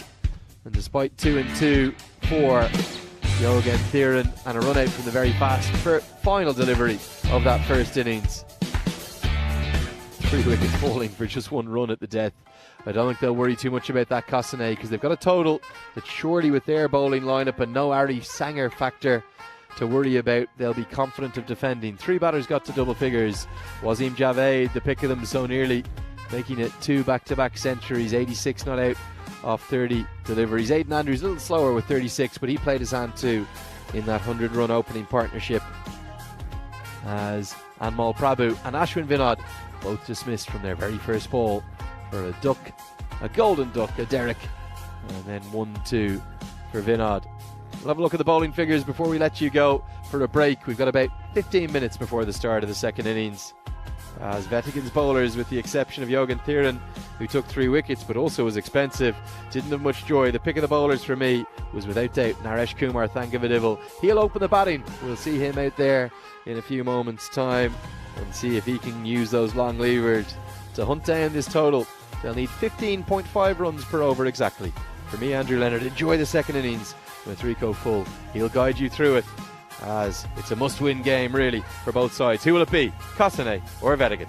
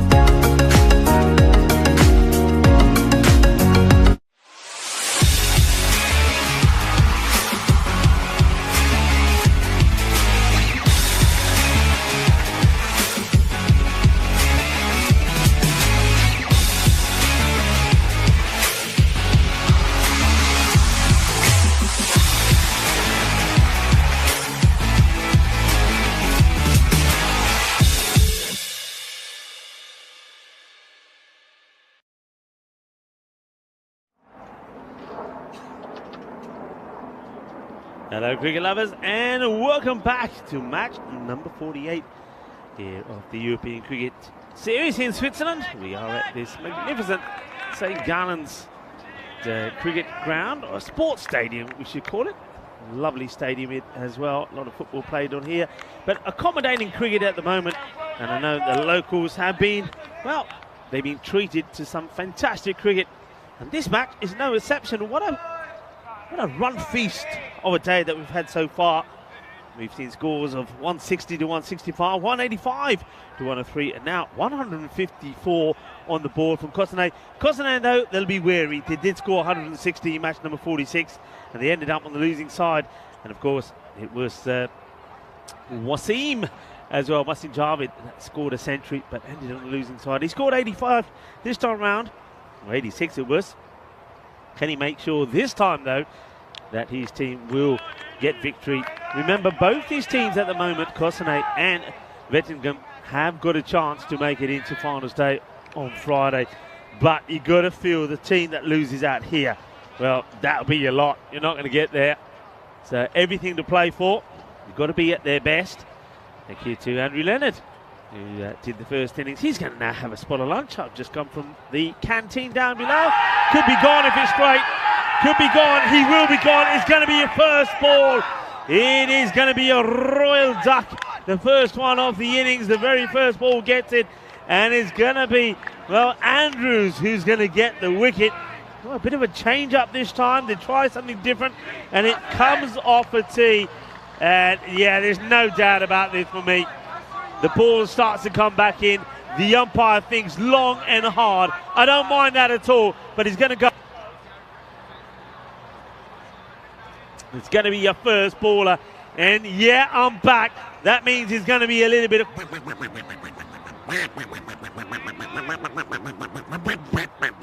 I've been refilled. I've been well fed. I'm ready to go. Yeah, thanks to the Federation here. The Federation of Cricket in Switzerland providing us with lunches and great hospitality as well. Nice bit of pasta. Well, never mind about pasta. There was no duck on the menu, but there's duck on the menu out there, and it's a golden duck as well. He's not happy about it, but I got to say, son, have a look at it on the replay. You are absolutely plump. That's a huge wicket because it's the wicket of Mohamed Akhtar. And well, he's been pretty good with the bat, but he'll go without scoring. Very first ball, LBW to Andrews, who comes in again to the new batter. It's been nicely played through the gap. Has the ball got the legs to go to the boundary? It's starting to slow up, and it won't get there. It's going to be a couple for Thiruvananthapuram. So off the mark straight away. Yeah, Akhtar yesterday, he was in good form. Made some nice scores. Made 36 of 18, showed what he can do. But not in this one. And thanks to that man out there. Getting a bit of way swing. We haven't seen, I have to admit, I haven't seen too much swing from the bowlers. But Andrews, early on here, getting the ball to do a bit. And once again, as Sullivan Yagam is looking to go down the ground, just that little bit of movement away. Look, if you're not going forward to this, if you're not taking yourself forward to the ball, you are always going to be beaten by the swing. So hello to everybody that's joining me in the chat and around the world. It's lovely to have you with us on what has been a wonderful day. Well, Buzz Builders is saying who will win. Well, my answer to that is stay tuned, watch the excitement, enjoy, get involved, and you will find out. And Nicholas is saying should walk for that LBW. Nicholas, I'm sort of with you there. I don't think there was any doubt at all. I don't know why Akhtar looks so disappointed about it. Oh, got it! Oh, yeah, what a beauty! What an absolute beauty! This is top-class bowling from Andrews. And you know what? You can watch this over again. I mean, if you watch the last few deliveries, after being hit for 4, he is then bowled some magnificent balls to Thiruvananthapuram, who's played all around them. He swung, he's missed, he swung and missed. And then this one, oh, look at that. That is epic bowling, swing bowling at its best. You beauty, he says, from the moment it leaves his hand. Look at the seam on that ball, look at the swing. Another one bites the dust. And Sullivan Yagam will have to go. Just the one scoring shot from him. 1 and over. That's 3 on the board. Of course, that shot, I said it went for 4. It probably should have gone for 4. It didn't. It went for 2 because the ball slowed down. But what an over it is. 3 on the board, 2 wickets down. And it is Andrews doing all the damage. So the change in the bowling tactics, going for someone like Andrews to begin with, has worked a treat. Yugan picked up 3 wickets. Now has to do with the bat. And he gets beaten about this with this way swing as well. It is great bit of bowling. Really good bit of bowling. Just watch that again. But they're playing it all wrong, aren't they? They're taking leg stick guard. They're staying in their crease and just waving the bat at it, not getting the foot into play. You really got to, if you know bowlers bowling and moving the ball so much away from you, change your guard, take middle, and then come out to it. Meet the ball on the full.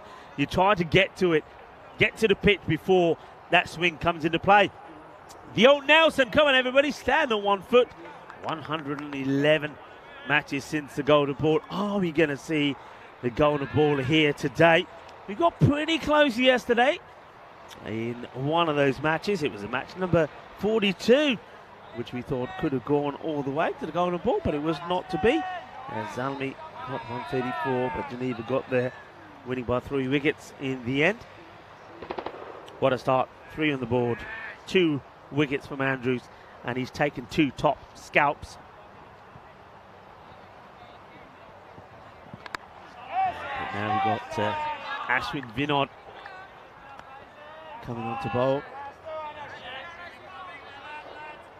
Ashwin is slightly different to Andrews, so he gets the ball to dart in, cut in to the right-hander.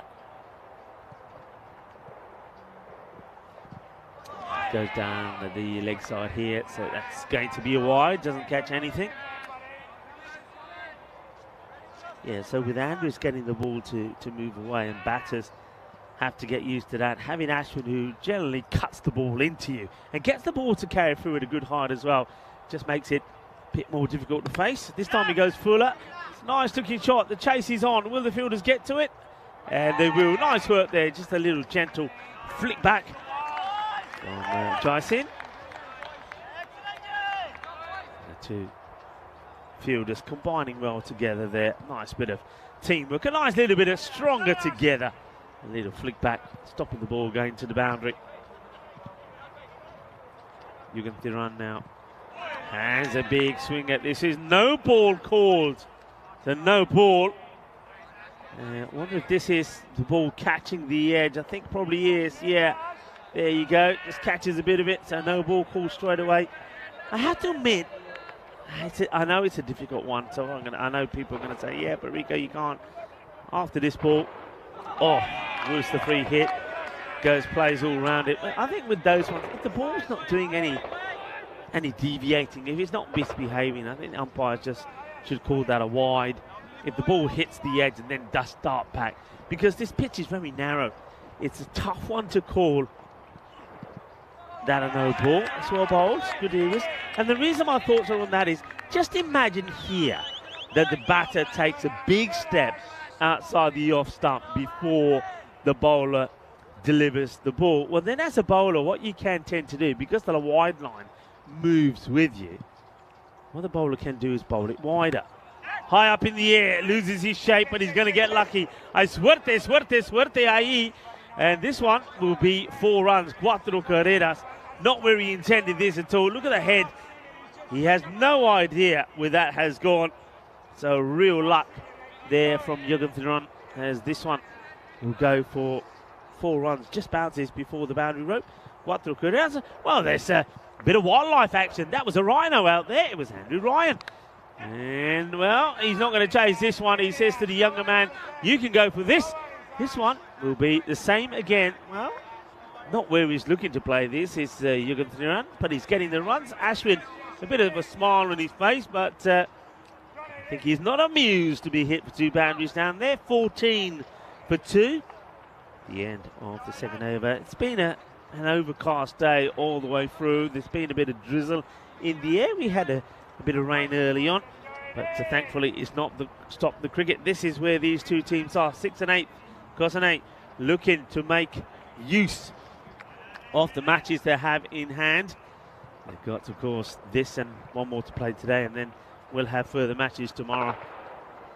Win those, they could pip the likes of Zalmi to that all-important 5th spot. Remember, the team at the top automatically will qualify for the final, and that could, at the moment it's Geneva, but Alton, if they win their last match, could do it. Then the others will play up against each other. Over pitch, and he gets this plenty. It goes all the way. A tremendous effort from Ashwin. I'll tell you what, if Milan Ashwin can't get there, nobody will, because he's a tall young man, and he is springing into action on the boundary, but he can't get there. Just goes a little bit too full, does Andrews, trying to get that away swing in play. This time short is a top edge. The keeper is after it. Under Iba. He gets there, gets the throw in. The stumps taken by the Rhino, Andrew Ryan. There he is. And, fellow commentator at times as well, Rhino. Nice to see him in action in the middle. He was in action in the box as well a little bit. But he takes the stumps. But the batters do come back for 2. It's another edge, gets done this time by the pace, and this time the ball will go all the way. कोशिश की काफी fielder ने पर चौका लग गया. A bit more luck, a bit more suerte. Well, swing the bat hard, and that's what Jürgen Thiran is doing. Luck, they say, and fortune favours the brave. Well, he is being brave, as he really is, swinging hard here at Andrews. Andrews, I think, maybe just take the pace off, get that swing into play. Oh, this has been peppered. He hits it hard, it goes a long way. Balle, ginna sona, shaka lagya. Well, that one does end up on the bank. It was right in the slot. Now, there's nothing edgy about that. That was a big strike, it was a monster strike. It's the over that they needed. All the 2s up there as well. Quickly, make a wish. 22 for 2. Firmly struck through the covers, but there is a sweeper out there. Jay comes in, gets a good quick throw back into the keeper. And Wasim Javed makes the stop. That is the end of the power play. So get a bit more movement in that one. That's pretty good over. 22 come off that one. So after a very good first over, which only went for 3, and 2 wickets came off it for Andrews. The second, not so good. It goes magical. 34 for 2. And well, here we go. It's Rhino time. Yeah, baby, come on. Give him some love. Andrew Rhino will come on to bowl. Andrew Ryan only has bowled the 1 over in the series so far, and it was the 9th in the first match to play. Didn't go well. He knows the world is watching. He knows we're talking about him. And he's going to start with the boundary. It's a very good shot. Not a bad delivery. It's outside the off. I think that's where you need to try and put it. But Jürgen Thiran, he waits for it, rocks back, and plays this beautifully. That's a really nice shot. 4 off the first ball. He's had a bit of luck, hasn't he, as Jürgen Thiran, but now he's starting to find the middle of the bat. 27 off 11. And goes Fuller, and he's down the leg side, clips a bit of the pads, so it ends up being a dot. So it's a good comeback. And good bit of swing there as well. I mean, it sort of starts on the stumps, and then he gets this movement away. Andrew Ryan would love to pick up a wicket here. I think there'd be some nice celebration from him as well. Maybe a blow a kiss to the cameras. And the umpire thinks about it, and no signal, so gets a dot ball. I think Yuga Thiran is going to be a little bit disappointed that he misses out on this. I think the umpire's just checking here because I think the big, strong physique of the Rhino got in his way, and he couldn't see whether the ball was a wide or not. And I think they may still be checking. I'm just wondering if we can see it one more time again. It looks like the umpire may want to check, or do we continue with it? And a wide eventually is called. And well, I don't think Andrew Ryan is too happy about it, but he gets on with it and he comes. And this one's played out onto the leg side, should be fielded. Good pick up. Keeps it to 1, so be happier, I think. Now bowling to Naresh Kumar.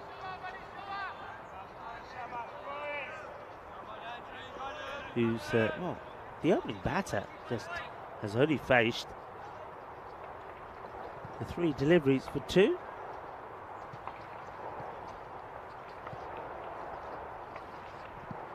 And he misses this one completely. He goes straight through. Good comeback from Andrew Ryan.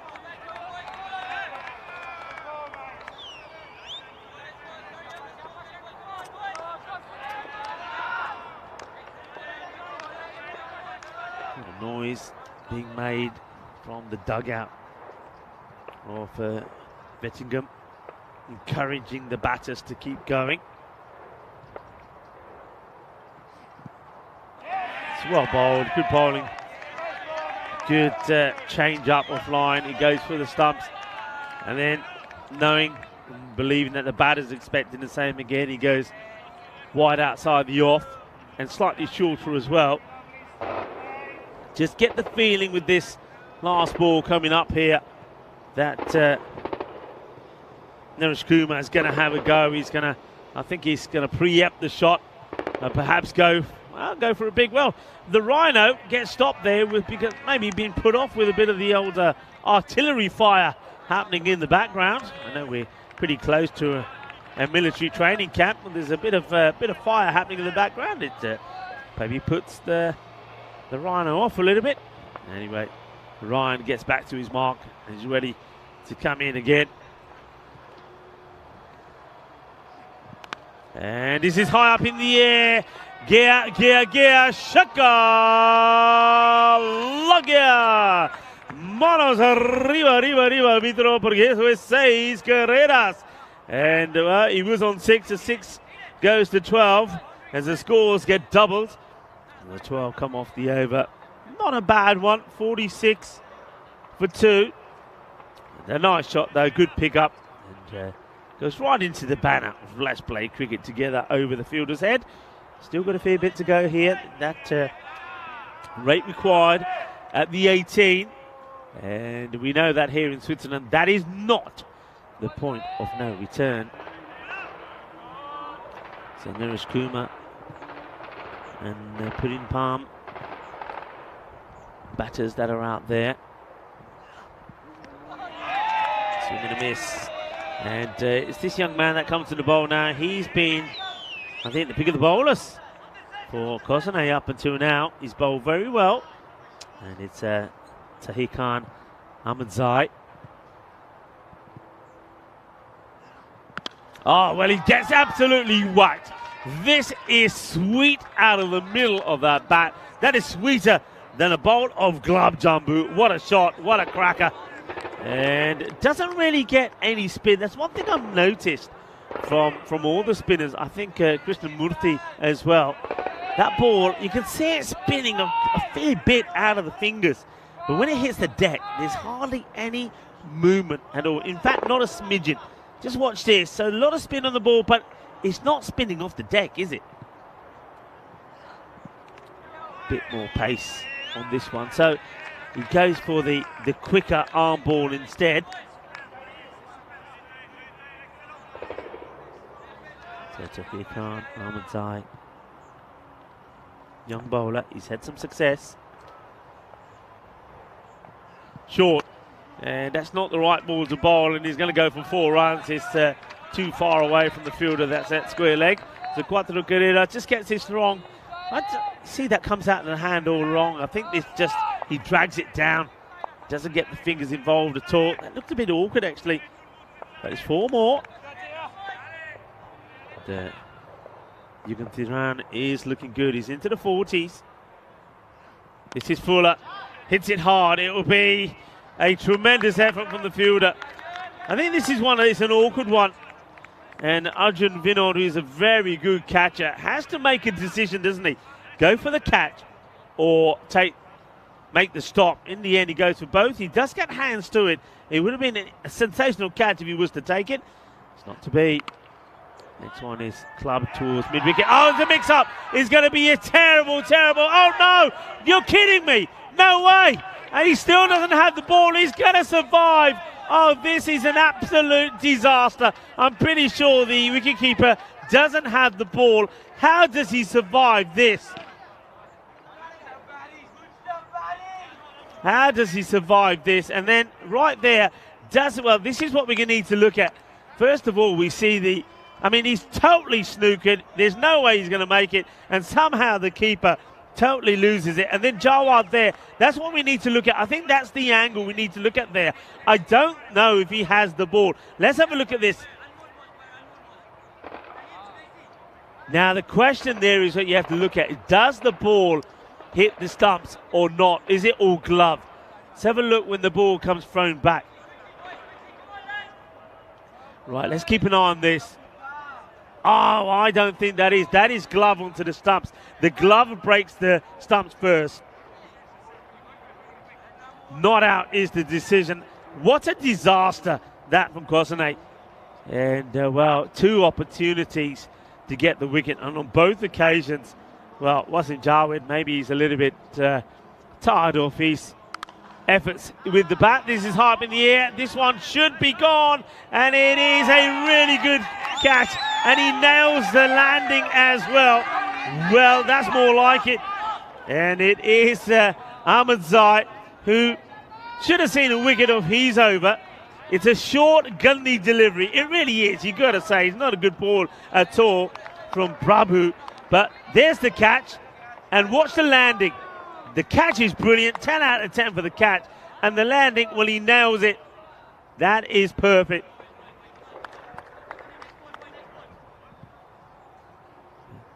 No ball called. No ball has been called. So while we were looking at the replay there, they've called a no ball. Oh, wow. So the no ball had to be because of the field. No ball called. So all that great work for nothing. The bowler can't believe it. He is fuming. Absolutely fuming. So not out. Oh dear, oh dear. This one gets played out onto the leg side. Crazy moments there. We saw what should have been run out twice. Then we see a great catch, but not out. And you see Mike Seals saying not out, not out. Well, not out. I think Mike Seals referring to the run out. Yeah, that was not out. And then we saw that next one there, not out. So a great catch being taken, but all in vain. All for nothing. Hit hard down the ground, and no way of stopping that. It's a tremendous strike. Superb effort, an acrobatic effort from Jay. Jay's in there patrolling the boundary, but he's not able to get this. He's just hit this out of the middle of the bat. Well, Naresh Kumar, I think it's about time he felt that he finds the middle of his bat as well, and he does. Animal. Prabhu. Hit hard. More work to be done there by the fielder. Does well. Ahmadzai. Well, there's the man who took a sensational catch. Well, he thought he did. Well, he did. He did take a sensational catch. I suppose what you have to say is it was a no ball. He saved the 7-up. That's the way to look at it. He did save the 7-up.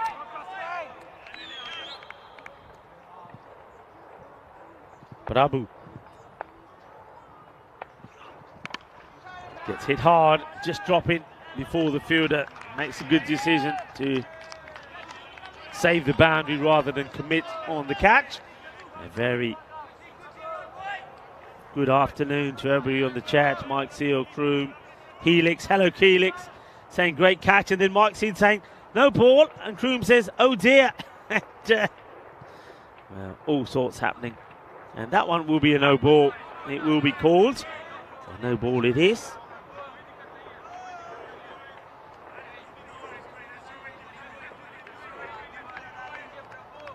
Catching the edge. So on something like this where the ball does deviate, I think you've got to call it. It's a tough one though, isn't it, for the bowlers? And I think I've commented already. And the first time I saw this one, as this one is a full toss and it's out of here. Balle, ginna sona, shakalagya. It's a nice juicy full toss at a nice height for the batter, who just stands and delivers. Gives it a whack. 6 more. Yeah, I said about this pitch, it's a difficult one to bowl and it's so narrow, and I think that makes bowlers go straight. And this one, we'll forget it, Ahmadzai. You're going to have to make your way over or around the batter. Ahmadzai in the end, he wants to go around it. He thinks that's a long way to go. Thinks about jumping it. Thinks, I'm not going to do that either. In the end, Shub says, don't worry, I'll go get it. And Shub is after it. Well, Shub needs to get after it. He had a big lunch, did Shub. Nice bit of pasta. Captain Gang. Where are we at the score here? 6 overs in. And 80 for 2. So that's another one that goes magical. That's what they need here, magical overs. But even by doing that, it's still a bit of a chase. But they have taken it down a little notch to 18 required per over from here on in.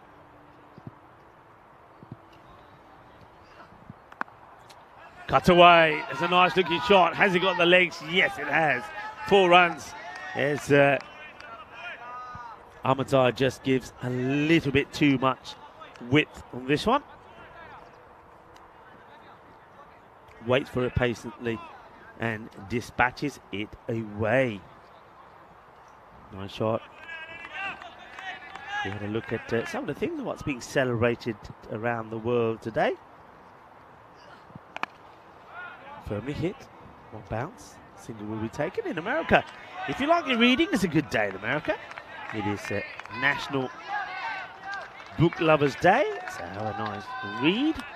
It's an International Day of the world's indigenous people today. And in America, well, you can hold hands and read a book as well, if you can, because it's a National Holding Hands Day as well. So find a partner and hold their hand. Why not? It's always nice to hold hands. So maybe you can hold hands and go for a nice little walk while you're watching the cricket on your device. This one gets played, trying to get it into the gap. And Jay makes the stop. There's the two boys that work in the ECN headquarters. Give each other a little high five and making sure that together, stronger together, they stop that one going past them. And, another big day that's worth mentioning, but don't want to go into too much detail about it. As we see another single, but singles don't hurt you. It's a Nagasaki Memorial Day today. It's all about a day which is help free the world from nuclear weapons and make it a better place for all of us.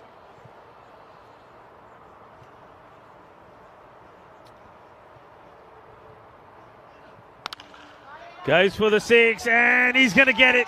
Balle, balle, balle. Nice shot. Well, that is sweeter than a bowl of rice pudding on National Rice Pudding Day as well.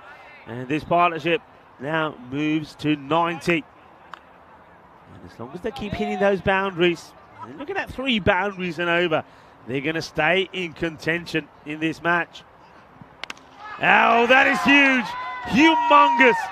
That is massive. Que guay, que golpe, que grande, grandísimo. Madre mía. Que fuerza tienes esta hombre. And he brings up his 50 in style as well, doesn't he? Yugen Thiran, 51 not out of 24 deliveries. 99 for 2. The rate staying at the 18 mark. Remember, this is what we've got coming up, starting on Saturday and Sunday. We do it here, international style. Switzerland, Luxembourg, and France will do battle. Certainly looking forward to that contest.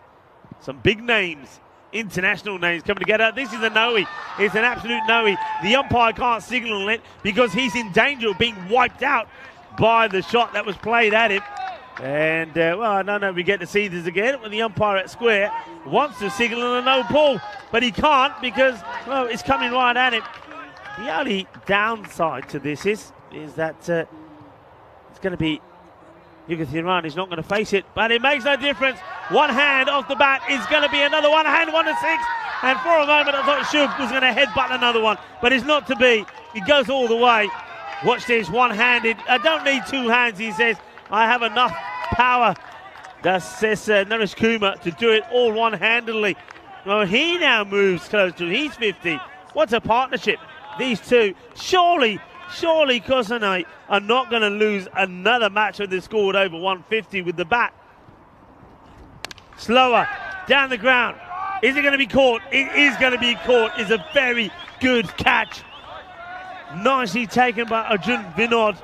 They needed this. They needed to break this partnership. Just hits the toe end of the bat. No power in it. And it is the wicket that they needed to break this partnership. Very nice catch taken by Vinod. So the two brothers combine. That's a nice moment, isn't it? Ashwin Vinod doing the bowling. And then Arjun Vinod takes the catch. And like I say, they needed to do it. 46 of 18. Took a while to get going, but then in that fantastic partnership of over 100 runs, they came together at 3 for 2. So a partnership of 105 has kept this match very much alive. The thing is now, a new batter comes in, and there's Niranjan. He's got to keep going, hasn't he? Standing a long way outside of his crease. That's pretty full. It could be a catch. Fielder comes in. Oh, he puts it down. Puts it down. He has to throw himself at this. It's a sort of a slow full toss. Throws himself at it, and it, well, hits his hands hard. I mean, they haven't called this probably because it's dipping and it's a slow ball, but he goes crocodile style, doesn't he? And the glasses get ejected. Oh, big swing. And the last thing that you need here now, Vettingham, is to lose Yugathiran, because he now becomes the key. And should we see and hear some more artillery fire? He gets a bit of bat onto it. This is a good over from Ashwin. They need it to be a good one. It is a good one. And just like that, with these couple of dots, and with that wicket, the rate once again up to that 20 runs required per mark. Snick, is he gone? Yes, he is. The umpire says you've got to go. And that is a huge wicket. That could be the match. That could be the wicket that decides which one of these two teams has a chance to try and progress for the finals day. He has that little kick, doesn't he? His trademark little kick before he goes for it. One of a few batsmen, in Europe that has this, but Yugathiran, he scores a fine half century, but it's going to be the end of him. Ball number 28 will do it. He'll go, and he's going to go for 52, and those wickets just falling, falling at the wrong time for the likes of Vettingham when they were up and about and making a lot of noise, weren't they? But now they've gone all quiet, and it is Ashwin Vinod, the national team player, that does the damage. And Andrew Ryan now comes back to bowl. He's second, starts off with a Gandhi ball down the leg side, and the batter really needed to punish this. It's a full toss on the leg. There might be, well, didn't know if they were checking the height on it. It looks like wide has been signalled. They decided that it was ducking, and I think the two umpires are having a chat with each other and saying, was it not? Well, wide has been signalled. And now, hang on a minute, they're going to look at it. And the umpire still, well, now a no ball has been called. So, well, okay, they do communicate and get it in the end. So no ball it will be. And the difference that makes it licensed to go the full Monty now for the batter, Niranjan. And it's been banged in. That's clever bowling. Well bowled. Bangs it into the deck. And, yeah, Rhino says, yeah, okay, I don't mind. I'll take that. But if I can get a dot ball in on when I'm on a free hit, I'll take it.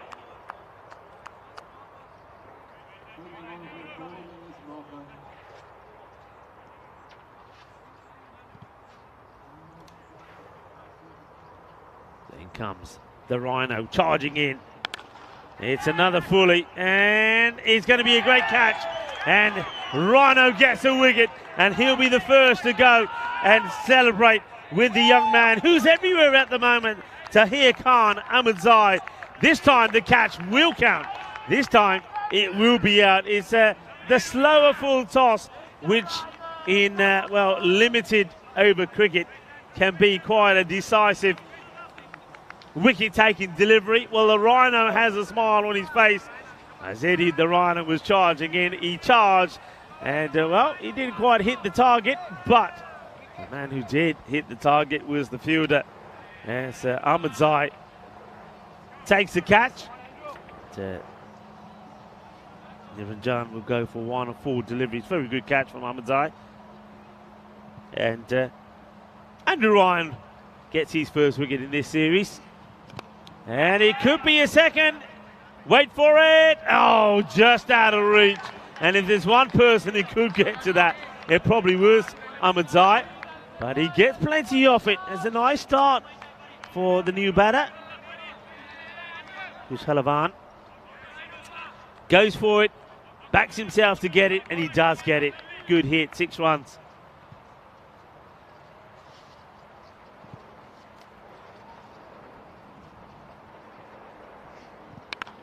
Plays this one along the deck.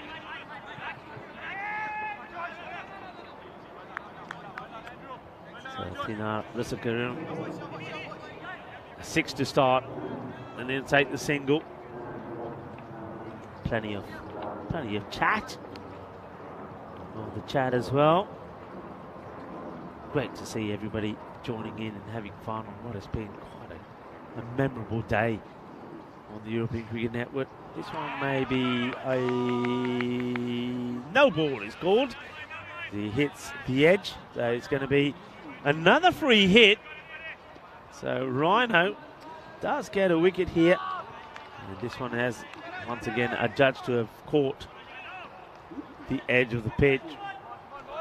It's a difficult one for the umpires as well. I mean Andrew Ryan is quite a broad, strong-built bowler, isn't he? He's got a good physique, so when he's bowling here, it's very difficult sometimes to see the line.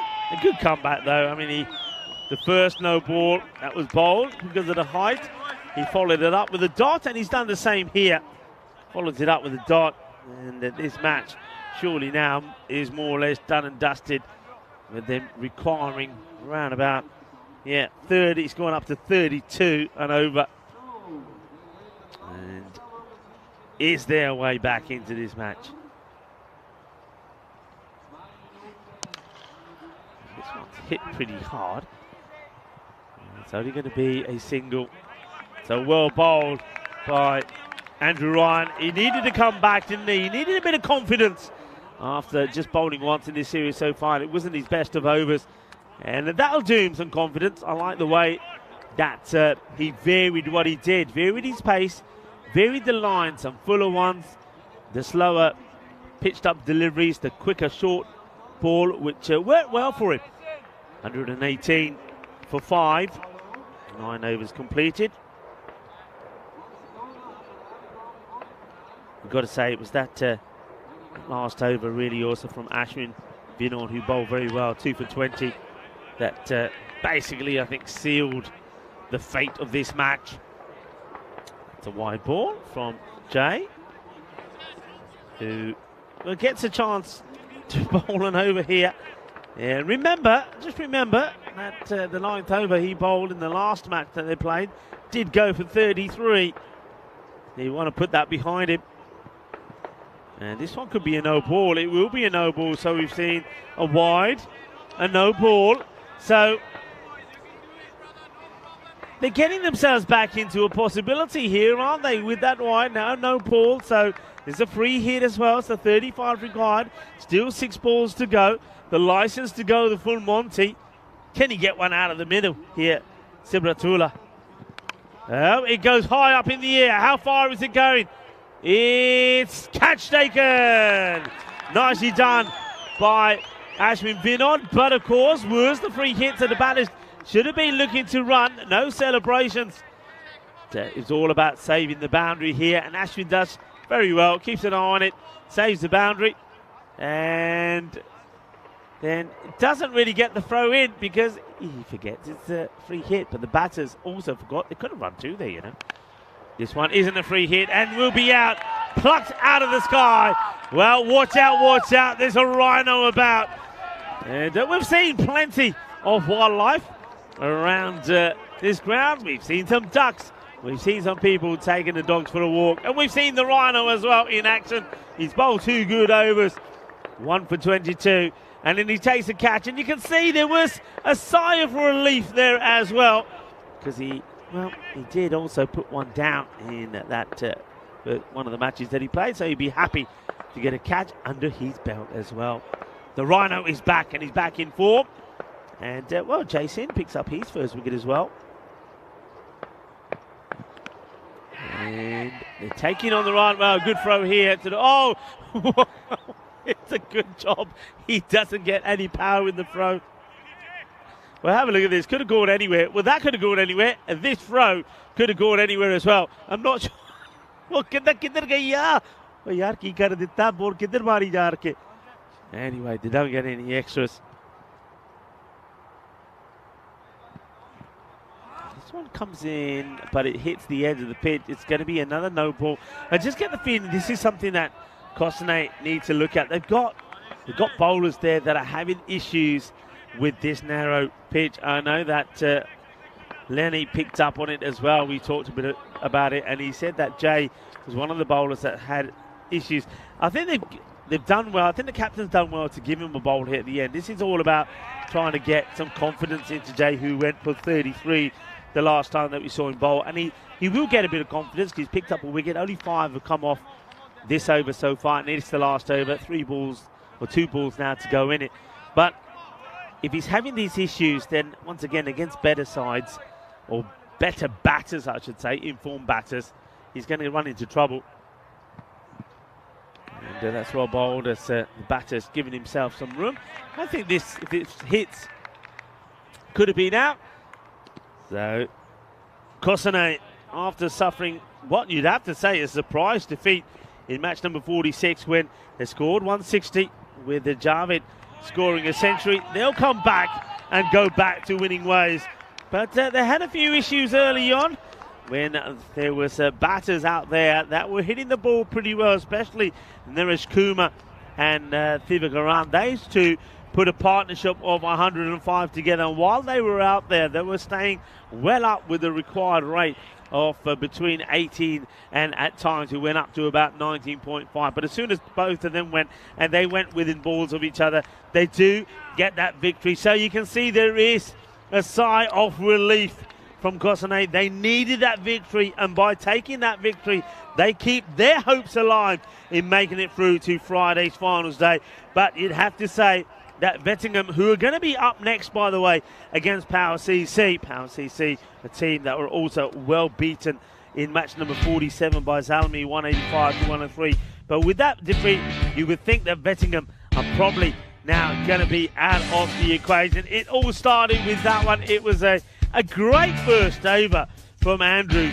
He took 2 wickets and only conceded just the 2 runs. And that was the LBW. It was full, it was straight, it was plump. And they waited a long time for the decision. Then that one, there was no doubt about it. It was a beauty. Probably the best delivery that I've seen in the series so far. Of course, I only just got here yesterday, so you'll have to ask the likes of Andrew Leonard and Vinny Sandu if they seem better, but that was a spicy one. But then after that, we saw the fight back. We saw what we wanted to see from Vetigum, a team that are looking to make it into Friday's final. And that partnership, though it started with a little bit of luck, you have to say, from some of those swings from the bats of Yogathirun, but once he got going, he started to find the middle of the bat and he played some beautiful shots. That was the first ball of Andrew Ryan that was smashed away. This one was big, it was humongous. That was a mammoth shot, and something had to give. They needed to break that partnership somehow, and well, they had opportunities, they didn't take them, but eventually they did come. And this one was a great effort from Vinod. He doesn't quite take that one, but he did take the catch a little bit later in the inning. But this was a terrible mix-up. Could have been out once, could have been out twice, and he wasn't. The thing was, though, then the very next ball, well, there was more drama the next ball, because we see a fantastic catch from Ahmedzai, but it was a no ball, so that one wouldn't count either. It was all happening out there, but that certainly one is that we probably could show on the highlight reel over and over again. But this one was a great catch. It was a great landing. All smiles until the umpire said no ball, but they did finally get that breakthrough. Good effort there from Jason. High in the air over the likes of Ahmedzai, but eventually the opportunity would come, and when it did come, we would take. And the first wicket to go, though, the first key wicket was Naresh Kumar, and it was, well, the two brothers that were to come into action. It was Ashwin Vinod doing the bowling, and the catching was from Arjun Vinod, and it went a long way up. That one, Chub was after it, he couldn't get to it, and this was the one. It came on the toe end of the bat. Great technique as Arjun Vinod came across to take the catch. It was a big over, wasn't it? Because there was a couple of wickets that came off it. That one could have been another. It wasn't to be, but that was the big one. That was the big one. A polite appeal from Ashwin. Turns around, says, "Hey, umps, how about that?" The umpire says, "Yeah, he's got to go." And that was it, really. The partnership with those two put together was 105, and then both falling between balls of each other. And no way back after that. There were a few boundaries. There were some great catches as well. That guy there, the young player, Cedric Khan Ahmedzai, he's somebody else that if they do get into the final, I think we expect to see more from him as well. He can certainly be a key, because I do believe, this is going to be my shout out here, the team with the better slower bowlers, the team with the best spinners, I think will go on to win, because I really do think that is what it's going to take to tame some of the big hitters that we have seen here in Switzerland in St. Gallen's. This match is coming up next. Wettingen is going to be taking on Power CC. It's Power CC, they struggled with the power, didn't they, early on in that match against Zalmi. Can they turn on the power? Can they boost that power, turbocharge it into a good performance from them this time round? Let's just have a look at that scorecard. Two batters really just to talk about, Naresh Kumar and also the Yogathiran. They put that 105 partnership together, but both falling within more or less balls of each other. And it was all the bowling of Ashwin Vinod. He bowled very well, and we'll see that reflected on the bowling figures here. Ashwin Vinod, 2 for 20, 2 wickets also for Aidan Andrews. His first over was spectacular, but the second one did go magical, but he gave them the perfect start. And with that start, they get the victory that they need, winning by 31 runs, even though they did have a bit of a sweat on. And the next match coming up in just around about 20 minutes time, just over that. So it gives you an opportunity to have a break, put the kettle on, make yourself a cup of tea, get a few biscuits to dunk in there, and then come and join us right back for the start of match number 49, where Lenny will join me back again. See you then. Hasta pronto, mi familia.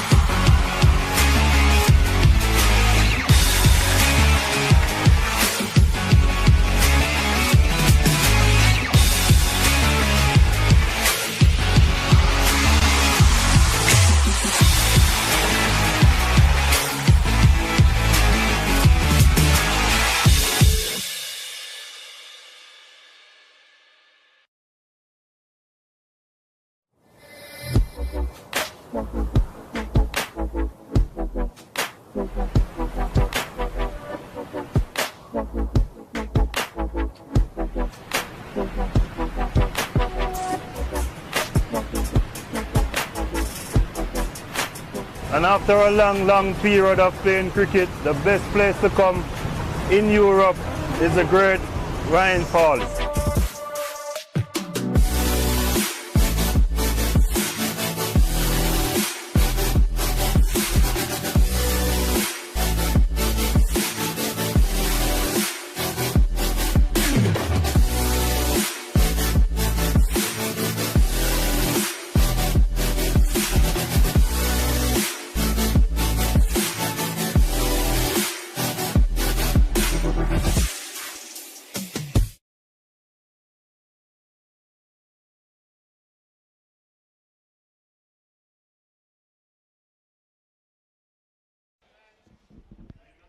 Well, good afternoon and welcome along to St. Gallen in Switzerland. We're in the east of the country, and as you just saw there from that little promo video, not just about the beauty and the tourism sites of the country with those spectacular Rhine Falls, but also a good bit about cricket in Switzerland, the St. Gallen CC featuring in that promo. And we're not just in the east of the country, we're in one of the most beautiful parts of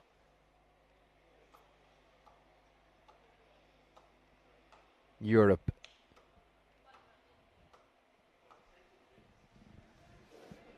We have got game number, well, how's your counting? 49. Just 6 to go after this one in the group stages, would you believe? It's rattled by, hasn't it? I'm sure the boys, Rico and Vinny, will tell you that it always does. But we've had such an entertaining day. This day in particular has flown by. And Vettingen now taking on the Para CC.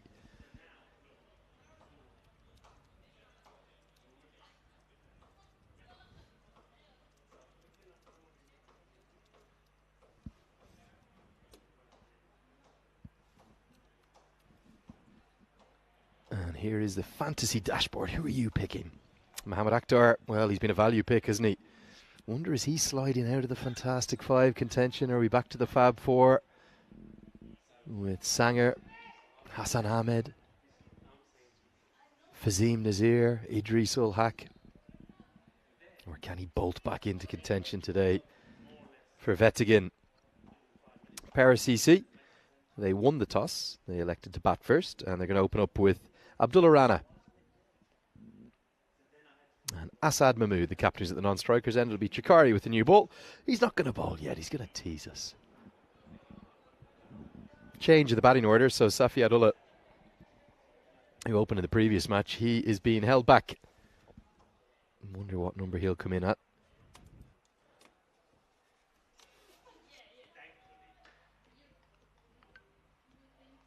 We'll have to wait and see that one. But we're all set for game number 49. Chikari with the new ball. Here we go. Well, maybe not quite all set. We'll start with a wide down the leg side. That will be given correctly, and we'll have 60 balls left.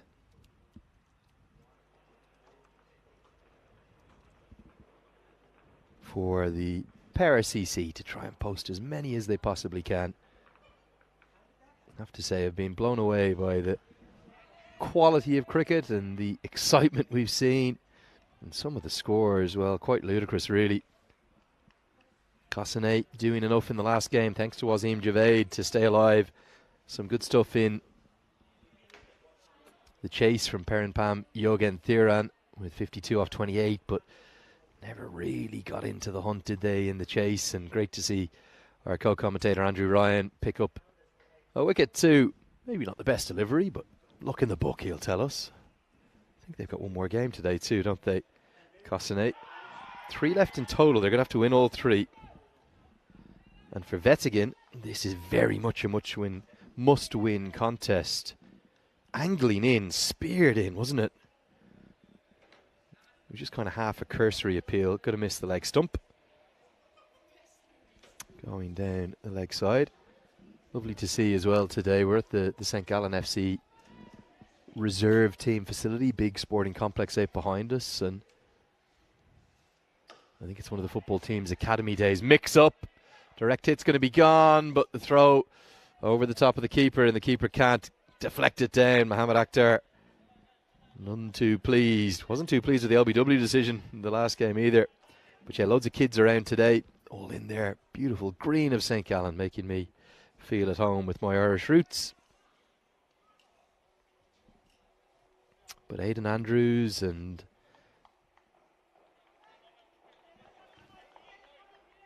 the keeper Wasim Javed, they've been brilliant. Back-to-back century partnerships, keeps Cossonay alive. They're going to have to win their last 3 to rob either Vettigan or the Pakhtun Zalmi the 5th spot. No ball signalled. I'm going to see if this is for off the wicket. No, didn't look like a front foot no ball either. Let's check the front foot. Oh, maybe it was a front foot no ball. Maybe just. Hard to tell always. We don't have a side on camera that end. And the free hit is clubbed down the ground and into the dugout where it's put down by one of his teammates. Good shot. The free hit punished to the maximum. I think it might have been Ansarullah Safi, the keeper, who's put it down in the Power CC dugout. Good player, isn't he? Assad Mahmood gets off the mark in style with the maximum. But yeah, poor old Power CC, they're playing for pride here, really, in essence. Slingy action, doesn't he, Chikari? Still one ball to come because of that no ball that was signalled. Could have seen it given as a wide, but maybe just the front foot didn't get behind the line. And our eagle-eyed umpiring team have had a really good day. They've found their zone too. They've got into the zone, haven't they? Outstanding decisions all day. That's whipped into the leg side. Should be probably a couple if they turn quickly. They do. So 2 runs to close out a double-digit first over. 11 have come off it. The Power CC are now 11 for none. This is the Bat v ball. What does the supercomputer think? Well, it expects a very tight game. We still haven't had a golden ball. Oh, God almighty, I don't know what the counter is up to now. Well over 100. But they're expecting a really close one. Could this be the day where the prediction I made that we'll definitely have a golden ball here in Switzerland, that it kicks in? Rana and Mahmood get 11 from the first over, but like I said, the Power, they've got 2 games left. Even if they win both, they're going to be a point short of the Zalmi in 5th place. And also for Vettigan, problem for them is, well, they have to win, don't they? They don't just have to win. I think they might need to win by a margin. We'll see the points table updated in a moment to give us the exact net run rate calculations. As this goes into the air, not out of the middle of the bat. We'll need a boundary check to see whether this has gone for 4 or 6. It's a top edge, definitely, no doubt. And this is going to be close. Let's have a look. Go slow here. 4. Yeah, great camera work as always from the team.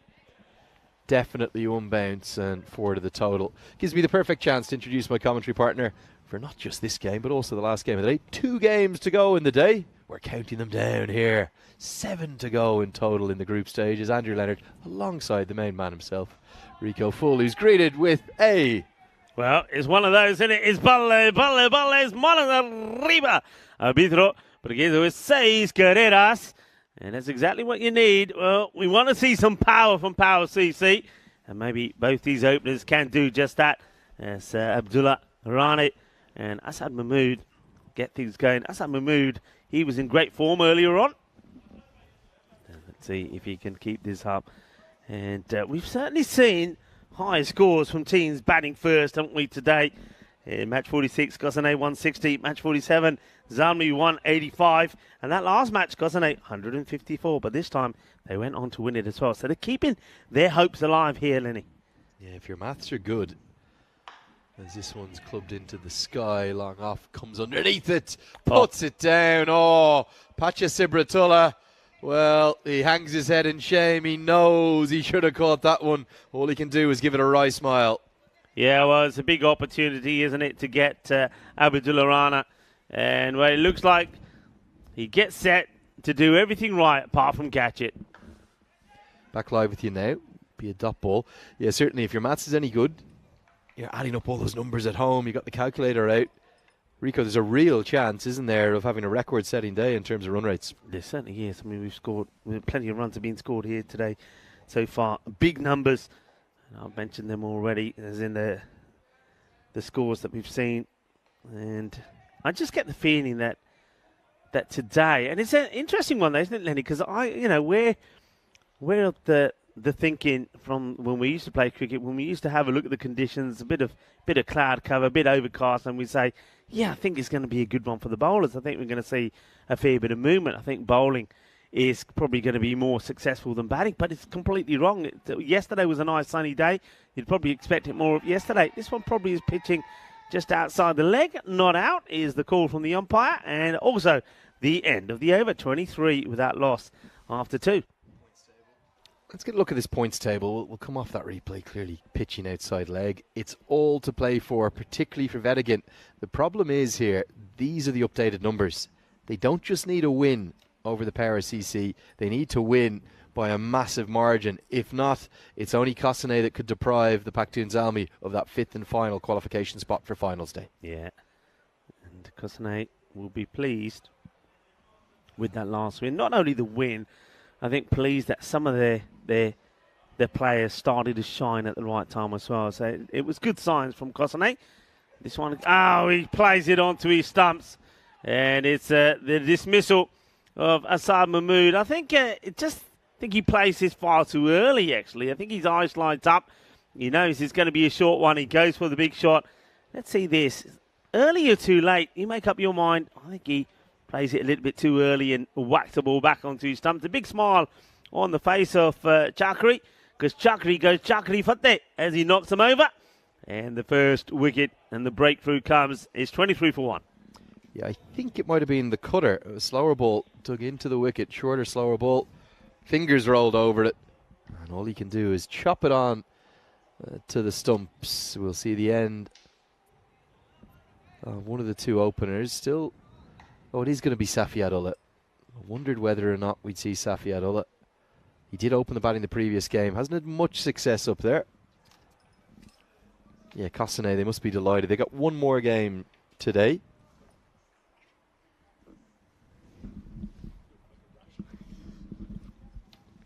And they'll need to win it. They're going to have to win out, aren't they?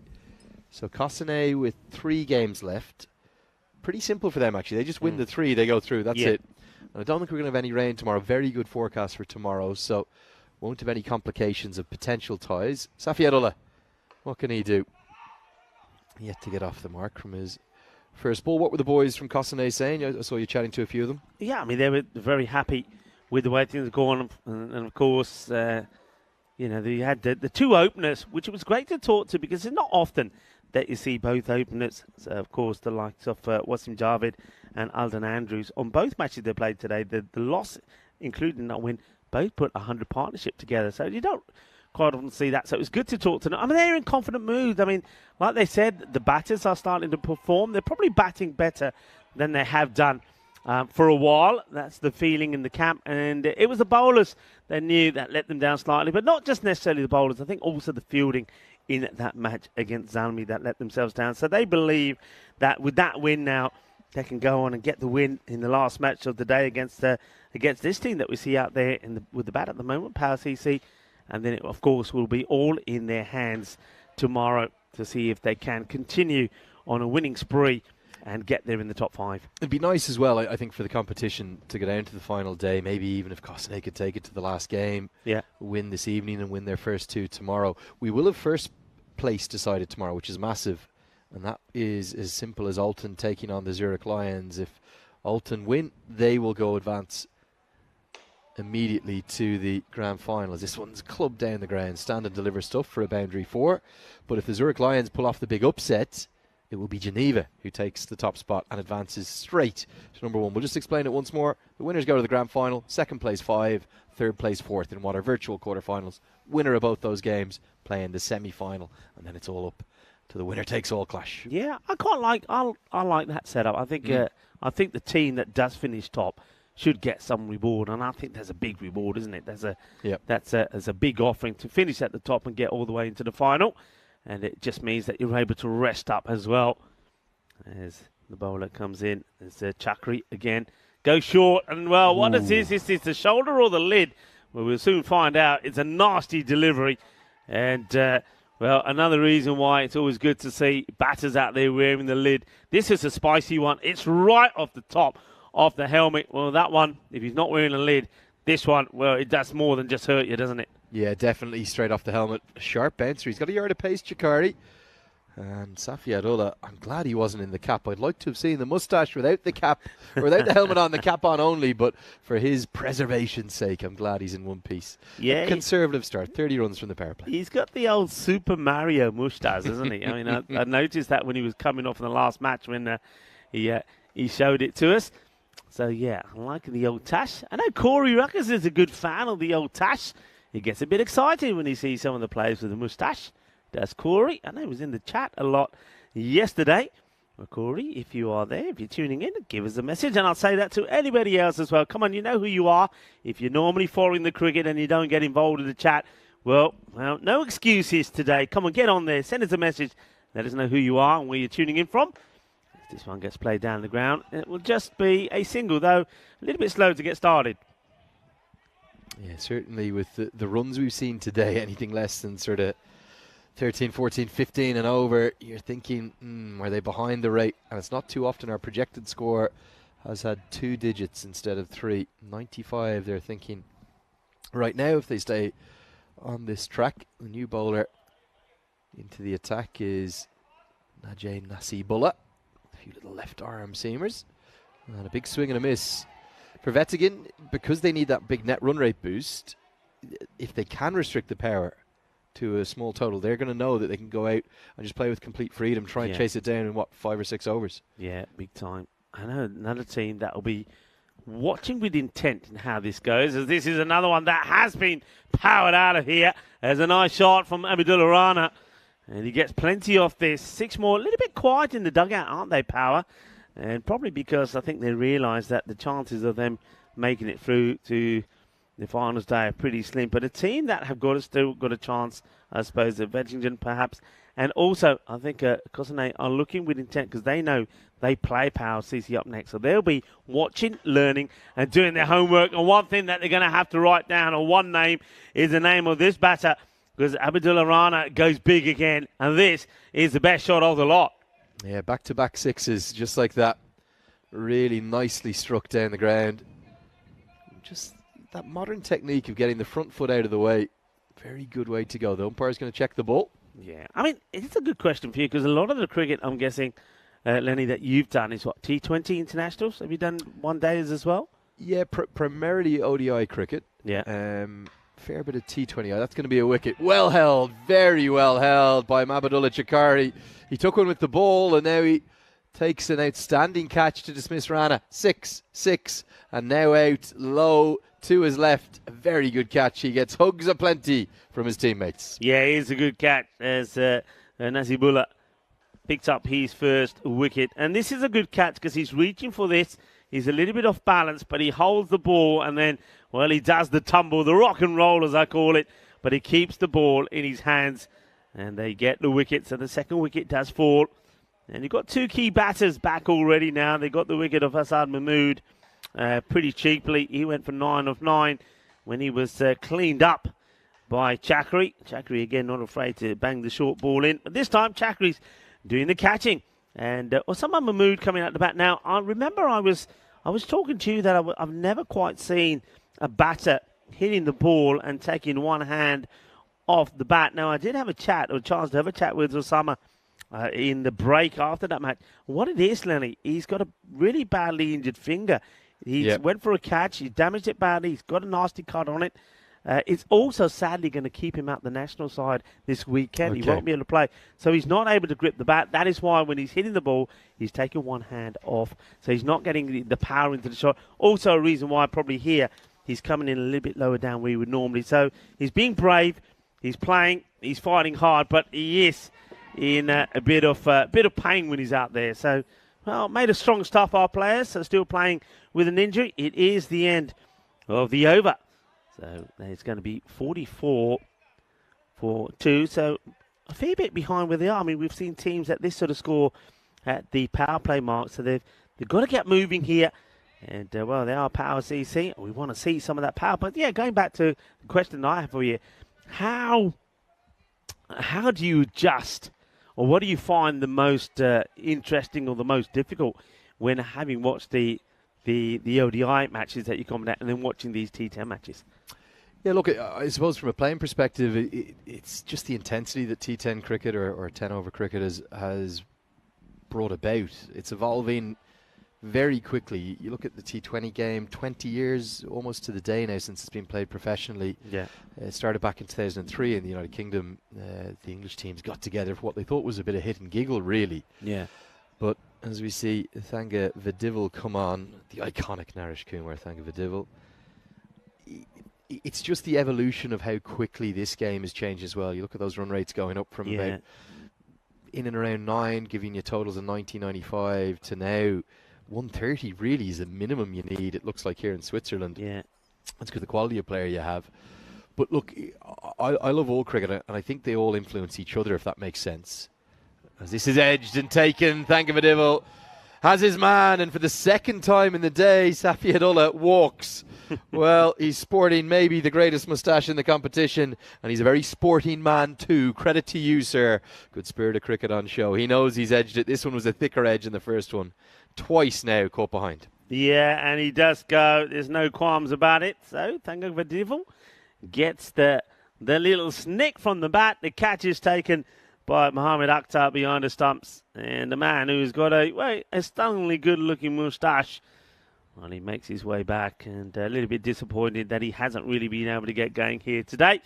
And a new batter is on his way out there. It's going to be Ansarullah Safi is going to go out and join Usama Mahmood out in the middle. But losing batters pretty quickly.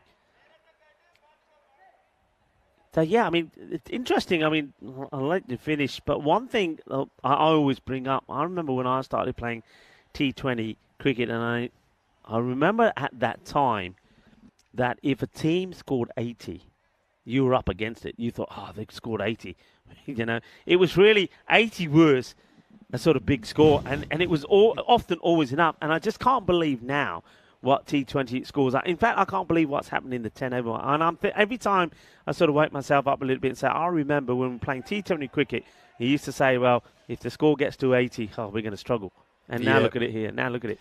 Yeah, we had an Alan Murray Cup competition in the early 90s. I think it actually started in the late 70s in Ireland. Ireland innovated a bit and had some T20 cricket. But, yeah, certainly 100 would have been par, 120 would have been a good score. And that's pretty mind-blowing when you think that we're going miles past those rates in double the length. It comes back, I suppose, to what you're watching growing up. This is clubbed away, going to fall short. So if you think about all the cricket we would have watched growing up in the 80s and 90s, it was almost entirely test cricket with the occasional one-day internationals. And a good score in an ODI, pitches aren't that different either. Yeah. Certainly in the 90s, 220 was a good score. So T20 has influenced the 50-over game a massive amount. For me, it's made it a much better product to watch too. Yeah. As you think about the 2015 Cricket World Cup with regularly 400 being gone past, and now they've got the balance beautifully right in ODI cricket, I think, with the 2 new balls and enough there for the bowlers to be offered value, and the captains learning that if they take wickets, they're so valuable that they actually captain aggressively. They keep slips and catchers in place. That's why I love ODI cricket. This goes a long way up. Should be a good chance to take it at long on, and he puts it down, and to add insult to injury, it goes over the rope, and the 50 comes up. It should probably have been taken. Wasn't easy for Gushalavan, but he's put it down. Yeah, Gushalavan, and the worst case scenario here is that he then also pushes the ball onto the boundary rope, and it will go for 4. So that's disappointment. It's a catch that goes down. So even though they've lost a few wickets and the game goes slow here, 51 for 3. They've had some luck go their way as well, have Power CC, but they haven't up until now been able to capitalise on it.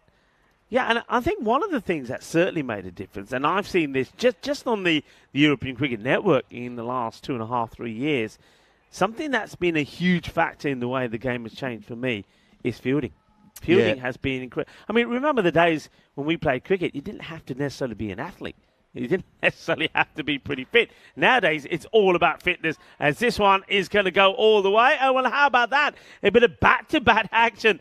He's been blasted by the batter. It's a good hit from Mahmood. And then, well, the batter who's yet to come in bats his back into play. That's Rihesh. Well, nicely done. A few throwdowns for him. Probably just as well that didn't cannon into Safiatullah, who was looking a bit despondent having made another low score. But it's another one-handed six. Remember, Mahmood is having to bat like this because of his hand injury. He told us in the live chat, didn't he? He's got those ligaments that he's damaged. He was told not to play for 2 to 4 weeks. He's keeping going. Baseball style, back-to-back sixes. Well, I tell you what, if you can hit him with one hand that far, well, he's another guy when he's got two good hands. He should be clearing this stadium. That's a big hit. And got to be honest, though, if you're a batter and you've got an injury, this is exactly where you want the bowling because you can use one hand to do it. You can't use one hand to play the cut shot. So if you're the bowler here, you've got to be thinking that. And I think, well, Gushalavan, who put the catch down, remember, now he comes on the bowl. Well, he's bowling runs. He's gone for 2 sixes or 2 balls. He's got to go outside the off. Great credit to Osama Mahmood. He's been dropped this time for 6. He's playing one-handed in essence. He's gone 6-6-6. The second drop, it's Naranjan Manakavaskar. Should have been held. Yeah, it definitely should have been held. And this time, oh, it gets punched over for 6. Well, the bowler will know all about this. Gushalavan, he can't give it any lip because he did it in the over before. So 3 sixes on the spin here from the injured Mahmood. That's better. That's where you need to be. You can't be hit for a one-handed 6 if you're bowling outside the off. So finally, he gets the ball in the right areas. Yeah, huge credit to Mahmood. I just think the way he's battling through for his team. And even he could have come and played, and then when the hope of qualification went, he could have given it up. Foolhardy, you might say. I think it's very brave and admirable. And somehow he's keeping hitting sixes. That is the 4th in the over. And this is a beautiful cricket shot. Yeah, delightful shot, isn't it? And I like the back kick to just put the extra oomph, the extra bit of power into the shot. Nicely played. Gushalavan waits. He's a tall guy as well, isn't he? So if he gets full swing into it, it does go the distance. Again, loses his top hand off the bat, but he'll keep the strike because he's hit 25 all off his own bat off the over of Gushalavan, who's gone the distance. 6 have been bowled. It's 76 for 3. Yeah, and I think you're right. I think Usman Mahmood certainly doing his bit for his team. It's going to be disappointing, I think, for Power CC. They know that the chances of making finals day are not going to happen. And on a personal note for Mahmood, I mean, because of that injury, he knows that he's not going to be able to take part in the ECIs this weekend. And he was one who was telling me he's very disappointed. You know why he's very disappointed? Not the fact that he's not going to be playing Nelly, but because he was telling me that the weather for the weekend is going to be stunning. It is going to be just as I fly out, is it? It is going to be nice and no hot. Coincidence. No coincidence I at all. wasn't going to rub it in any more than that, but it's going to be lovely and hot. I'm sure it's raining in Dublin. Just hope it doesn't well, rain. you should be getting back. You should be getting a fanfare welcome. You haven't been back home for how long? I've been in and out maybe 4 times in 2 years, and each of those have been, well, I don't think I've had more than a week at any point. Did get back for the parents' 50th wedding anniversary in January, the golden wedding anniversary. Oh, that that's was something special. Yeah, it was lovely. But no, very much a lot of time on the road, and just got the schedule for the next few months with all those T20 World Cup regional finals that are coming up. Another one-hander, and another one-hander out of the ground. I'm not sure how he's doing this, but Jürgen Thieren is treated with another one that goes the distance. And there's a few young kids there, the football kids. Well, they nearly got to understand just how hard cricket ball is. Oh, yeah. Well, come on, boys and girls. Move out the way from there, or if you're going to stand there, don't be turning your head to where the ball's coming from. Keep looking in front of you. Well, Shuby's out there. He's patrolling. Mind you, if Shuby's patrolling, I don't have too much confidence, I have to say, because Shub ain't going to stop anything. He's not got a great track record, does he? And he's looked particularly out of form in the difficult fielding conditions. Yeah. Great to see those young kids really enjoying the cricketing action, though. They're looking on so inquisitive, aren't they? Yeah, that is wonderful. That's what I really liked yesterday, when it was this part of the day from here on in where a lot of the kids have probably finished their holiday activities, whether it's football, they're playing out the back, boys and girls, or whatever the sport is, and then they come out here and they sit and watch the action. Sliced up in the air. It should be a straightforward catch. It is. So the brave innings from Mahmood comes to an end. 34 of, that was ball number 11, but still a fantastic strike rate and scoring with just one hand. And that's what you've got to admire about this. And you can see straight away he takes the gloves off. And it's a tremendous effort, a straightforward catch there, but yeah, well batted. And you can see there, even there when he's holding that bat, look at the finger. He can't bend that finger at all. It's bandaged up, and as soon as he gets off the field of play, he'll get that bandage, those two fingers bandaged up together. So that's a real tremendous effort and some really good hitting. And he's got his team to a score, and now it's up to the other batters to keep it going from here on in. I mean, they should be getting to around about, the projected score here, I would guess, has to be around about 130. Yeah, I think 130 plus would be what the pair would like. The problem for Vedigan, well, even if they chase that 130, I don't know the exact calculations. We might be able to try run some numbers at the halfway stage. But I think they're going to need to chase it down in something like 5 or 6 overs. That's just a guess off the top of my head. We're kind of a slightly educated guess. We'll look at that. That should be okay, dipping beneath the waist high. In fact, given as a no ball. Ooh, a little harsh maybe on Jogan Thieren. But here comes the free hit. The free hit skews off an outside edge towards the long off fielder, who picks up nicely. We'll keep it to 1. For Vedigan to do that, let's say they need to chase it in 6 overs. We'll get you the exact number in the second half of this chase. But if they need to do it in 6 overs, they have to restrict the power to, 110 tops? Yeah, I'm guessing. That's nearly 20 and over then, to do that in 6. And the reason they need to do that, they've got to get a net run rate boost. This will be 4 more. Maybe the dream of qualification is slipping away from Vedigan here. Yeah, this is a nice straight hit down the ground, and there's enough on the ball to split the two fielders. Nicely done. Hello to James Stewart. Hope you're well. And Kroom, of course, is in the chat as well. And Kroom, there'll be a no ball. Free hit incoming, pitching off the pitch. Yeah, Kroom and all of the moderators doing a fantastic job. And I hope you're well. And just to remind everybody, plenty of cricket still to come from Switzerland. This one gets played towards the fielder, who makes a meal of this. The ball will slow down as it comes to a spinning stop just before the boundary as the throw comes in. Yeah, loads of cricket still to come. 5 matches, of course, tomorrow. And then we got finals day here on Friday. And then is international action on what is promised to be a sunny weekend here in St. Gallen's. Well, this one has been launched. And it's going to be 6 more. Manos arriba, arbitro, porque eso es 6 carreras. Yeah, big hit right into the slot, and he gets the slog sweep out to get it all the way over the rope. See, some big hits. We really have a couple there in the previous game, went right the way up onto the bank. I know it was in a losing effort as Kosane got the win. That's what we got to look forward to in September and August.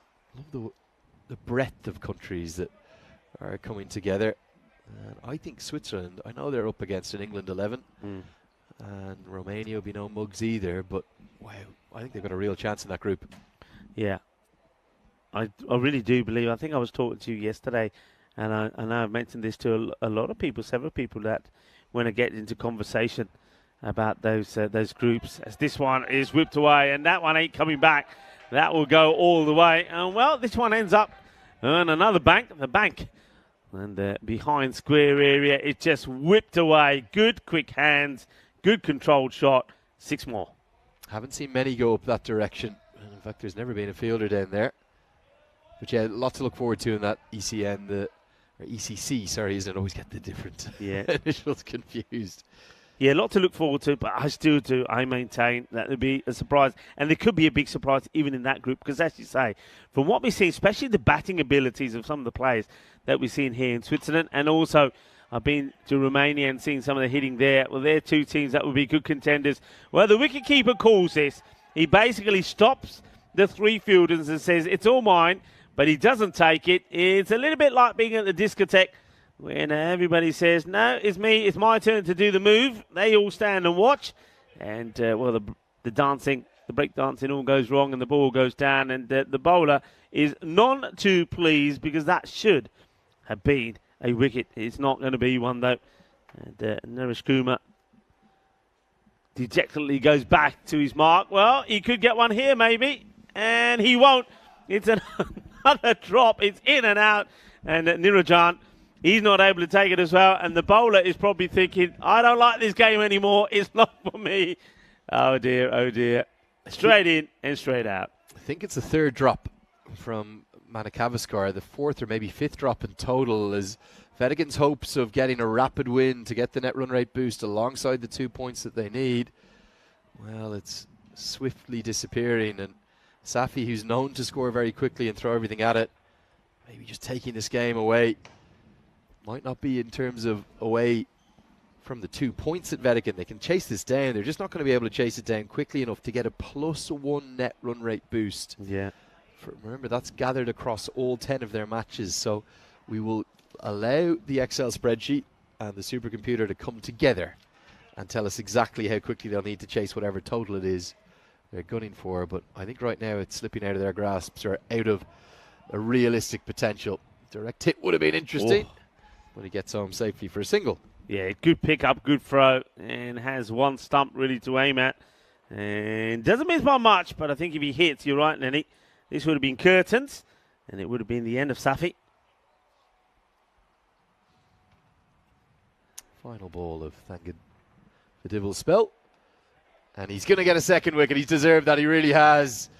Football kick of the ball away by Mohammad Akhtar, the keeper. I just think the Vetican side know that the life is going out of their campaign. Unless they can finish brightly, maybe restrict them to 120 somehow. Yeah, I mean, he could be the key, though, isn't he? I mean, behind the keeper, Mohammad Akhtar, we saw him play some stunning shots yesterday. He's a small chap, which means he's very nimble, and he gets low. And some of the shots that he played yesterday were outstanding, particularly in that knock when he scored 36 of just 18 deliveries against Geneva. He was the only batter, really, to have made any contribution against Geneva. So he's got to be at his best. But yeah, it's all about how many they end up chasing. 108 it is at the moment. Yeah, I mean, you're right. If they can really put the slowdown on here and try to restrict that score to sort of 120, 125, they have an opportunity. But you're absolutely right. We're going to leave that to the super-duper computer to work out things for us and let us know. But they're going to have to go some. Promise to get you a calculation at the halfway stage. Won't do it before then. That's really not going to help, because it's going to be at least 2 free runs. It should be 3, really. Oh, could be a run-out chance. Gone. Trying to get back for another one. I think it was Saeed, wasn't it? Asadullah Saeed. Yeah. The new man Chima's at the non-striker's end, because it was the first ball of the over, and a rather clueless piece of running. 2 runs to the total, both wides. But this is out by a long way. Yeah, he's not even in the picture, is he? I mean, you've got to know by now that this outfield is pretty slow. He wants it. He just turns and runs. And you can see the batter, the new batter that comes out there, Chima, says, okay, if you want to go, you go for it. So Chima goes. And that means that Rosette comes out. This guy can hit the ball pretty well. And it comes in pretty low for me, actually. He's a good, clean striker off the ball. Is Rosette. He joins Chima out there.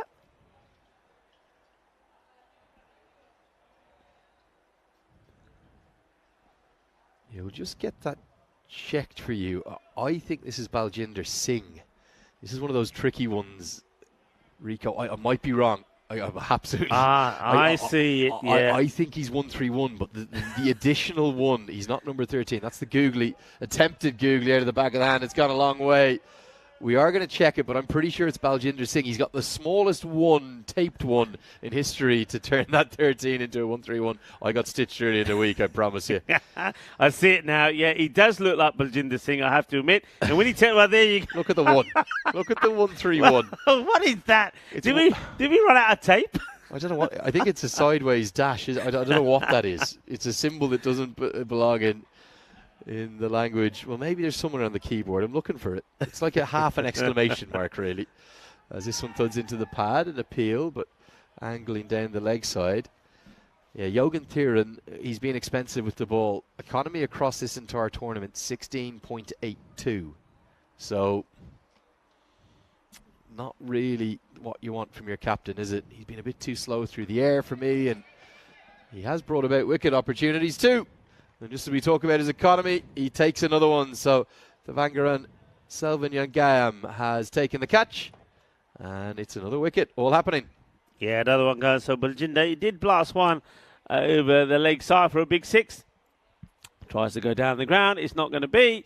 He gets a pat on the back. Thank you for coming, says the fielder. I think, who was that? That was Nasibullah. So, well, Baljinder, well, at least we did get enough time in his innings to get his name right anyway. So now, this is Rasek now who comes in. He hasn't got any funny doodahs after his number.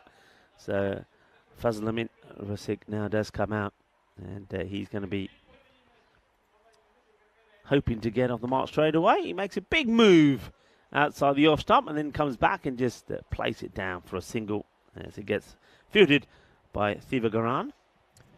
Well, I feel a bit bad now for bringing this up, but Parampam Jogan Thieren, the captain of Vettigan, is hammered away for 6 more, right on cue for the stat I'm going to give you. Of the bowlers who have bowled more than 10 overs in this competition, I think that's a pretty fair, minimum qualification. Yeah. He's the most expensive of them. Yeah, well. Just like I thought he'd been expensive. I went to have a look up of it on the website. So of those who bowled 10 or more, there's a couple who bowled 5 or more who've gone for less. But he's going at nearly 17 runs per over. Extraordinary. That's on average, remember, yeah. Rico, as well. And with the ball to go in this spell, he's gone for 38.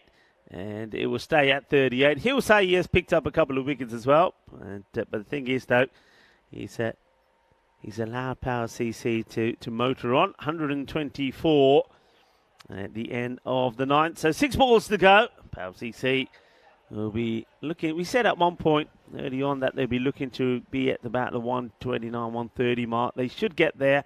They're looking to try and get beyond. Should be at least looking for a minimum 10 off this over, shouldn't they? I mean, if they can get the 15 plus and get to about 140, they'll be pretty satisfied with how they finish the innings. Then it's all going to be over to the supercomputer. I'm going to say it's going to be close to undoable. I think with 140 on the board, they're going to need to chase this in about 4.5 overs. Something like that. I just can't see it being achievable, particularly if the runs keep coming in this final over. They have fought hard, Vettigan. They've impressed at points. Mohammad Akhtar, a flying start to the tournament. He's going to have one last chance to show us that he belongs in the Fantastic Five, or I might be shrinking it back to the Fab Four, Rico. And those 4 standouts, well, they have lit up this tournament. They really have. Arif Sanger with 534 runs, Hassan Ahmed with 477, Fahim Nazir with 421, and Idris Haq with 314 at a strike rate of nearly 300. They've been the 4 best batters in the tournament.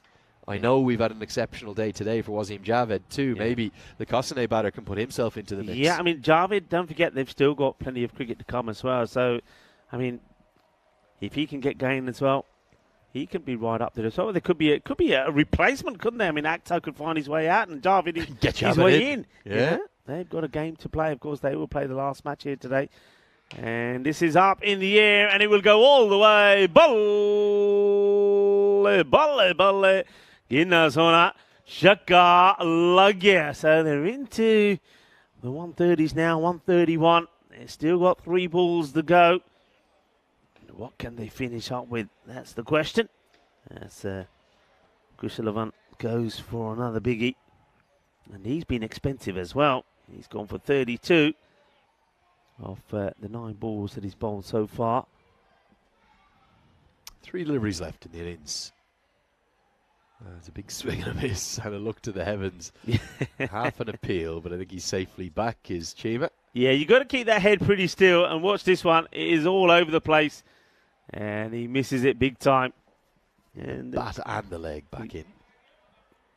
Lovely look of the ground as well. I do like this view. I mean, wouldn't it be wonderful if we can go to the top of the other end and get the similar view? Because the scenery behind us here, I mean, when you walk over that little flyover and you see the scenery as well, this one is going into some of that scenery. That is a biggie. It's 6 more.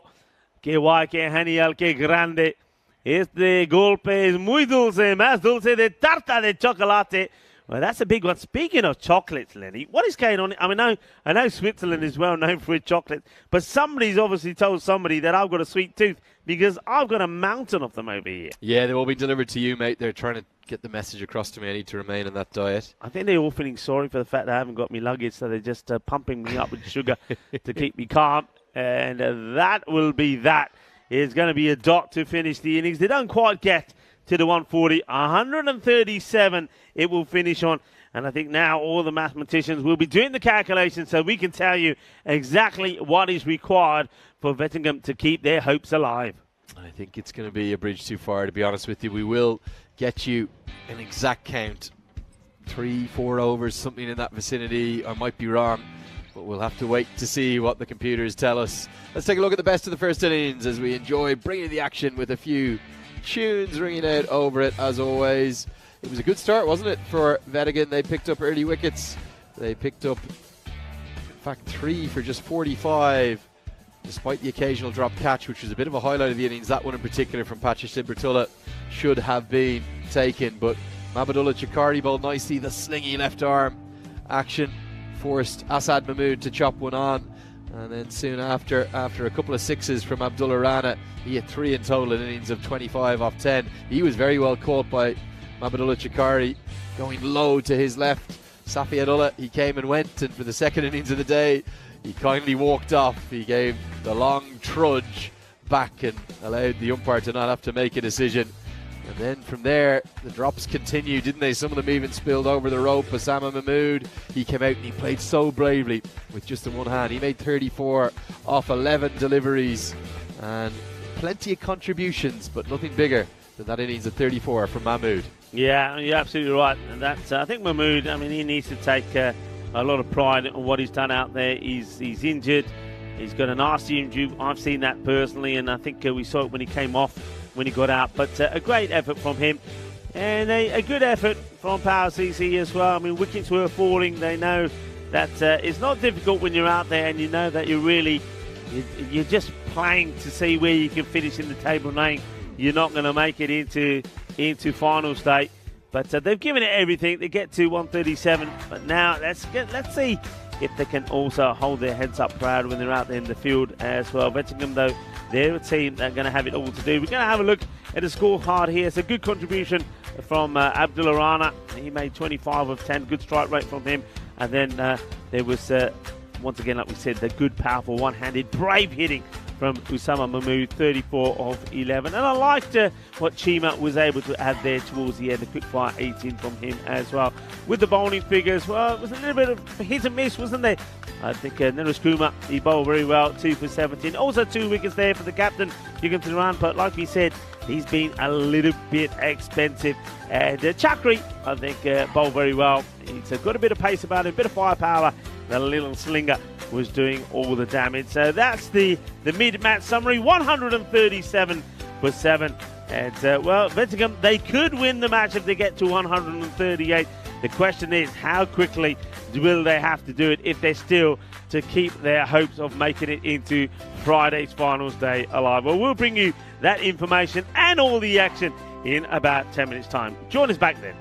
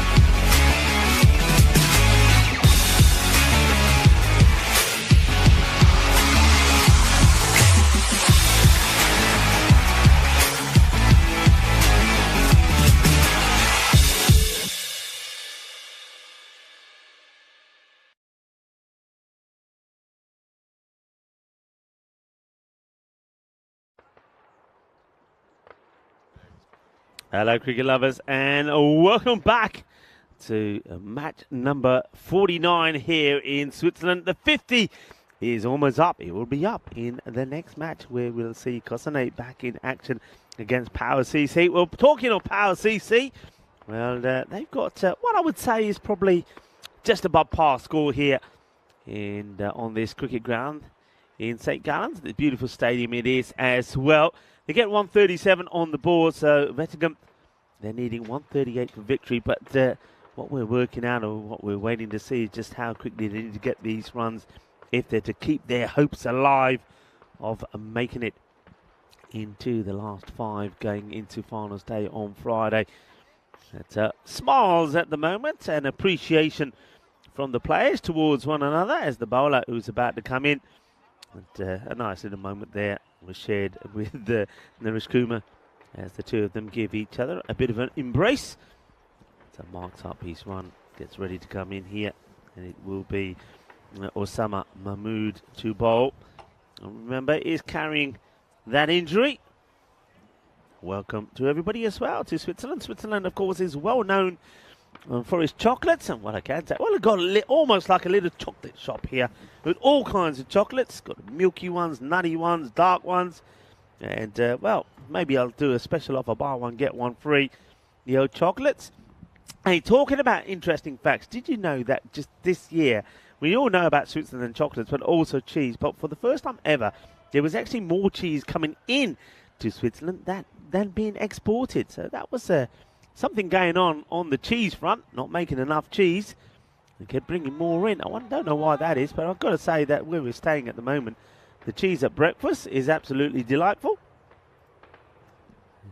Here's the first ball, and it gets played away. They think about a run and decide not to go. That's a good call because that would have been a little bit risky. Bowler walks back to his mark. Rika Full, and great pleasure to be talking you through the matches here today with Andrew Leonard as Mr. Maximo is taking a well-earned day off. You'd think he'd be back at base, taking it easy and doing something different, but no, he's here. He's been lurking around the ground as this one goes for a 1 bounce 4. Well, Lenny, we know he's around somewhere, but it's good to be here with you enjoying the cricket because, of course, it's your last day tomorrow. Yeah, last day tomorrow. It's flown by. 9 days altogether here of action. 45 matches I'll have clocked up somehow. Just like that. They fly by, they really do. It's a very different format of the game, 10 overs per side. The intensity and the emotional swings throughout them really have been one of the standouts for me. We think Vettingen, we're going to wait for the official count. Vinny's actually maybe involved with the supercomputer. This goes into the sky. Could well be a chance at mid-off. Yeah, taken nicely, comfortably taken too. It is indeed. I think it's the captain, isn't it? Yeah. Hassan Mahmood who holds on. And I wonder, is Mohamed Akhtar, even though he's getting a handshake, he might be drifting out of the fantastic 5 contention. I think we're back to a Fab 4 for now. Yeah, I think Fab 4 for now. And depending on how Wasim Javed does in the last match, well, he could be taking his place because, don't forget, he scored 100 today and also 85. So anything is possible as a new batter makes his way out there. And it's Thivagaran who will go out because we see a wicket and it's going to be Mohamed Akhtar that goes. And disappointing for Akhtar. When he's on song, he's looking good, but he hasn't looked like the player we saw yesterday today, has he? No, not quite the same, Akhtar, and his tournament's going to end with a little bit of a damp squib. He's gone very early for just that one boundary. He will finish with 342 runs. Good strike rate up around 250. And still averaging, well, best part of 42, 43. So a good tournament for him, 350s and 330 plus scores as well. But he's gone, and with that, surely Vettigen's hopes of chasing this down quickly enough to get into the 5th place shake-up will disappear with him as Osama Mahmood gets a wicket in his first over. Just one game to go today. It will also mean that if Vettingen don't get there, there's only 2 remaining things we're playing for in the last 6 games. Cossonay needing to win out. If they make it 6 and 4, so they'll win their last 3, starting with this afternoon's clash, where they're going to take on Gets played high up in the air. They want to get there. Oh, well, he's only got one hand to try and take it with. So it probably would have been better if Mahmood didn't leave this to one to do the others. And when he, this is all about saying, the body saying, yeah, take it, take it. Then when he gets there, he thinks, hang on a minute, I only got one hand. And then look at that. He tries to take it one-handedly, and he's not able to do it. And you can see the captain there, Assad, was there as well, thinking, oh, it is not to be. And there's a chance, and it's a big opportunity that goes down. A good effort, in fairness, with only one hand. This one's chipped into the offside. Should be a boundary. Will run away for 4, and definitely misfielded. Well, just keep stacking them up. We've got the highlights package, the Shub highlights package of misfields in the deep. Hopefully we caught it. Here it is. Another one. Fumbled. Well, I tell you what, Shub, we're going to start some coaching classes later on tonight. Make sure you're there, buddy. 112 matches since a golden ball. That's the end of the over, and it is 9 for 1 after 1. Yeah, just running through the exact permutations. It'll require Costanet to win out. They'll have to win their 3 remaining matches to get to 12 points to get 5th place. That will start in the final game of the day against Power CC today, so at least that would keep them alive going into the last day if they can beat the Power CC. That's by no means a certainty, though. And then the other thing we're playing for is on the final day whether or not Alton can get it done. Well, I said about 5.5 overs. Wasn't far off, was I? 5.3 overs or less. They need to chase this in to get into the mix. It's not going to happen, I don't think, unless Thankavadivil and Selvin Yangayam do something ludicrous in the next 15 to 20 minutes, but they're going to try. Yeah, they're going to have a try, and they've got to. There's no point hanging around. Baljinder Singh sees the first ball from him go to the boundary. It's not quite where it was meant to go, but boundary's a boundary, and when you're in that situation and you've got to get to this course pretty rapidly, you'll take whatever comes your way. Yeah, and that's going to help. That'll be the first maximum over the rope, just powered by Selvin Yangayam. He's had a good tournament.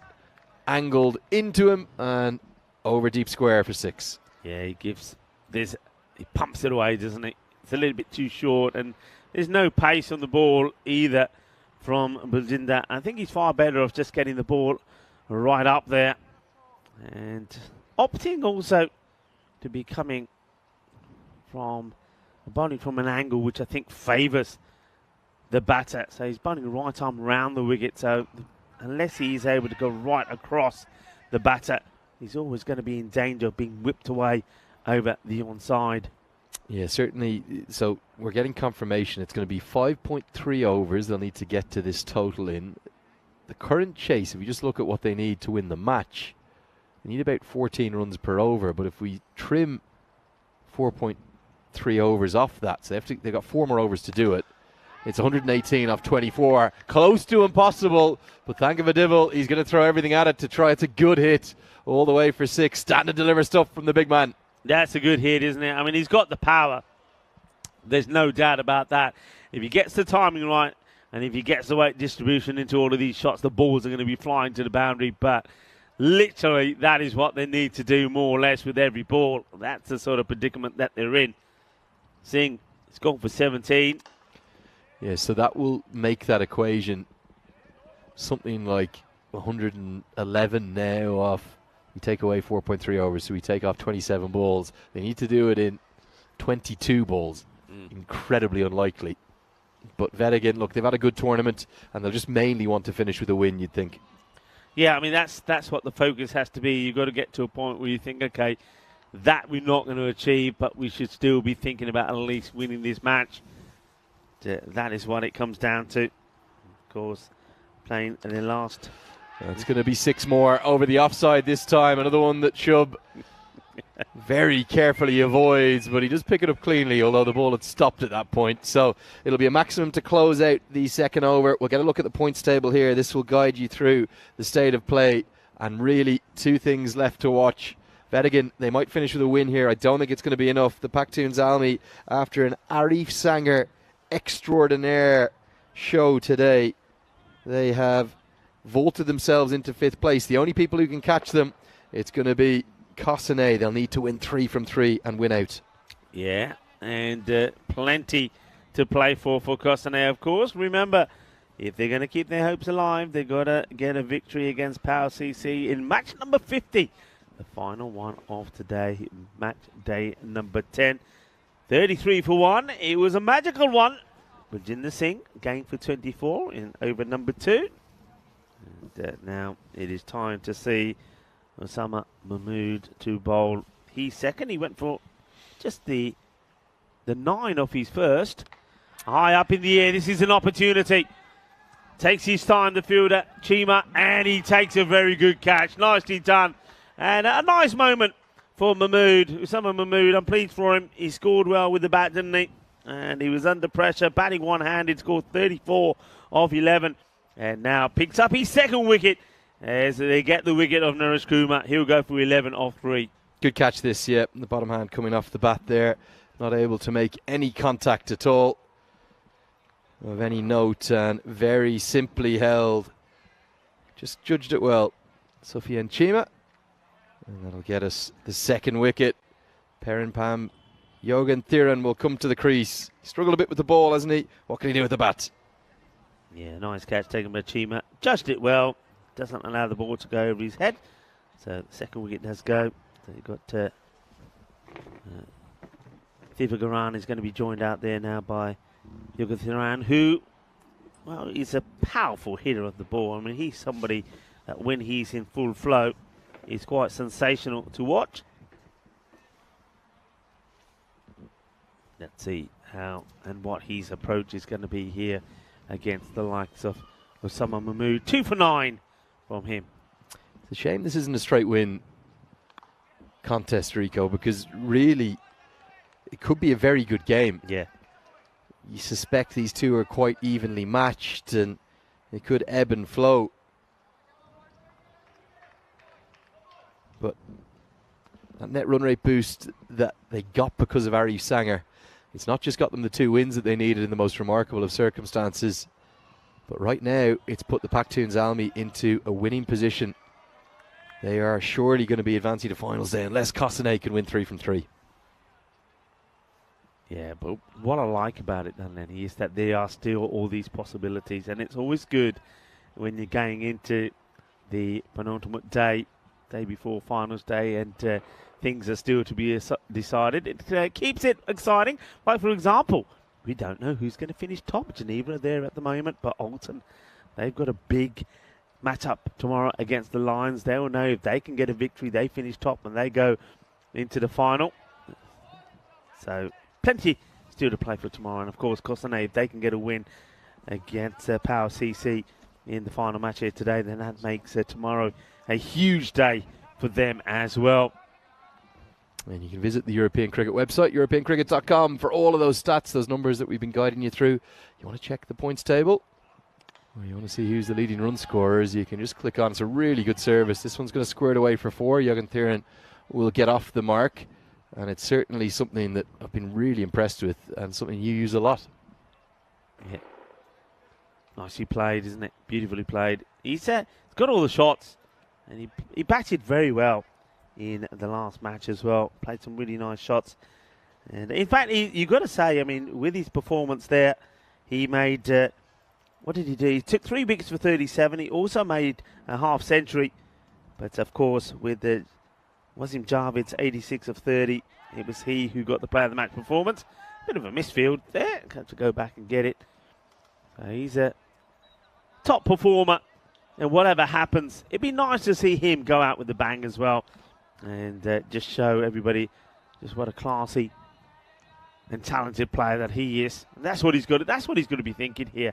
And once you know that the unlikely chase that has to be done in rapid time is not going to be in the equation, you've got to be then switching your attention to just concentrate on winning the match and getting a good performance in. End of the power play. Score now 39 for 2. Perimpam Yogan Thiran with that boundary has gone past the 200 run marker in the tournament. Himself and Mohammad Akhtar are the only 2 to do that, although Selvin Yungayam has a chance to do it in this innings, needs 1 more run himself. Those 3 really the only 3 with any joy with the bat. There's the Manhattan chart. They're 9 runs ahead.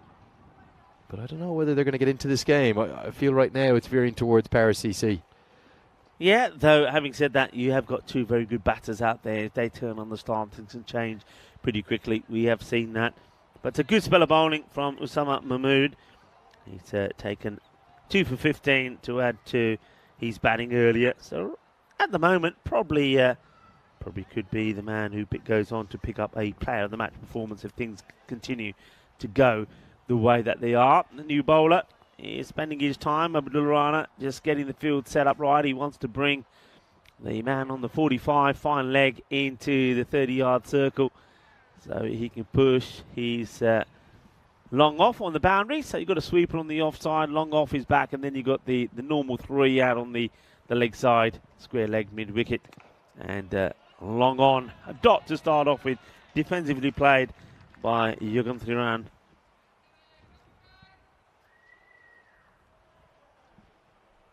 Staying a little bit chilly, bit of a cold breeze blowing, a bit overcast today. Haven't been able to give us the sunshine that we had yesterday here in Switzerland, but it is promised for the weekend. Down leg side will be wide. Yeah, good forecast for the next 3 days actually. 24, 27, 28, and the rain comes back Sunday, Monday. Just been unseasonably cold. That's the thing that's really surprised me. I think there's been a low front that's been enveloping the UK and Ireland in particular. Wettest July on record back in Ireland. Is that right? Inside edge is going to save him. Just half an appeal. Yeah, wettest July on record. And as you can imagine, we've had a few wet ones. We're known for our rain. All that Atlantic weather coming in.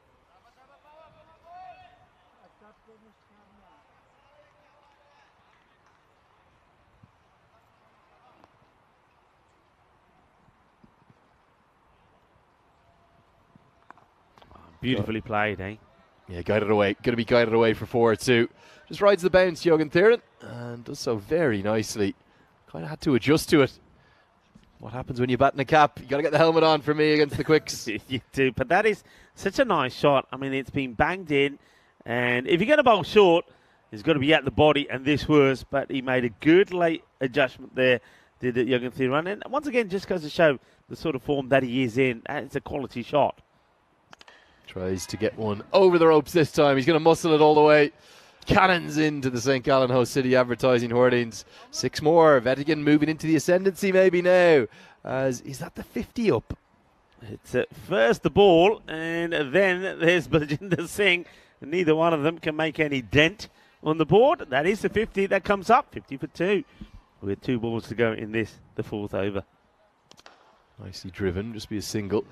Yeah, look, for me, I think Vettigan should be proud of their efforts in this tournament, whether they win or lose this last game. I know they'll be disappointed not to make the final 5. Some cheers down pitch side. Not sure what that's for. Cossonay. They're causing trouble up in the grandstand, aren't they? That's what that is.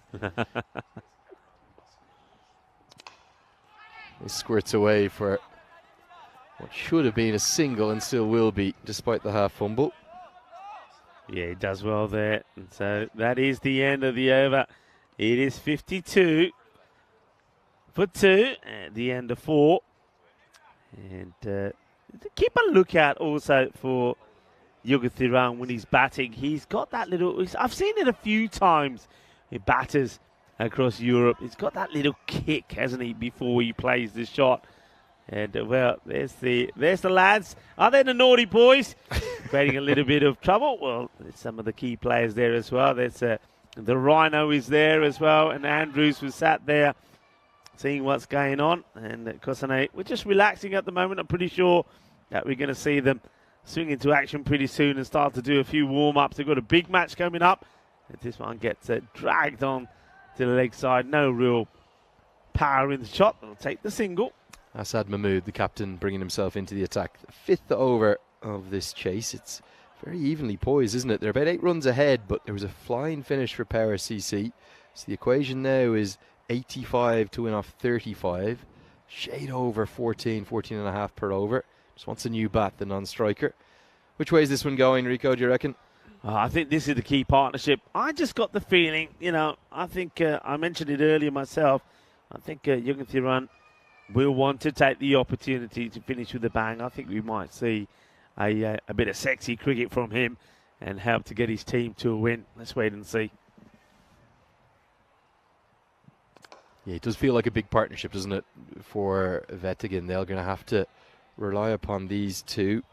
Who else have they got to come? We might see Najee Nasibulla in next, maybe at number 5. Could be Pachasibratullah at 6. They're good power hitters, but plenty of work to be done. Don't want that required run rate to get above 15 or 16 per over. That's going to help.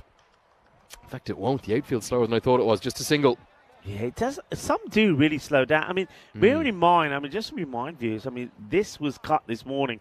And when I was there first up, they were going around the ground, give it a nice fresh cut. But even with that cut, it's still pretty slow. Maybe because of we had some rain earlier, that slowed it down a little.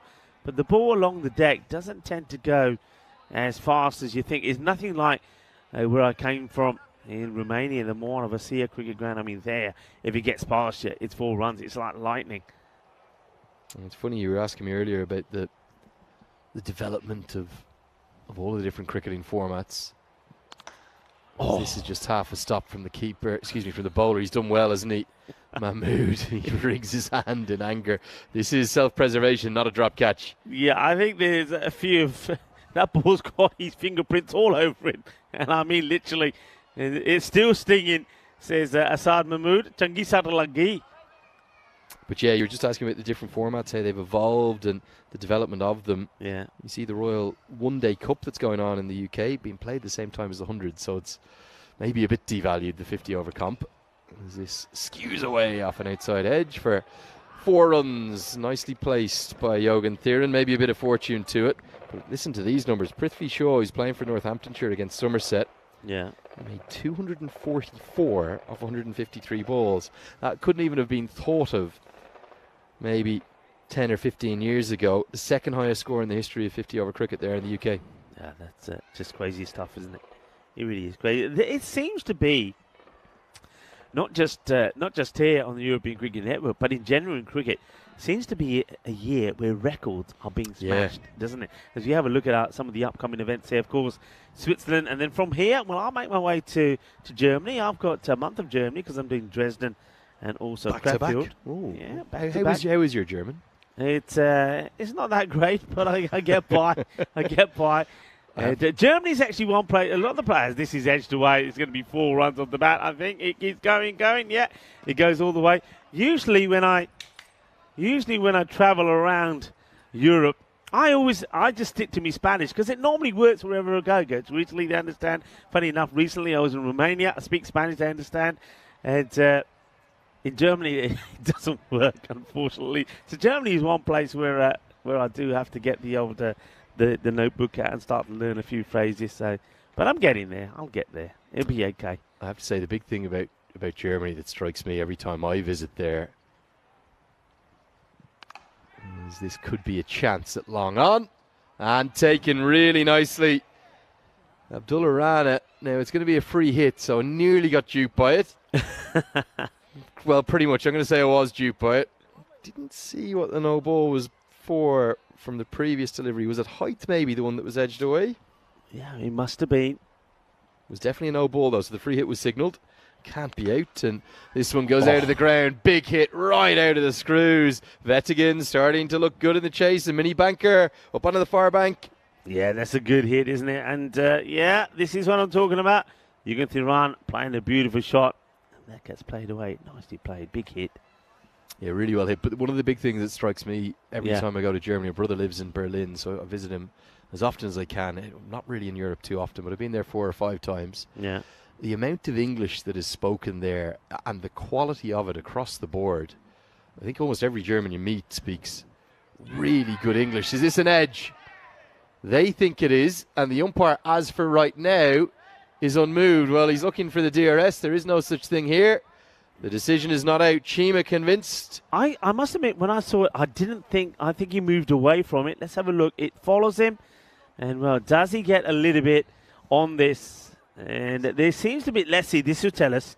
Let's see, where does his catch? Does it catch anything on the way through? Yeah, for me, that's the frame there, isn't it? Yeah. And they couldn't believe it. I mean, you can't. I mean, this is umpire's call. There's no review on court behind. You have to go with what the umpire says. So, and I don't want to see that change if the umpire believes he's not out. It's one of those difficult ones, Rico, as well, because for me this has come off the face of the bat. So it's so hard to gauge that. You could tell that the keeper and the bowler were convinced it's going to be given as a no ball. Oh, well, are they saying now that it caught the edge and came back? Oh, I didn't see that at all. Let's see the whole thing again, and let's see if we can see that. I don't. Does this hit the edge of the pitch? Well, we're not going to see from there. Maybe let's go to the reverse camera and see if we can see it from there. We've probably got time to see it again here. Does this hit the edge of the pitch? I don't think it's near. I don't see that at all. So, wow, that's a double whammy for the fielding side. I think it should be out because we clearly see the edge. I don't see that as being a no ball. Oh, that's going to hurt you. That really is going to hurt you. That one is again close to the no ball, and it's given as a no ball. So the free hit goes for 4. It's going to be 5 to the total. Chima, he is fuming. He doesn't think that he's hitting that little bit of artificial strip that isn't technically the playing mat. Well, we'll get a chance to look at this from the other angle again. And the umpire is calling it. And you can see the umpire pointing and saying, hey, that does catch a bit off the edging. So, yeah, Chima, I still don't believe that the ball before did. I mean, that obviously they've looked at the replay and said. But the thing with that is, I've got to say this, as this one is on the stumps and he's going to get unlucky because he goes for the fuller delivery. The ball does slow down, though. They'll come back for 2. The thing is, though, with that one before, though, Lenny, the umpire, the reason the umpire doesn't give the wicket is not because he calls a no ball. No ball came into the equation until they started looking at the replay, and then they came back with a no ball. So it was almost like a get-out clause, wasn't it? I think for me, he's generating really significant movement both off the wicket and through the air. And I think they might have just thought that, well, he can't move it that far. And this one goes all the way for 6. This over, well, it's a roofer. We haven't had many of those in this game, and it might just crash through this beautiful historical grandstand. Big impact. Jogan Thieren goes to 40 off just 18. This over has gone for 20. There's only been 3 legal deliveries. It's quite sensational. The over, and was that 26 it's gone for now? Or 4? And it's more to come. This is in the gap. There's going to be 4 more. So 28 the over goes through, and I just think Sheem has just decided, I just want it done and dusted. That's it's not quite the umpires. The umpire's giving the cap back to the bowler, and I'm thinking it's not over yet. And Chima thinks, fine, I've got away with it. And the square leg umpire says, oi, not yet. He's got 1 more to come. So Chima is gone supersonic, 30 off the over. Still a ball to go in it. We're officially into silly season. I think everyone's just losing their minds a little bit. Some fatigue kicking in for everyone involved. Short and going to be signalled as a wide. This over continues to just drag out. Dear, oh dear.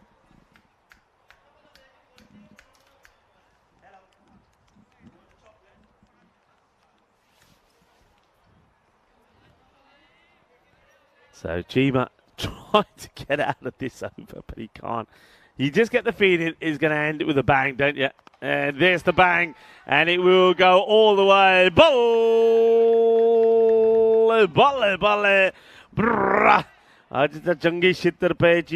He's got to be unlucky as well, though. I think it's an over that he'll want to forget, and it's an over that in the bar later he'll be telling all the stories about what should have been and what could have been.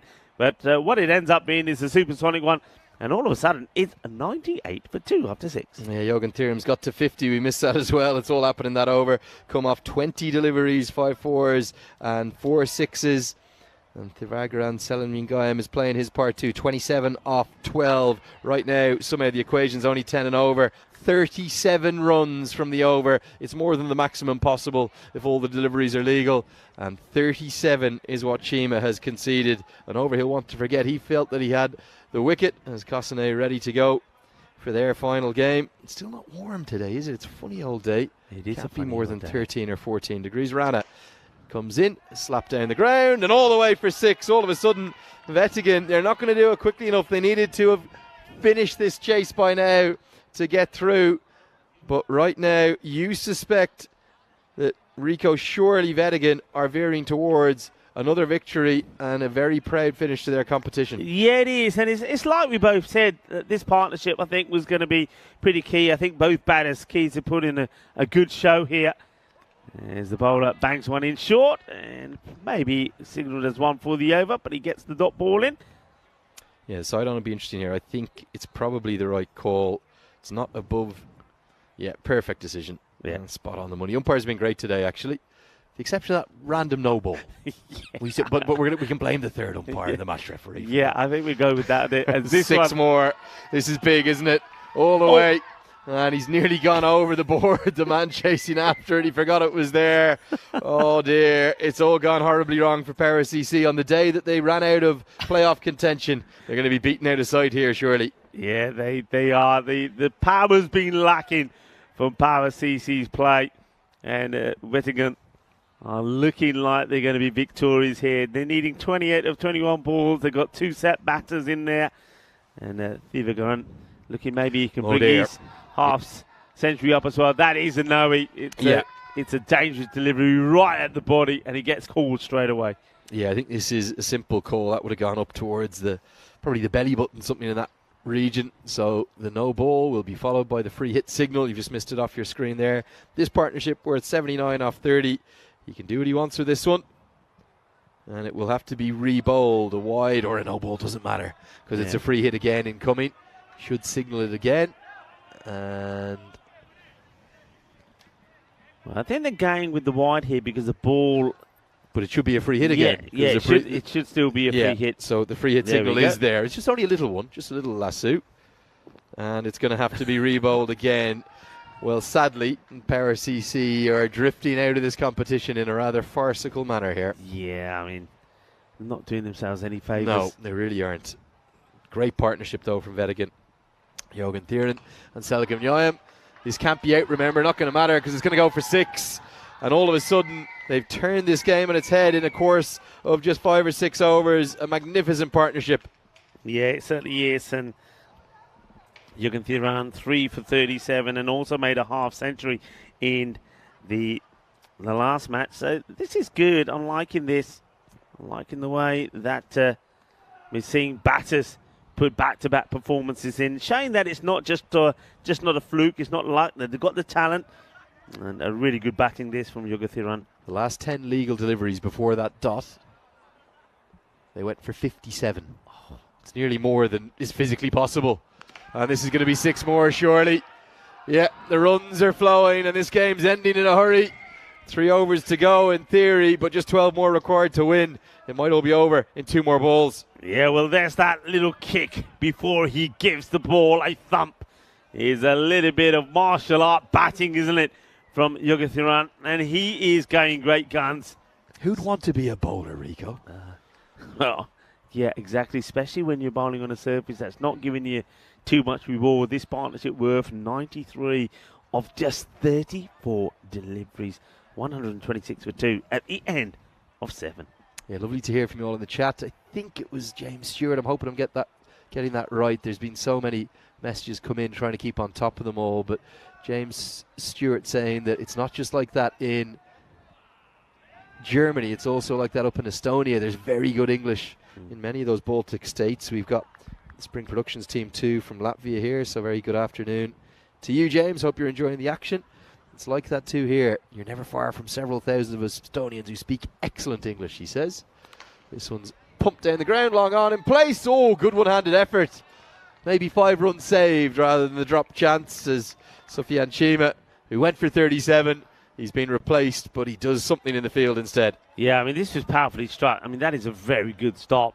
That ball was travelling, and he gets the hand out there and, well, saves, as you said, 5. Another chance for him to get in the game, but it's going to go over his head. And right now, the Power CC, well, they're looking for a corner of the ground to go and disappear into. Vetigan, well, where was this? Imagine they had held the Power to 80 or 90. Yep. They could be going through in the top 5 instead. They're going to miss out on net run rate, it looks like. The 100 partnership comes up off 36 deliveries.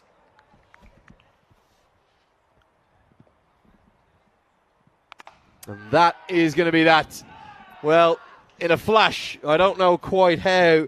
The last 3 overs have gone for 37, 28, and these 3 balls of this Shirzad over have gone for 13. And in as swift as you can count to maybe 100, they've ended this game. They've put on 58 in 2.3 overs. That's 58. Excuse me, hold on. I've got to get my maths right here. It's all happening.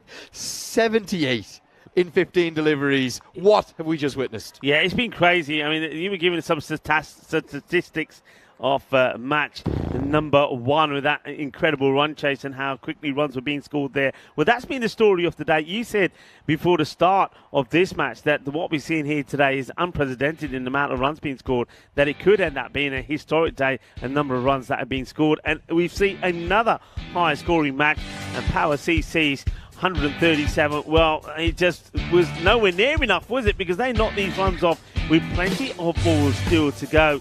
It's quite incredible, and the hitting was big. They did get these wickets early on thanks to some good bowling from Osama Mahmood. And when you take his bowling figures out the equation, he took 2 for 15.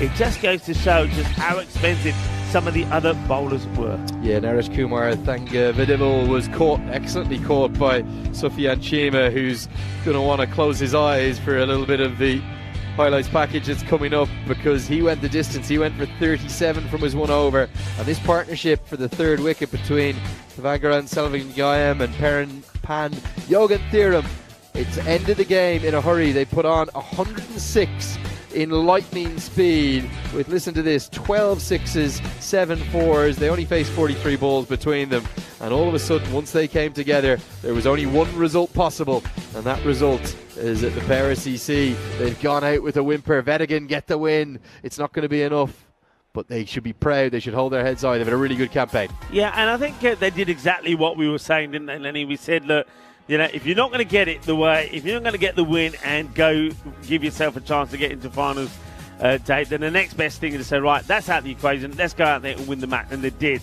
They did it in style. A great partnership. Next match, though, is an important one for Kosane. They know that they got to win this one. Power CC, well, they're a little bit down and out, and the power is slowly running out. But are we going to see one final flurry from them? We'll have to wait and see. And let's have a look at the scorecards. Yeah, here is the batting card, all about that 106-run partnership between Selvan Yangayam and Yogan Thiran. They batted beautifully well, 41 off 17 and 74 off 26. Yogan Thiran, the captain, well, we were a little bit harsh on him earlier. We gave him some stick about his bowling economy rate, but hasn't he shown us up with the bat? Superb ball striking all around the ground, and the only bowler who want to see those figures, well, maybe 2 of them, 2 Mahmood brothers. Combined, they bowled 3 overs for 24, taking 2 wickets. Everything else, it went the absolute journey. 2.3 overs, adding up to 74 runs and going at an economy rate up, not just towards 25 plus, 30 plus. And that will wrap it up, our coverage for this match 49 here at the European Cricket Series in Switzerland. Vedigan, comfortable victors. They're going to have to be satisfied with 6th place. They may well actually end up 7th if Kosane can keep winning. And we'll be back with you with all the action from that next game, Kosane versus Paris EC. It starts in less than 30 minutes time. Rico Full for me and Andrew Leonard will guide you through that final game of the day. Do come and join us then. Go get a cup on, and we'll see you in 25 minutes time.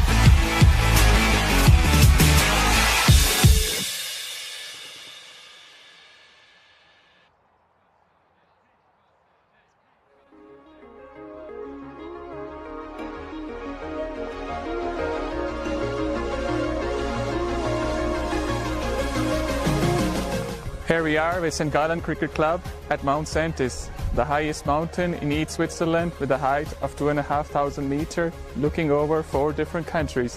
What an unusual place to play cricket.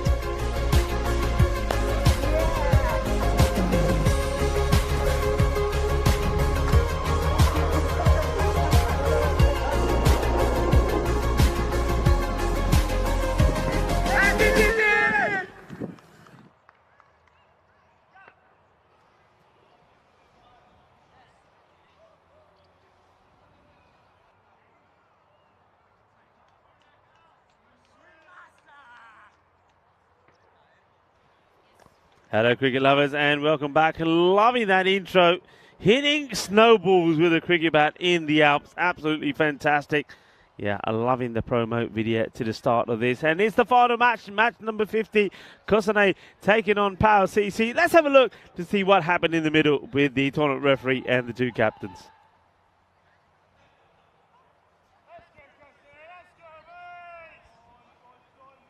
Well, that looked like a powerful hit on Power CC. We're hoping that they do show a little bit of power to their side. They've been a little bit weak lately. Can they finish on a high against Kosane? Kosane, though, are a team that need the victory. They're a team that still do have a chance to make it into finals day. And if they are to have everything go their way, then they can make it. Otherwise, it could be Zalmi, the team that go through. Zalmi, of course, had good performances earlier today with 2 wins out of the 2 matches that they played. So big match here, match number 50. The battle of bat versus ball about to begin. And Aidan Andrews, who bowled brilliantly in the earlier match, really did get the ball to swing away sharply. And if he gets the ball pitching around middle and leg, just watch for the way this comes back. He's going to be pretty key here. And in the batting front is going to be a slight change. And it's going to be Sufyan Chima who's going to open up. And the non-striker is Asad Mahmood. He'll be hoping that this time around he can at least get started and get some big runs on the board for his side. So everything to play for. We're just waiting for the clock to tick away and we get the go-ahead for the first ball. But it gives me time to welcome back for the last time today on day number 10. My commentary partner comes together, and Andrew Leonard. Hello, Andrew. Welcome. Well, I've heard of a crowd clap before. Thank you so much, Rico. But I've never seen a team clap. They're all clapping in unison, clapping the clock down as we get to exactly 4:45 p.m. local time. We're all set for the 5th and final game. It's match number 50 of the group stages. There goes for the big shot, and he wears this one on the older. How do you like him? Well done or not? Well, that one is well done. It's a dot ball to start with from Aidan Andrews.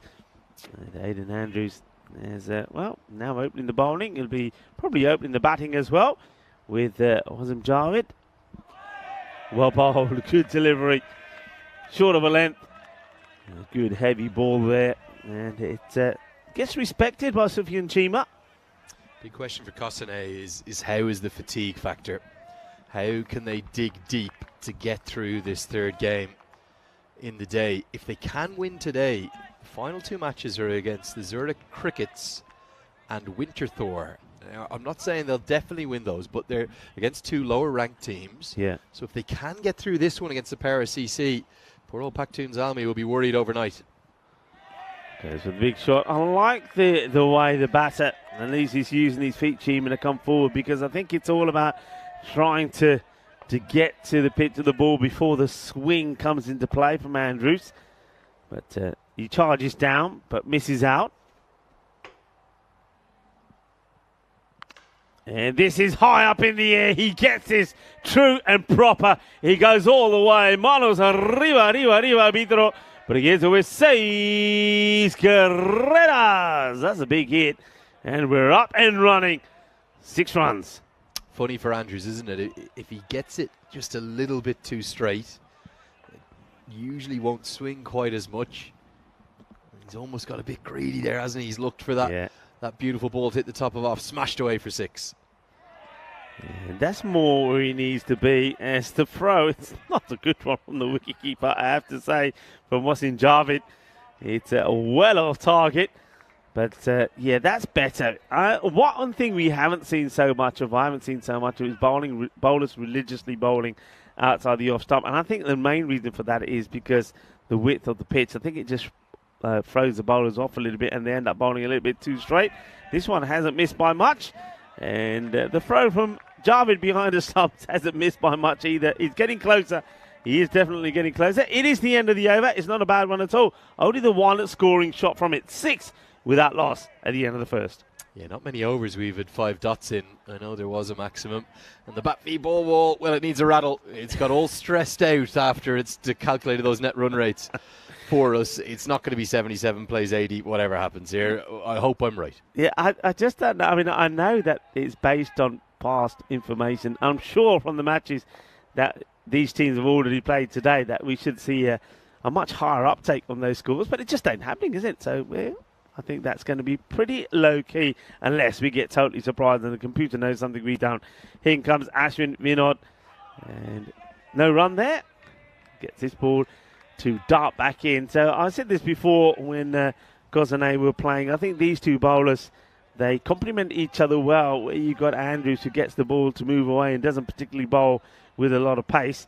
And Ashwin Vinod, he gets the ball to cut back into the right-hander.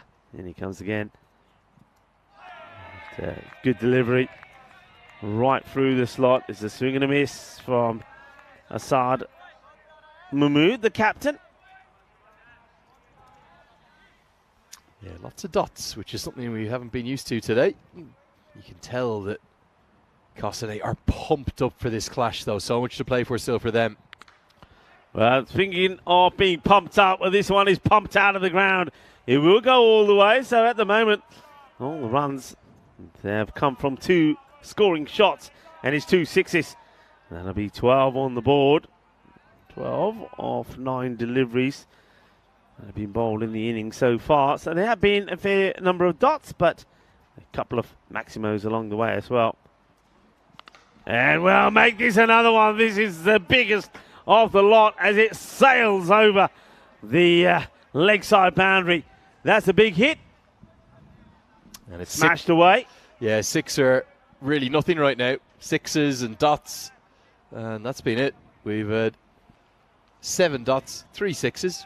Good way easy way to keep score. Score has been given a break in the 50th game. Yeah, that's coming up here. I don't mind this because when I was little, I was all right with my 6 times table. It was the others that had me in trouble. Because Ashwin once more, slower delivery, and this one will go all the way as well. Balle,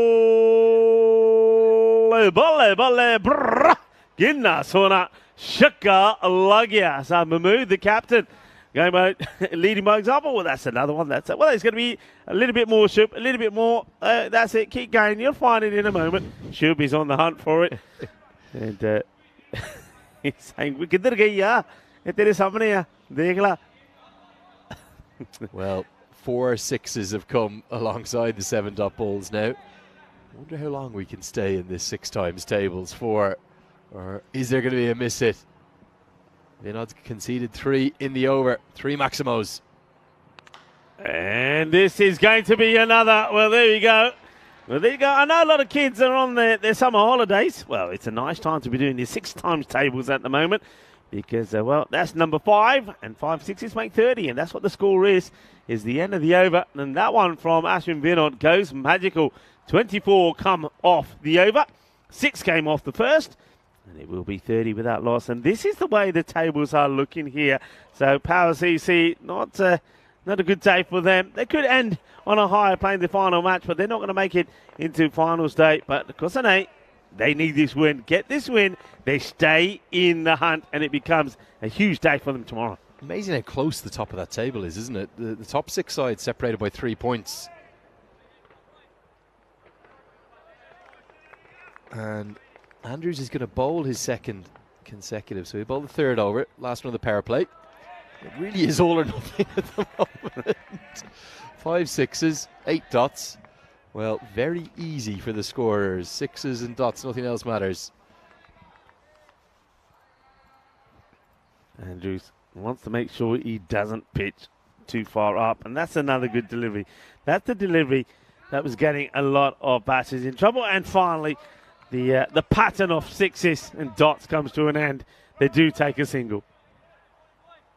Finally, that run is broken. Sixes and dots only up until that point.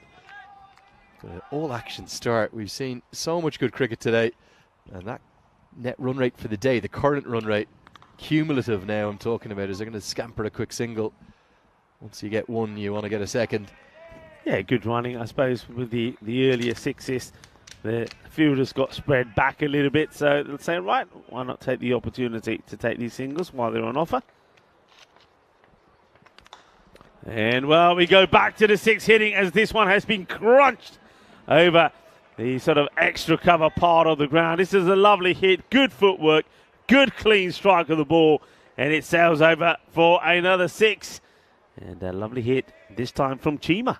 Yeah, really nice free flow of the bat. He's not tried to overhit this in any way, and that's the key to that shot. If he tries to go against the swing and hack it into the leg side, he would have struggled. But just the free flow over the offside all the way for six. Okay, this one, where's this ending up? Is this going to be a chance for the keeper? He's eyeing it up, and he takes a very good catch. That is superb from Wasim Javed. Javed has had a good day today, hasn't he? Remember, in the first match of the day, match 46, he scored 100, 102 or 38 deliveries, but he did end up on the losing side, even though Kosane scored 160 against Zalmi, and then he backed it up with 85, and now he's taken a very good catch. This is all about being alert, being sharp, wanting it, getting there, making the ground, and taking a good catch. Yeah, really, really good effort from the keeper. Everything he does today, well, he's the best part of 200 runs with the bat. He's got an excellent catch there.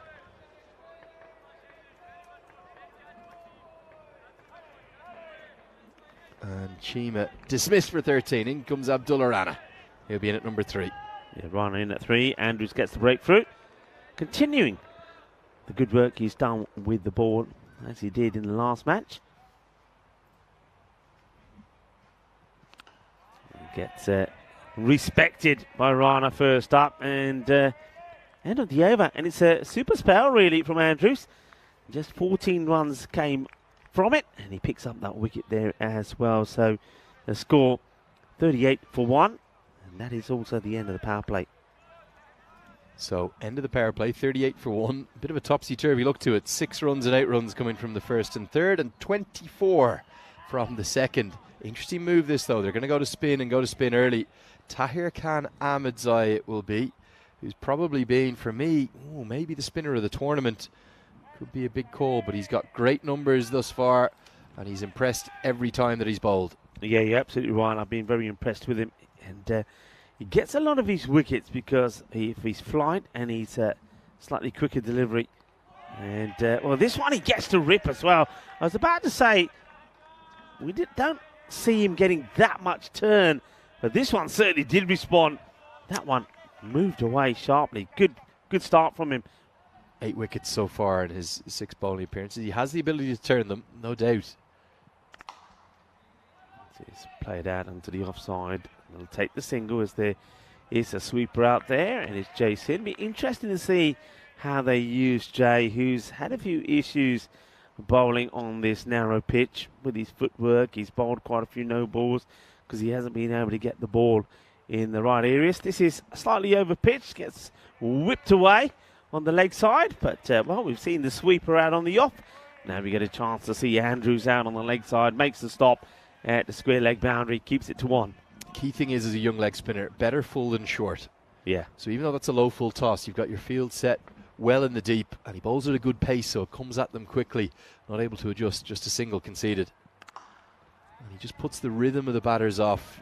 Lovely bowler, gets good drift, angles it in, it dips and then turns, and he's got a good googly too. I have a suspicion we might see it this ball. He's bowled 4 consecutive leg breaks. I think this one could come out of the back of the hand. He might try to disguise it to Rana. Keep your eyes, see if you see the ball rather than the back of the hand. No, leg break. And he goes down the ground and he gets it good as well. And maybe he was contemplating it, and he probably thinking now, I should have listened to Lenny and gone for it, because the batter gets hold of it. It's that slot, isn't it? If you slightly get it over pitch, if it's in the swing zone, batters are going to get it away, and that's exactly what Rana does. Brings up his first boundary. Short, and is going to go the distance as well. Back-to-back sixes. And you said it, Lenny, you're better off going over pitch and short, because it's short like this on this pitch, it's easy pickings. Yeah, it just sits up to be hit. And remember, 50-metre boundaries, so you don't even necessarily need to get it out of the screws. We've seen some monsters, but that one, just enough. 60, maybe 55 metres, something like that. Gets us to the end of the fourth. An expensive over for young Ahmedzai. 15 have come off it. 53 for one, Power CC. They're playing for pride here. But the Kosane side, they're scrapping for their lives to stay in the competition. Going to be Arjun Vinod to come in, bowl a few little off breaks from around the wicket. Something we've not seen a lot of, right arm finger spin. And it's been absolutely blasted. And that's my thing with bowling right arm around the wicket to the right-hander. You're going to be bowling in the slot. Now, batters have already got used to this pitch. And you're literally thinking, right, if that's the angle the ball's coming on, I'm just going to be plant my foot down the line. I'm going to go for it big. And that's exactly what they do. So 6 runs to start is not the best of starts from the captain. Short. And this one goes even bigger. And, well, this one almost goes all the way up to the bank. It will after 1 or 2 bounces. And not a good start from El Capitan, Arjun Vinod. His first 2 balls have been dispatched to the boundary. 2 big sixes. Well, this is why we haven't seen much right arm off spin, because it just travels the distance. Bowling into right-handers hitting arcs. And this pitch has just played so well. 6s continue to fly to all parts. First 2 balls, both going for maximums. This is a flat one, and this will go all the way as well. So 3 on the spin. High. No hay dos sin tres. Well, this is batting Calypso style here now. Oh, yeah. This is the way we like it. Así me gusta. 1, 2, 3. Tres grandes. Yeah, 3 biggies. He's going to change the angle, come over the wicket now. I'm not sure the result's going to be any different. Sensational striking from Asad Mahmood. Oh, and he almost knocks himself out with it. He hits it into the deck, and the ball comes back, and it probably wins him. It gets him in the gut, in the gut. It could have been worse.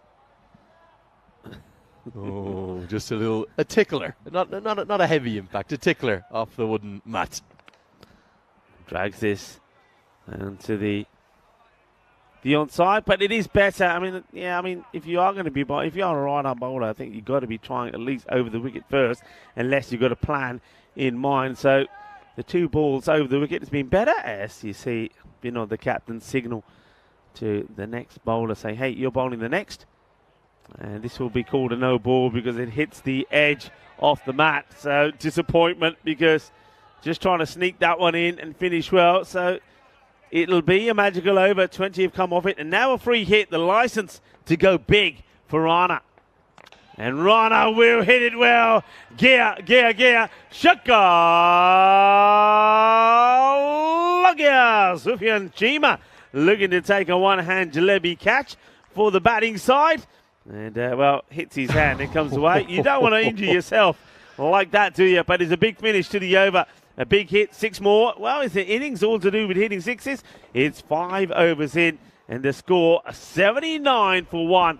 As we welcome you one more time to the commentary box. Rico Full here with Andrew Leonard. Andrew, I think this one could be a very exciting match. Could be a cracker. It's cold here. I've got the hoodie on underneath. The jackets are 4 layers on today. Yeah, it 13 degrees. What's going on? I don't know. I bought the sun yesterday, but it didn't want to follow me here today.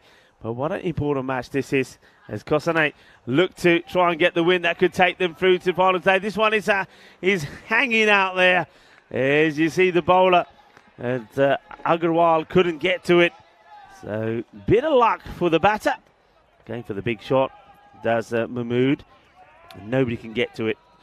Ends right in the middle of everyone. I do have another bit of news for you here, Rico.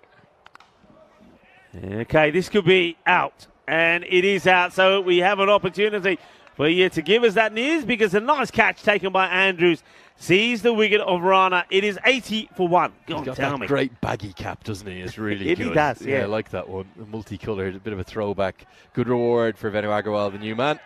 as he strikes with his second delivery. I've already smashed one chair this week, and I'm on countdown watch here. I can feel it creaking under me. These white card chairs. I think it might be something to do with my ever-expanding girth, but it's just, this doesn't look good, does it? It is a wobbler. It's a wobbler. I take it that Vinny took back the nice, comfy swivel chair pretty quickly. He Right? hasn't commentated a ball today, but he sat in the executive chair throughout. Yeah, we're going Nonetheless. to have to sort that one out, aren't we? Well, we No, did say shocking. we're going to try and do. I'm going to see if I can see out the corner of my eye where here he is. He sat in a nice, comfy chair. Of course he is. Enjoying himself. Just what he does. Okay, so we do get the wicket, and that means that we got the one-handed bandit that comes out now, Osama Mahmood. It didn't do too bad batting one-handed last time. And you don't want to be bowling there to him because he's very strong, flicking the ball off his pads, and he can play that shot fairly comfortably one-handedly. The one that he's had trouble with is hitting on the offside, because that's where that finger, the damaged finger he's got, hinders him most. So try to keep the ball outside the off. That's what Agarwal will want to be trying to do. And this one is just going to drop short of the fielder, who does tremendously well to change his line of attack as this ball deviates. But he makes a stop, keeps it to just the one. It's been an interesting innings for Asad Mahmood. He went so hot there in the middle, and then he's just cooled down a bit. I know it's still a 47-run blitz off 16 balls, but he's wanting to get to 50. Can he get one out of the middle? Hits it pretty well. Once again, one bounce stop, and no mistakes there from Mohammad Zai. He's a good, young, talented cricketer. As you see another closer look there of Osama Mahmood. He's got to be very careful with that left hand where he's got the damaged finger, and he's got it well bandaged up inside that glove. Yeah, very brave what Osama Mahmood is doing, battling it out there. Even though the power, they can't make the playoffs, he wants to make sure that his side finishes with the best possible chance of upsetting Kosane here. It's hit pretty well. It's given me an opportunity to say hello to John Gray, who is saying hello to everybody. And well, Vinny Sandhu, well, he's starting off. Well, it is the final match of the day, and we normally have some random questions. So Vinny Sandhu starting off. Well, well, I'm sorry I'm giggling because, well, you say Lenny was telling me about the dodgy chair that he destroyed earlier, and I've seen the picture now to prove it. And, well, this has been smashed the same way you smashed that chair, Lenny. 50 over Mahmood. I'm sorry, I put you into histrionics. Silly season's kicking in 18 balls, and I think let's come up to Comcam. I've got to show you this one. I'm sorry to break the protocols. Let's see if we can. Is that going to show up? You can tell me on the big screen. Should do. There it is. It's there. Yeah, it is there. That's why I was Googling. Irish people, we're experts at laughing at ourselves. Plenty to laugh at. Yeah, I think this is a matter of time. This second You chair. think that was going as well? I'm telling you now, mate. It's already happened once. Thanks, Vinny, for the nice chair. Very kind of you. Yeah, cheers, Thank you, Vinny Sandhu. We love you. Yeah. Well, Vinny Sandhu was starting up the random questions, and he was saying, what about favourite ice cream flavours? Well, it's got to be the only one for me is the Paktoons Almies kit. It's the Loop the Loop. I'm going to show it to you now. Nicely bowled by Tahir Khan. Ahmed Zai. I described this earlier in the week to Vinny Sandhu. I think the Paktoons Almies kit is a dead ringer for the Loop ice cream. What do you reckon? Oh, yes, it is. Dead ringer. Oh, isn't it just? Dead ringer. Unbelievable. Yeah. Could be a sponsorship deal in the offing there. I'll tell you what. For the yeah. Paktoons Almy. This one gets played out. It's one that will really hurt the hand of Mahmood as he plays this one. Does the fifth game of the day, you're infinitely more experienced at this than I am, the 10 over stuff, Yeah. Rico, and I was describing it to Vinny. Brilliant to be with you guys, brilliant to be here, loved every second, but the intensity, the emotion, the energy, the drama you experience in 5 games compared to an ODI. I know technically we might commentate the same number of balls. You could do 100 over ODI for ICC. That will, come and go with the same. We're actually doing the same number of balls. It's completely different, though. It's exhausting here, isn't it? Yeah, it's one thing that you find is that you say on a day like today, for example, because we've seen so much good cricket, so many runs being scored, 2 centuries. It's amazing how quickly all of that becomes old. Yeah, 5th highest total in the history of 10 over cricket, chased down. you know, it moves on so quickly. So many things happen. As this one is going to get over the field, I believe. Yeah. I mean, he waits and he hopes that the ball might come back into play for him, but it doesn't.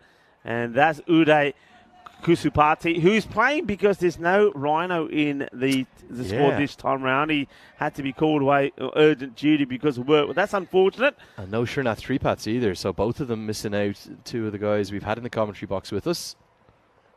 That's the googly. He did get it out, and brave bowling. Not picked up well by Aidan Andrews. You've got to watch the spin. When it spins in, it's going to go that way. If it's turning away, it's going to go the other. Yeah. Look at the googly out of the back of the hand. So turns in, into the hitting arc. 6 and 4. Really good innings this from Asad Mahmood. Yeah, gets wrong-footed there, Andrews. I mean, it's one of those you're not expecting it to deviate sharply. He can't get there. The 100 comes up with that shot as well. This one's slightly shorter. They're going on the hit. In comes a throw, and they'll get there as well. So that is the end of the over. It is 102 for 2 of the 7 overs that now has been completed. That's what we got tomorrow. Final game day, my final day in the box. I'm going to do all the hard work, all the legwork, get you to finals day, and then leave it to the two main men to guide you home on Friday. Be really interesting to see how Kostane go if they can win today. But right now, the power, are they powering out of sight? It's going to take probably another special from Wasim Javed, who's having the most incredible day. Critical final 3 overs coming up. If Kostane can win here against Power, then get past Winterthur and the Zurich Crickets, they will qualify for the finals day. The other big game tomorrow, only really Pride on show in match 51, but match 52 yeah. If Alton beat the Zurich Lions, they finish top.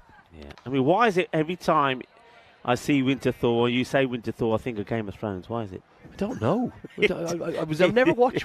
It's shocking for a man. I think Have you never watched? I've never watched a single minute. It was filmed in Northern Ireland as well, wasn't it? Some parts were in Northern Ireland. I think a huge amount of it. There's Game of Thrones. There's a Game of Thrones tour up there, and there's that one iconic road with the trees over it. Yes, I've been there. Yeah, but I know nothing about the show. Come on, all this time you spend on the road, you must have to have programs to go to. Well, go to this one. It's a biggie. It's another 6.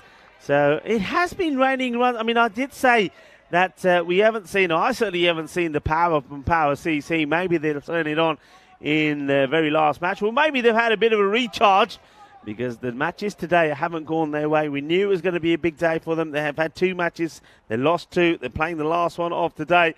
And Kostane the same. Well, they're 1-1 in the day. Power CC, they've lost both. So can they turn on the power towards the end? And, well, this is the way it goes. I have the power as this one goes all the way as well. It's 6 more. That brings up the 120. So they're doing a bit of damage here. And it is Asad Mahmood. And, you know, we've been talking away.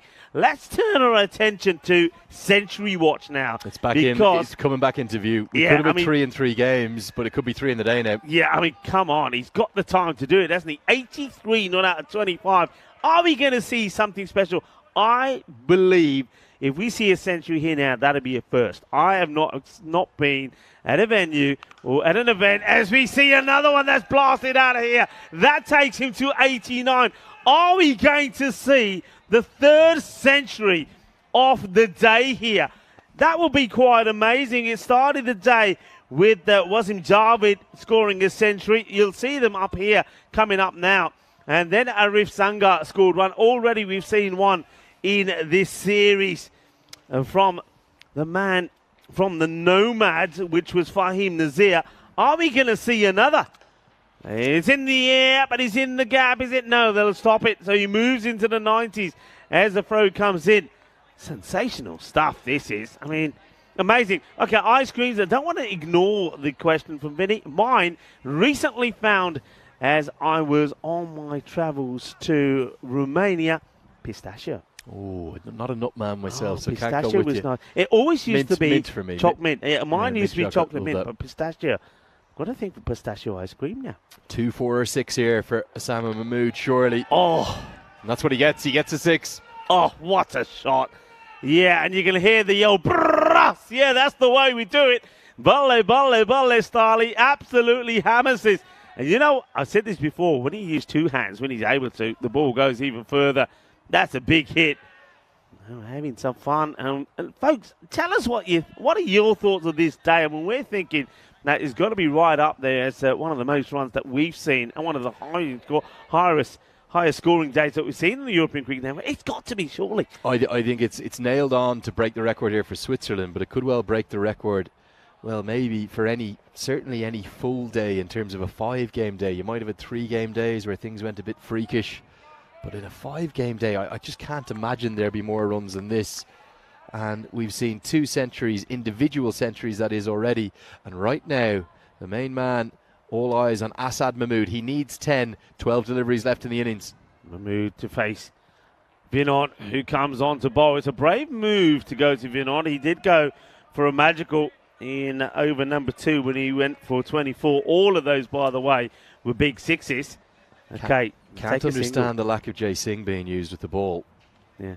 1 for 5 in the last game. Yeah, strange. He bowled. They gave him that last over. Now, whether he just doesn't feel comfortable bowling here, whether it's a team decision that's been made, but you think when you're under the attack, you do try him. Okay, here comes Ashwin Vinod once again. And just dug out. They'll want to get the single, and that means that Asad Mahmood, the captain of Power CC, goes back on strike. And this was what I was expecting to see from Power CC. This is about the power. Again, they go on and register a big score right here. At the moment, they're looking to go past that 150 mark, but it's all in the hands of the captain on strike. Full toss. He'll look to put it away. Will it go to hand? It will go to hand. The catch has been taken by Andrews. That is going to be the wicket that they wanted, and unfortunately, Asad Mahmood will fall on 91. He gets a full toss. He wasn't able to get it away. It's not the first time that Vinod Ashwin has gone for the slow full toss. It works a treat. He gets a nice little hug there from Osman Mahmood, but he knows that he had an opportunity. He's totally distraught and disappointed with himself. Had an opportunity to bring up that would have been the 3rd century in the day, but it's not to be. It's been a marvellous innings. It's been a pleasure to watch, but he falls short of the century. 91 of 29. Well, there's a grimace, isn't there? There's a look to the sky. He gets a hug from his brother, Osama Mahmood, at the non-striker's end. A gorgeous innings, and it's made up the vast majority of the runs. He faced 29 balls. He hit 91, but it's the nervous 90s kicking in again as Safi comes to the crease. Plays this nicely. Well, they look for 2. It's a clean pickup and throw. That's very nicely done by Arjun Vinod, the captain. Isn't he a great fielder? Arjun, he's taken some great catches. His ground fielding is excellent. And these two brothers as well, Ashwin and also Arjun, they've combined pretty well together as well. One does the bowling, one does the catching. Okay.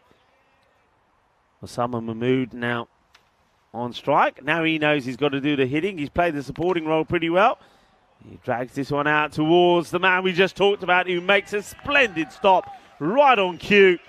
As makes a sliding stop. The captain doesn't let the ball get past him, and he just literally passes on to Jai Sin and says, here you go, Jay, get the throw in. Yeah, really good work. Another one-handed stroke, though. Poor old Mahmood battling through the pain barrier for the best of his side. That's probably just going to be one out to the deep end of the 9th over. 138 for 3. 1 over remains. And maybe, just maybe, Kosane dragging this back. I don't think they want to chase more than 150, even though they've had 2 very good batting performances today. They have been a bit light in their power hitting. And 150 won't be easy. No, it won't be easy.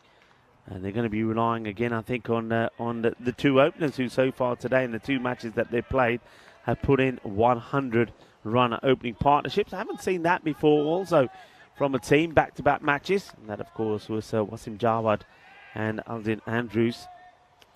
Good questions coming in. Hopefully we might not have action every ball. I'm going to try to get to a couple of these really quickly as Jay Singh does come into bowl the 10th. High up in the air is a chance, and Ahmed Zai will take this. He has been so good in the field, and that's exactly what he does. Nicely done. And a nice moment there also for Jason, because, yeah, he has been under attack. He hasn't been comfortable. He's had a few issues with this pitch. I know I spoke to him privately about it as well, and he says, yeah, it's a bit off-putting. He's a big lad, and you can understand a big lad coming in the ball on a very narrow strip. Yep. But gets a wicket straight away. And you said it, he bowled pretty well in that one over that he bowled in the last match where he picked up 1 for 5, and he gets a wicket straight away this one as well. Yeah, Safi's gone for 2. So really good question this. I love this one. There's a random question from John Gray. My random question for you both as a player. What was your preferred bat? It was a youngster for me, Salix. I loved his Salix. Yeah.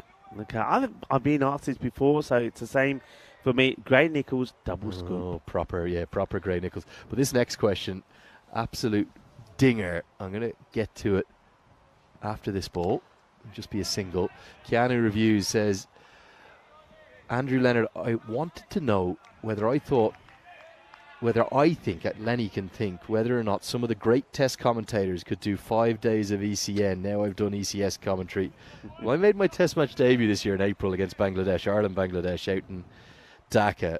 And it was it was an emotional roller coaster, but a completely different rhythm and flow and style of commentary to white ball commentary.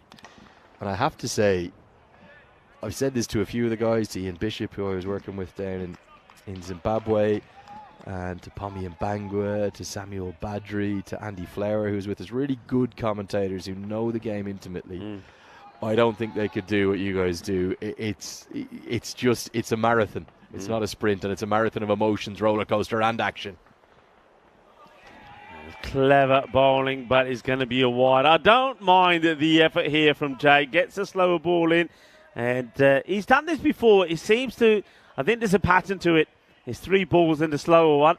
And Jay, if he's heard me, he's going to change that now because he think, well, if Rico knows it, maybe I'm giving it away. But I like the approach, but he just doesn't get it right, and he comes again. It's better. It's a dot ball. A very good question, though, isn't it? Yeah, very really good. I don't think they'd be cut out for it. I think once you get past sort of 3 or 4 stints for the top guys, that's what they're used to. And that's 5 or 7 or 30-minute stints in test matches. That's it. They had 2 hours in the day. They're done. 11 here. 11 hours So of how many coverage. overs would that be in those stints in the day? So in an ODI, it's usually 7 over stints, sometimes 8, just depending upon the phase of play. In a test match, maximum 4 30 over stints. Yeah. And in a test match, if you're getting 7 overs in those 30 minutes, you're doing well. That's right, yeah. You know, so again, you'd have at most 2 in a session, i.e., you might have the 10, let's say 11 a.m. to 11:30 stint, and then the 12:30 to 1 p.m. stint. Good delivery, full, and hasn't this been a really good over? So Jay, he's probably won his confidence back from the captain. One more quick comment before we get to the last ball. They're just saying, I didn't see who saw it, but who commented it, but they were saying there's a lot of talent in Switzerland. Going to be difficult for the selectors to pick a team for Cartema for the Euros of cricket. There is so much talent, particularly batting talent. Yeah, there is. I mean, the thing about that is, and we'll touch on it, and maybe we can continue it afterwards, as this will be a big blast. Listen for the bang. Yeah, there it is. It's a roofer right on the top. He's going to finish with a big hit. He's going to finish with a score. Don't quite get to the 150, but only fall a couple short. 148. It just, I think it'll be annoying for Power CC towards the end there. They couldn't get Usama Mahmood on strike often as they would have liked. He was there a long time, but didn't face a lot of deliveries. But he finishes with literally with a bang, as this one ends up being a roofer. But yeah, the only thing on that is do remember that a lot of the players that we're going to see here that are performing pretty well still don't quite meet that criteria. So there might be a bit of time before we see some of them. And of course, one man we're talking about, the man that shot today, scored 203 runs in the day. Arif Sanger, wouldn't we love to see him? Hopefully we will in the future, but not yet, not this September anyway. Let's take a look at the best of the first innings. It's been another run fest. 148 runs have come in the 10 overs that Power CC were allowed to bat, and really the star of the show was Asad Mahmood. There was a couple of early wickets, including a very good catch held by the keeper Wasim Javed, who's having a sensational, an excellent day, a stunning day. In fact, he'll get another chance to show what he can do. And after that dismissal held by Andrews in the deep, it was all about one man, and that man was Asad Mahmood. Yeah, Asad Mahmood, he batted beautifully, didn't he, the captain? And he sort of showed us what Power CC normally are about, because he certainly had the power. He played some glorious shots, he really did. Remember, they didn't have the best of starts. The power play was 38, and that was only courtesy of some sixes. But there was a wicket there. That was the one that hurt, because he was so close to what would have been quite amazing. It would have been the first time for me, maybe the first time on the network, that we would have seen 300s in the day, but it wasn't to be. He fell 9 short. Don't rule it out. I tell you, if Wasim Javed can Oh, go yeah. again, who knows? I know it's only 149 to win, but if one of the openers gets going, maybe Aidan Andrews or Wasim Javed, it could happen. 13 sixes in that innings of Assad Mahmood, 14 boundaries in total. It came at a strike rate of 313. He saved his very best for last, the captain of Paris CC. He's determined that they go out on a finishing note with a win. Yeah, and I like that from the captain, so that's good. He knows that the team today, particularly on a big day for them when they would have had 3 matches, they didn't quite perform to their best, but they put a good score on the board here. The one good thing about it is, as we have a look at those bowling figures, is that there's big runs on the board. There's enough runs on the board to, well, if any one of those Gossanet batters wants to go out there and put a personal performance in and get another 100, maybe it could be Javed. Well, they've got the runs on the board to do it. I think we're going to finish today the way we started. I think we're going to finish with an absolute sizzler.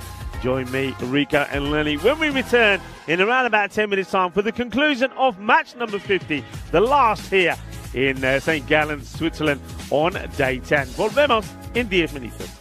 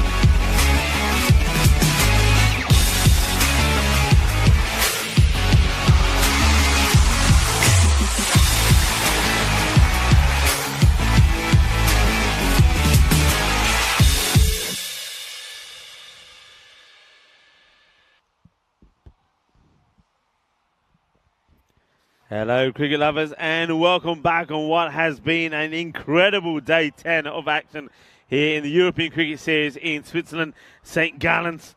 It's been quite extraordinary here at the Estadio de Grundsteinmoos, and we've seen some exciting cricket. 1,314 runs have been scored so far with an innings to go.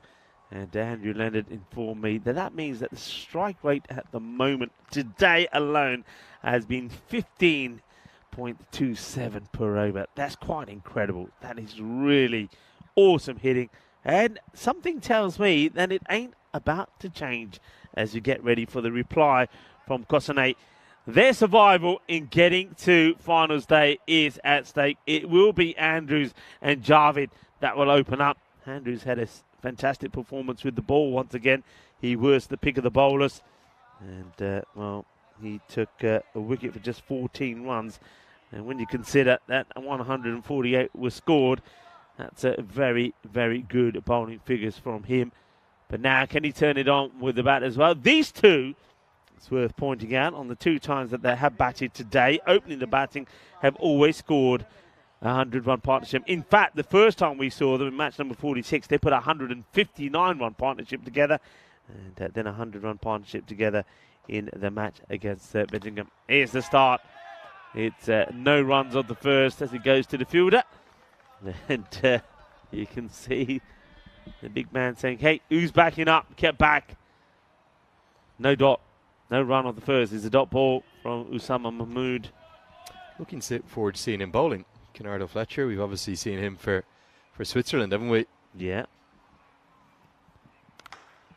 Let's hit down the ground. Should be stopped. Will be. That's nicely smothered by the captain. He's been blighted by a bit of unavailability for this European Cricket Series. I think just the one appearance actually so thus far. Now he will play for the national team on the weekend, which is good to see. But from what I gather, gets it through quicker. One of the quicker bowlers on show. He is quick. And he bowled very well at Cardamom. He does like to bang the ball in as well. So it'll be interesting to see how he fares on this pitch. This one will be down the leg side. The batter misses out on the little clip around the pads, but he will get the wide. Question for you, Rico. And bearing in mind this could be fatigue from my end, I'll put my hand up already. Is it just me, or is it incredibly dark out there? I mean, compared to yesterday, I felt that it's been, especially from our viewpoint here, much darker all the way through. And yeah, it has got pretty dark.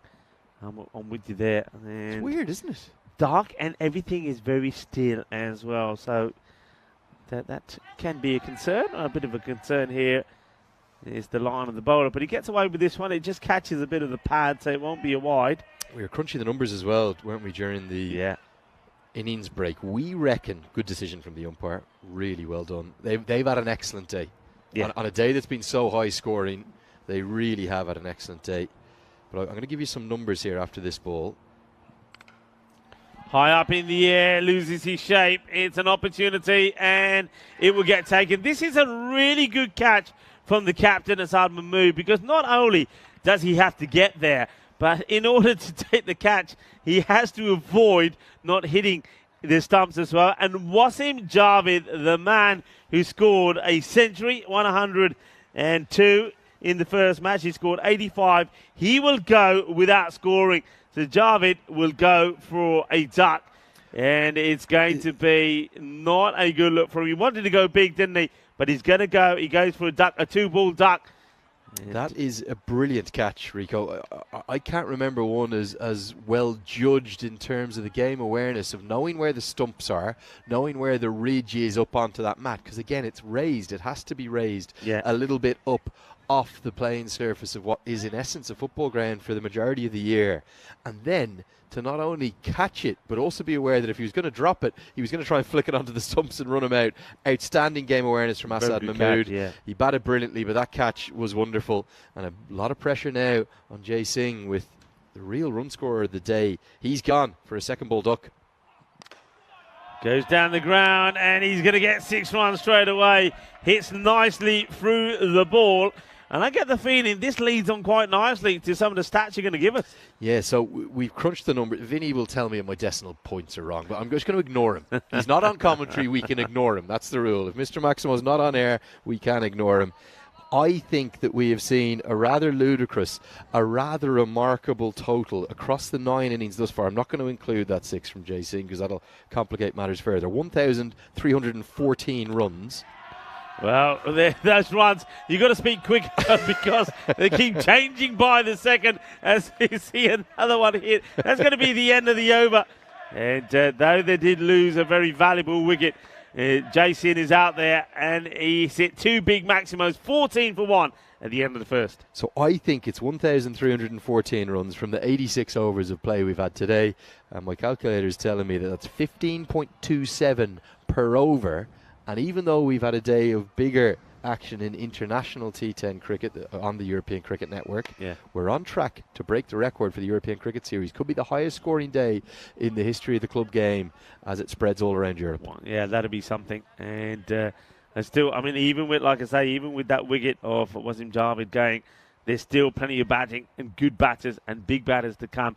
And I can see that happening here today. And also the other thing is Kosane. They need to do it. They need to win this match. And maybe Jay Singh is the man. He's just shown us shades today, hasn't he? That he's found his form with the bat, which wasn't there for the first 2 days, first 2 game days. But what a start. 6-6, bang, bang. Here comes Fletcher. Really looking forward to seeing the big left arm quick ball. And gets this one through pretty quickly. And yeah, there's a little bit of chirpiness there as well. There's Fletcher. He's built like a fast bowler, isn't he? You know when you used to go to a team that you never played against, and you turned up at the ground, and they had a few guys that looked like this guy, tall, strong, powerful. You thought, okay, they got some quickies. Yeah, he's got an impressive physique, doesn't he? And a nice action too. Big left arm quick. It's what you want in your team. You want left armers. Gets a bit of bat onto this, and it will go down for a single. And keeper tries to stop it, but strike rotation is pretty key here now. Let's see how Jay Sin goes up against Fletcher. Well, this is going to be a high-quality contest. 2 Swiss international teammates playing against each other. And for me, Fletcher already, right thereabouts, is the quickest I've seen here in St. Gallen.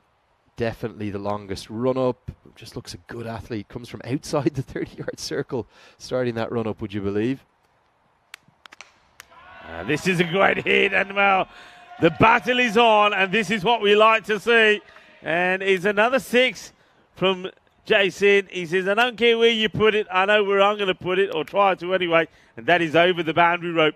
Let the battle begin of the 2 international stars of Switzerland. What a start. 6-6-6 for Jason. He has very much found his form, found his rhythm with the bat. We had his dad Yatindra on with us in the commentary the other day. He was saying just felt that the 2 power hitters, it's Sin and then Anmal Prabhu, who tend to get the most over the rope. They hadn't found form yet. He's shown it now.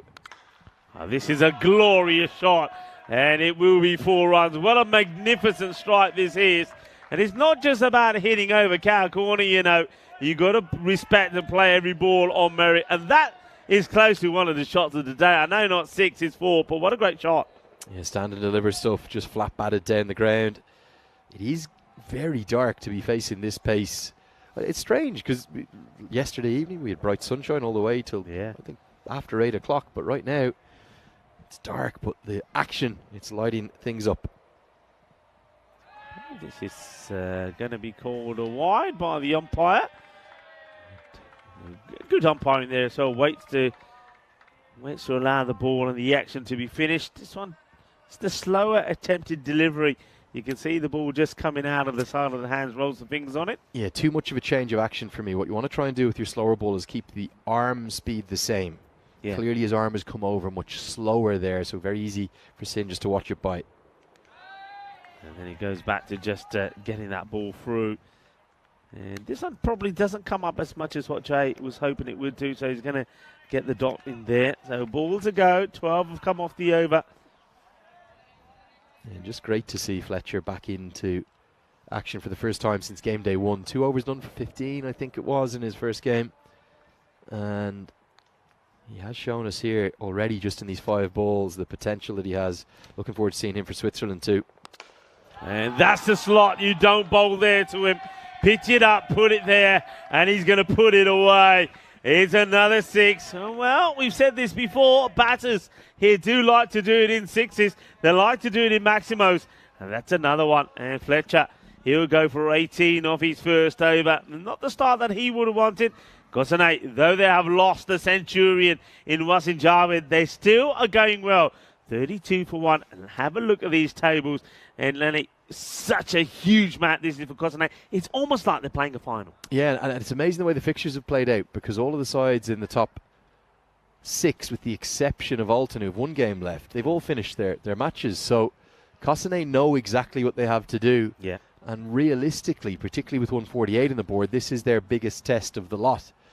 It would be the Zurich Crickets and Winterthur tomorrow. Gossanay would be quietly very confident of getting by them if they can stay out of the karaoke bar tonight and behave well in advance of their 2 final games. Win today, Gossanay could well just take that 5th spot and rob the pockets of the Pakhtun Zalmi, who will be watching on. They'll be cheering on for the Paris EC. Paris EC certainly giving it their all. But as we've seen throughout this competition, Gossanay impressing in the power play. Can they do it outside of the fielding restrictions? Run there from Andrews, who's just finding his time to get going. 2 or 5 deliveries here now as Rana. I think for me, Rico, that's probably, you're asking me earlier, the big differences between the different formats. I think that's the biggest difference. I don't think you can start slowly and catch up. I know you technically still can. Well, this is more like it. And it is that, well, it was 5 balls and 2. Well, that 6 will help. It takes him to 7 to 5. So in a T20I, 2 off 5, yeah. Okay, it's not a great start, but it's not the end of the world, because if you go 6 like that, all of a sudden you've got your strike rate above 100, you're expected to strike it, something in and around 140 plus is a really good strike rate in T20Is. It means that your team will end up with something in the vicinity of 160, 170, and generally that'll be a winning score, although sometimes you want even more than that. In this format, if you start with 2 off 5, you've got yourself in real trouble. Yes, okay, he's got the maximum to get to 8 off 6. You can't afford 2 or 3 poor overs. Yeah, this one is, they're running hard. If you can turn and throw and hit him, it will be close. Well, he does turn, he does throw, but I think the batter does get there. The ball hits the edge of the pitch as well. Yeah, I see exactly where you're coming from, and that's why I think the power play is so key. Yeah. There's no other way around it. The power play is key. Games can be won or lost in the power play. But not just that. Then those overs 4 and 5 coming out of the power play, when you're adjusting to the fielders going out to the deep, the 5 on the rope. If you have 2 poor overs, then your chase, it can just disappear. It can go off the rails very, very quickly, Rico. Yeah. Fletcher doing the fielding. I wonder if the captain will call upon him to bowl straight away once again.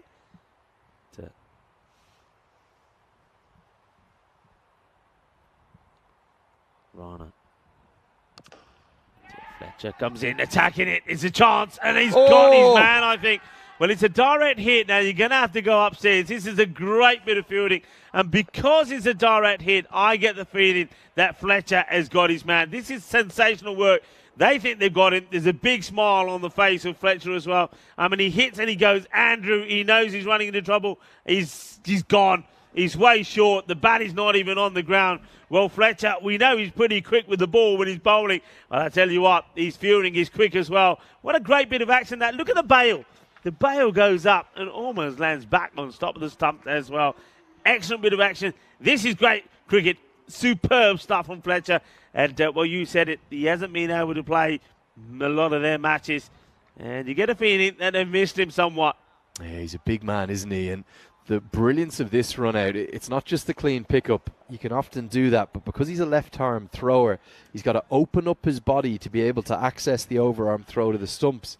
He was that close, I thought he might pick it up and throw it underarm, but he's actually managed to pick it up, get the overarm throw in, and he's just about clipped the one stump right on the edge to run Andrews out for 9 from 8 deliveries. Goes back to my point, that innings from Andrews, 9 off 8, when you're needing 15 runs and over, it's not very helpful. Last ball of the power play comes to Prabhoom, who's sent up the order. In fact, Singh on strike, but Prabhoom at the non-striker's end. End of the third. Oh, well, what are they doing here? Oh, they've cooked themselves. They've cooked themselves. And I think it might be Prabhu. Yeah, he's going to have to go. And he's going to go here for, well, it's going to be a diamond duck. He's going to go for a diamond duck because he doesn't face the ball. Now, I think this is a sacrifice made by Prabhu because I think he's the two batters, when they know they've messed this up, they've had to decide who's going to go, and Prabhu is the man who will go. It's a diamond duck. I don't think this is good running. Like, you can see clearly it's a yes, no, wait, maybe, sorry. And the ball has gone straight to Conardo Fletcher again. Yeah. I don't think he picked it up even completely cleanly. He still had time to ping it over the top. Out comes the diamond duck animation. Thank you for coming. Got to go. As the bat goes flying. Just watch it again. And this is why we have that diamond duck. It's just, it's poor cricket. Very poor indeed. And Prabhu will go. Jai probably tries to consolidate him there, but he doesn't want to know. And he'll go for a diamond. So, huge match and a bad time to get an error like that in. 2 run-outs and 2 balls, and both going to Conardo Fletcher. The first from a direct hit, the second from a throw from the deep. We did have a hat-trick of run-outs yesterday. They're on a team hat-trick. Can they make it 3 and 3? Jay Singh, the pressure is squarely upon his shoulders now. He's got 30 off 8. A really good start, but they still need over 15 runs per over with 7 overs remaining, and now the field can spread. They've all gone out into the deep. 5 fielders on the rope, 3 on the leg side, 2 on the off. Yeah, well, it's going to be Arjun Vinod who goes out, and but Jay's got to keep going, hasn't he? And that will help. Probably not exactly where he wants it to go, but it's runs. And whichever way these boundaries come from, you'll take them. It's not a bad delivery from the bowler. It keeps it pretty wide, but it goes away. So that's actually Ashwin Vinod. So it's not quite the captain. So Ashwin being elected to go up the order here. See if he can get a good partnership. And to go to the ECN boys out in the middle there. They work in the head office here in Switzerland. Work very hard behind the scenes. And now they've got to work very hard for their squad.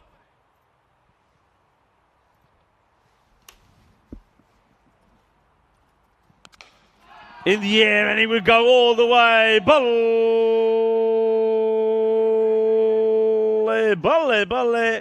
Gidnas Hona.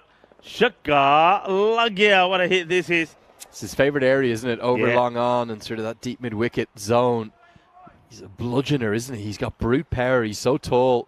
40 off 10. That's strike rate. 400 thus far. Well, it's in that slot again, but he doesn't quite get this. It should be stopped. It will be. They will come back for 2. Good running, good fielding, good bit of cricket all round. It's funny. He's nowhere near as strong out there, is he? It's just anything into his legs or close enough to his body to twist and hit down over long on. I think certainly that's not where you want to bowl to him. Hide it away outside the off stump. Well bowled right on cue, and almost a chance maybe off a run out there of Ashwin. The bowler just couldn't get hold of it. And they got into, just watch this. This is a little bit like rush hour in Mumbai. Look, watch them both getting together. And if he could only have got hold of the ball, could have been interesting. It's nicely played. Will this slow up before the boundary? No. It bobbles over. It's 4 more. Valuable runs. They keep on coming. Well, even though those wickets have fallen, as long as you keep going, as long as you believe you can get there, anything is possible. This is a cracking start from Jason. Yeah, really good. He's got 46 of 57. One of the games earlier in the series, we had one batter make 53 of 54 at one point. But it's been very dominant from Sin. Just 13 deliveries faced. He's moving towards 50. There's a bit of bat on this. And let's see if there's anything from the umpire. I think there may have been a bit of something. No, missing leg. Just going to miss leg, angling down. 2 pads the noise is here, actually. So it's going to flick one of the pads and then maybe go on to the other. And definitely missing leg. He'll keep the strike. Great to hear from you all in the chat at the end of the 4th over. The score is 58 for 3 now. And John Gray is asking about an update from Rico Full regarding his delayed luggage. Any nibbles? No? The latest is that it's en route to Zurich. Oh, so that's good news. That's the latest, yeah. So it's good news. Whereas before, earlier this morning, it was like it's still it's still lost somewhere. It hasn't been found. And now it's been found and is en route. So you never know. By the end of the night, it might be in Zurich somewhere. So that's the update. Well, Kroom is asking me, are there any Derek the Duck impressionists at test matches? Andrew Leonard, I can confirm no. That's a round-hearted no. I can also confirm that Rico, well, he confused me. That's going to miss leg as well. We'll be giving us a leg bye. We'll get a quick look at it. But I can confirm that you fooled me yesterday when you did it for the first time. I thought it was part of the sound effects package. I just thought the umpire here, because he starts moving that hand here. Watch this. I thought he was going to give it. I thought, oh, no. But, yeah, he's just saying, nah, it's going down the leg. Don't mind that from the umpire. So let's see what Ashwin Vinod can do. He's getting set now to face his first ball. So at the moment, I mean, look at the score. 59-46 have come off the bat of Jay. So he's been instrumental in this so far. Also, there's been 4 extras in the innings. So 50 runs from Jay and extras. The rest from the others. That's been carved away. The chase is on. It should and will be stopped. The fielder gets down and gets dirty for his side as he gets the throw back in. As it does get even darker here now. It's almost like you're going to need... I'm glad that we've got the lights of the monitors on here, because otherwise we wouldn't be able to see a thing. It's really strange. And with all the difficult weather we had, the rain and the damp stuff, we didn't have any of this. It's up in the air. Is he going to get lucky? Yeah, he positions it beautifully. And he might even get lucky, get a boundary. No, it's been brilliantly done. That's excellent work from the fielder, Shazad. And, well, they're taking buzzers. It could be all over here. It's going to be another close one. And what does the umpire say here? We might be going upstairs again, are we? Well, that could... I think they're checking this. That's the last thing that you want, is to be running Jace in out here. Here's the throw. Now, the bails have been broken already. And does he knock the stumps over? If he does, that's out. That's going to be given out, because even though the bails have been broken, the stumps will still standing. So if the keeper with ball in hand knocks the stumps over, it will be out. And I think that will be the call here. I think this is out. Yeah, I think he's going to be done by the technicality. Well, they're not. I mean, it doesn't look like they're giving it as out. I don't understand this. What, bails knocked over, stumps knocked over. That's got to be out for me. So obviously, I know when we play with regular stumps, you need to take the stump out of the ground. But we're just trying to get a check on this. I can't believe that. He might have got away with one here. I can't believe that. I mean, unless I'm missing something somewhere. So is that the playing condition you play to? Yeah. In a normal game where we obviously have stumps with a rubber base in them, so the stumps can go in. Yeah. They don't physically go into the ground because it's a football wicket. It's a temporary mat. Yeah. But usually if you knock the bails off early, then you've got to pull the stump out of the ground. And this, you've got to knock the stumps over. Here what we're saying is, because you don't have that facility of doing that if you knock the stumps over, then that classifies as the same. So if he was just to tap the stumps, would it be out? If you knock them over, that's out. So, wow. I mean, unless something's changed that I'm not aware of, but yeah, that's a biggie. That's a big let off. I mean, the bails do come off early. And the fact it's Jay Sin as well. Oh, yeah. Obviously, any wicket would be a big swing, but Jay Singh, who's 46 off 16, some fairly bizarre running, to say the least. Yeah, bizarre. He's gone high up in the air, and catch taken. Really good catch. And Azhar Mahmood, well, he misses out on a century. We know he was gutted about it, but his performance in the field, the captain, has been good. And that is the big one. They get another wicket, so they get another breakthrough. And it's Ashwin that will go. So Jay is still there. But like I say, I'm very surprised with that last decision. I don't know what Jay is commenting about here. He seems to be having a chat. Maybe he wants to change his bat. And I think that's why he's giving a bit of talks. Yeah, come with it, come with it. Let me have a look at it. Wants another bat. So wicket goes down there, 64 for 4. Not the one they would have wanted. And, all sorts going on with the scoring as well, because I think initially they'd scored Jay Singh out. I don't know how many runs they ended up with from that near run out. It might have been 3. It was initially scored as 3. Not sure if that was correct. Over to the scorers. We'll leave it to them. That's what we got to look forward to, though, as we get to the halfway stage. The score is definitely 65 for 4. They need 84 more off 30 deliveries at about 16.8 per over. Plenty to look forward to, but for the moment, for today, tomorrow, and indeed for finals day on Friday, All eyes here on Switzerland at this great venue that's played a wonderful host to the return of the European Cricket Series to Switzerland after that 3-year hiatus. Great to be back here.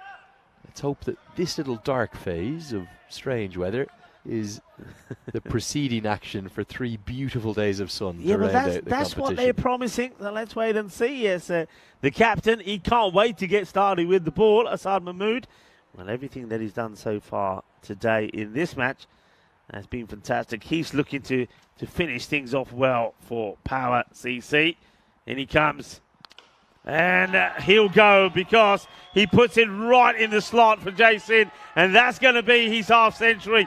He's been ruthless in this area as he whacks another one out of here. What a hit. What a shot.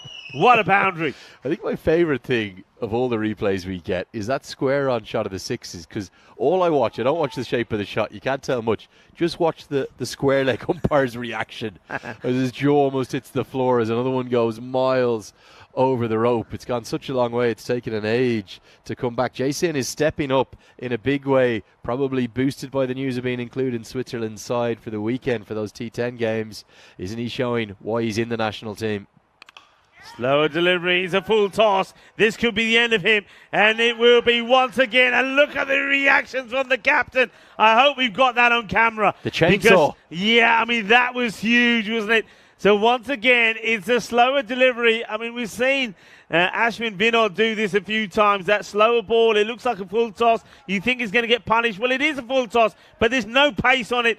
Gives the chance, and the catch taken by Rana. And I don't know if he got there. Watch this. Oh, yeah. That's what it means to him. The old chainsaw celebration. Rev it up. It's the Brett Lee classic, isn't it? It's the one that he trademarked. The Aussie quick who bowled at the speed of light. I know you're going to say this isn't a great delivery, that it's a full toss. The key to it, though, it's the line. Yeah. We've spoken at length there about how Jay Singh can plunder it aplenty over the leg side, over long on and deep mid-wicket. The problem is it was outside of his hitting arc. It was about a 6-stump line. Even though it was a full toss, Singh tried to drag it down the ground, couldn't get enough of it. And is that all over, she wrote, for Kosane? Or are we staring at them being knocked out of the competition here? Yeah, well, I mean, they're 5 down. And you get now to the point of where you're looking around and saying, okay, the batters that are out there that are going to have to go at this, just under 17 per over. What have they done so far in this series? Has any of them been able to score big runs? Because somebody's got to turn it on here. This is well hit down the ground. It's going to be 4 runs. As a fielder not able to get to this one, Abdullah Rana.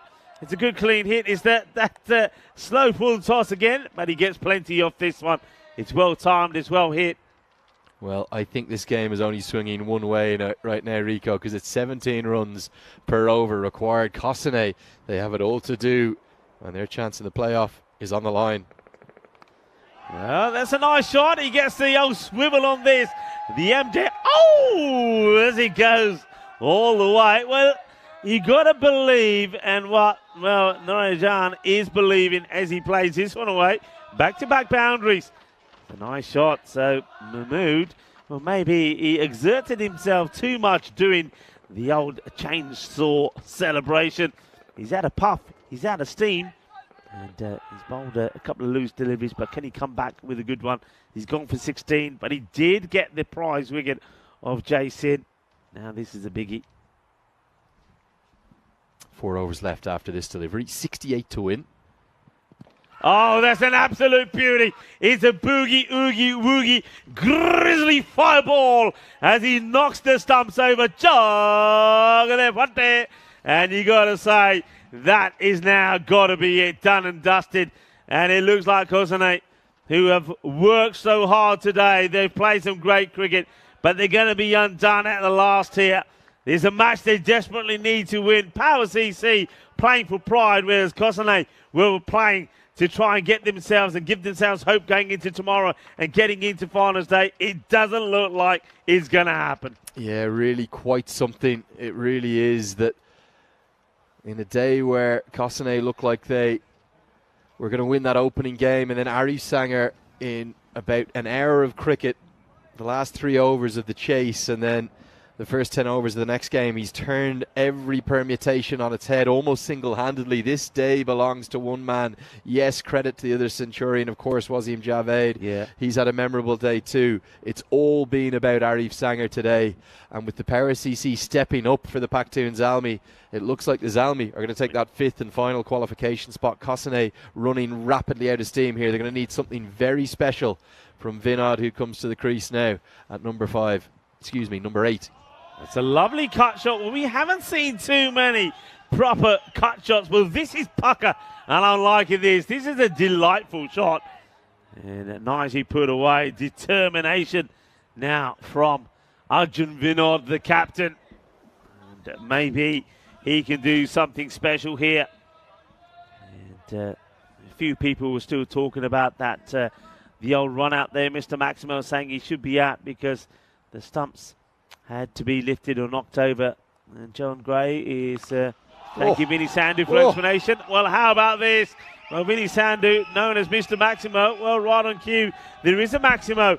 So the captain still fighting. He's saying, well, some of the troops may be down, but I'm the captain. And if I'm still standing, this match is not over yet. Well, where's he been? And just as every time we try to call or predict something, there's another twist, there's another turn, and they think they're still fighting. They think they're still in this.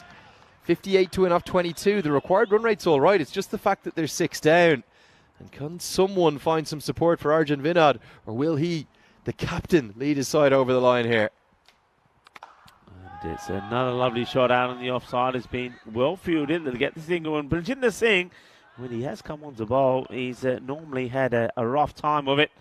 And he sort of walks back to his mark pretty dejectedly, but still, as we know, it only takes one ball to get yourself a highlight.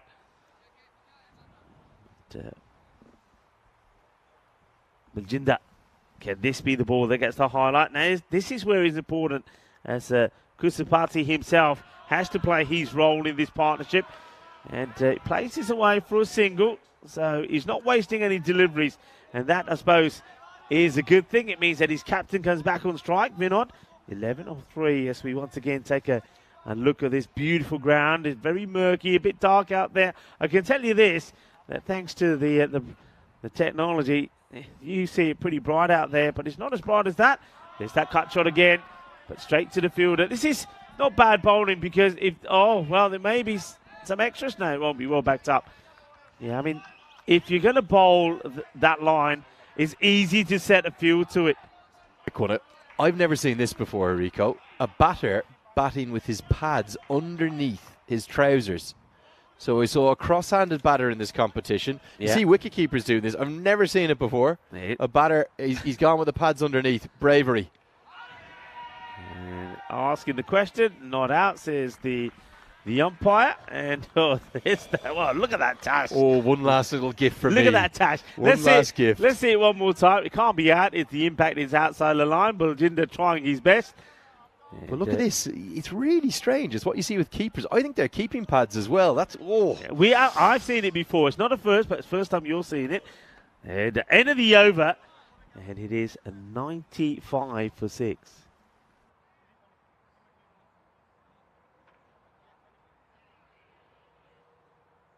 Yeah, that's what we've got to look forward to tomorrow. Plenty more action here at the European Cricket Series in Switzerland. For me, it's one last dance tomorrow. Rico, me and Vinny Sandhu are going to be back in tandem. He's going to give me a little swan song together. It'll be good fun. It'll be good fun, yeah, it will. And I'm sure you'll let the viewers know where you became up to. That chair almost went there, Lenny. Lenny just putting it through the paces. It's almost like you're doing. I'm not breaking two on a trip. I'm just going to stand tomorrow. Chest. And this has been launched into. Where's this going to go? It will go all the way. And the umpires are just checking. I'm sure this is 6 runs. Put them up in the air like you just don't care. Arriba, arriba, arriba, arbitro, manos arriba. Porque eso es 6 carreras. Come on, put them up, put them up. Don't be shy. Don't be shy. And there you go. 6 runs. Game is still alive. And now, Uday Kusapati decides, I want to join the party and I want to hit a few. And he does smash this out. So that is not what wasn't on the cards. Good comeback. They've got to run for everything. Here's the throw. Hits the stumps, but I think he's in. They'll go upstairs, and looking at this first up, I reckon he gets there. I think he probably does. The bails take a little while to come off as well. Look at those keeping pads. I can't get over that. He scampers home. But the action is at this end. Yeah, safely home. Yeah. Bales did take a little while to rock out. He was home anyway. All action, though, and required run rate, it's not out of the question. It's in and around 17 and a half and over. Vinod gets a little bit of a boost from Kusupati getting one over the rope. From here, 16 balls left. If you can somehow hit 5 of them for 6, right, that gives you 30 runs. 5 sixes gets you 30, and then your remaining 10, you just need 17 from. Come on, Kosane. And that's in the slot, but it's been dropped by Fletcher. He puts it down. They're thinking of 2. He's got a strong arm. This one will probably, they don't take the ball. He drops it, does the keeper. They're going to get 2.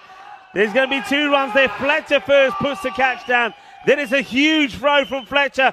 And really, you think that Safi should do better here with the gloves. He doesn't take the bells off. They survive. It's 2. Fletcher can't believe he's dropped the catch. Yeah, it was very well judged from Fletcher. He's jumped at the last second when maybe he just didn't quite need to there. Well, maybe he did actually. I think he's done well to keep it inside the rope. And this was the moment for the keeper. If he collected this cleanly, I think that was gone. It was gone, yeah. Dropped it though. Great throw from Fletcher. And now no ball. What a great take from the keeper. Maybe he makes amends here with that stop, because that could have gone anywhere. So no ball, free hit. Well, are we going to have a real tight finish here, a close one? Well, Kusupati may be the best runner between the wickets I've seen. Maybe it's those keeping pads. It's less leggings to wear, but he's so quick, isn't he? Even there he's looking for the single. Free hit incoming. Hits it well. There is a fielder out there. Of course, the catch wouldn't have counted. It's all about saving the boundary. In comes the throw. Gets another chance to keep up, but he doesn't. That's good fielding. I know the keeper's not happy with it, but the fielder does really well. He saves the boundary. Boundaries are the key. You got to save the boundaries, and that's nicely done.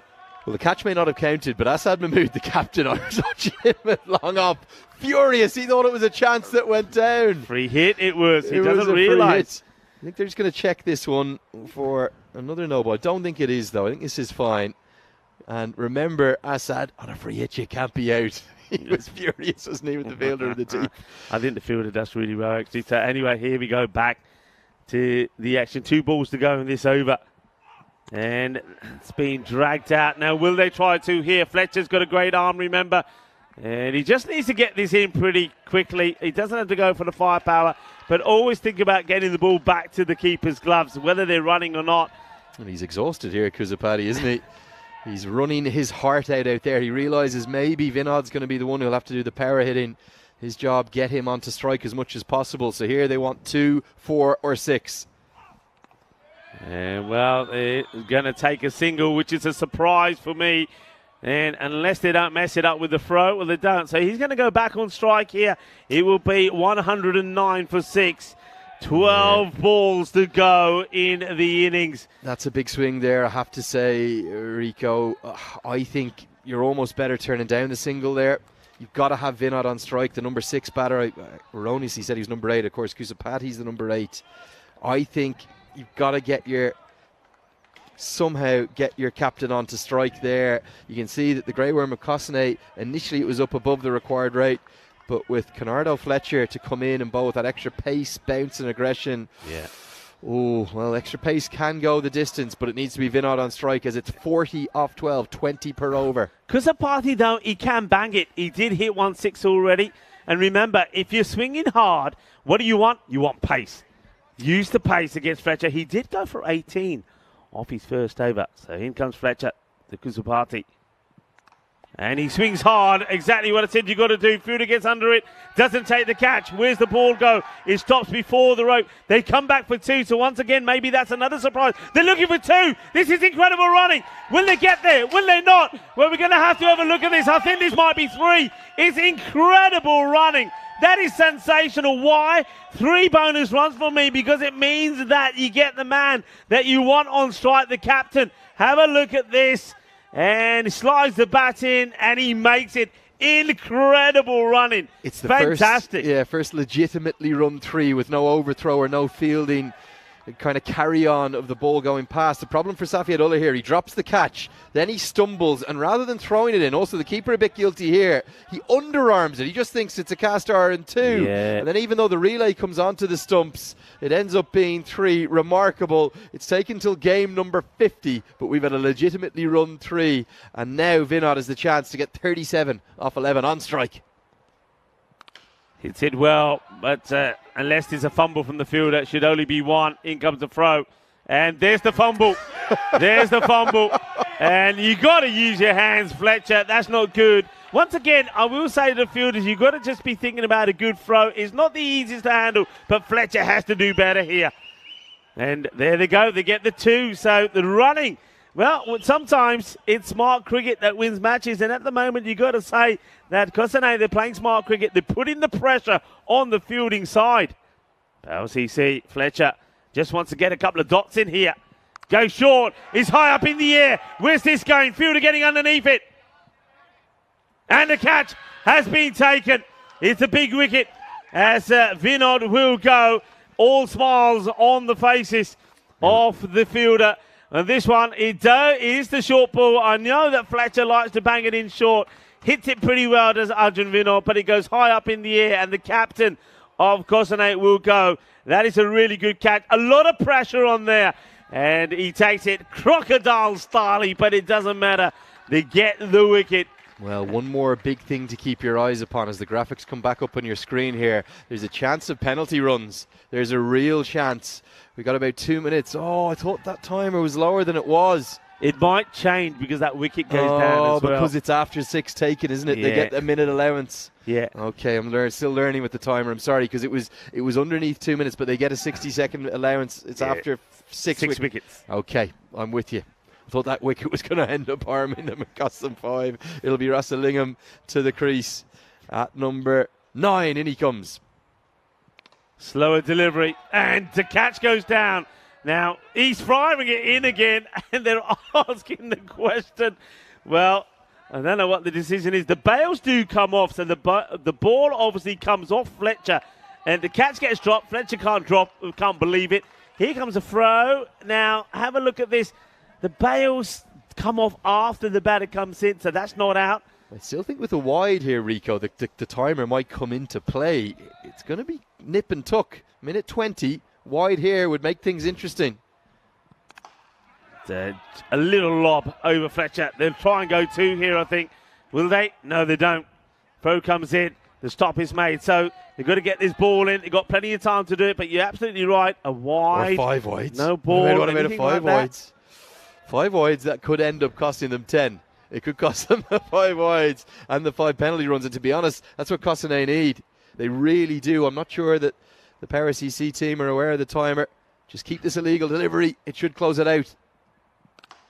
It's that slower delivery again as well, bowled. It's been a very intelligent over. Take nothing away from Fletcher. Not things haven't gone his way. The catches have gone down.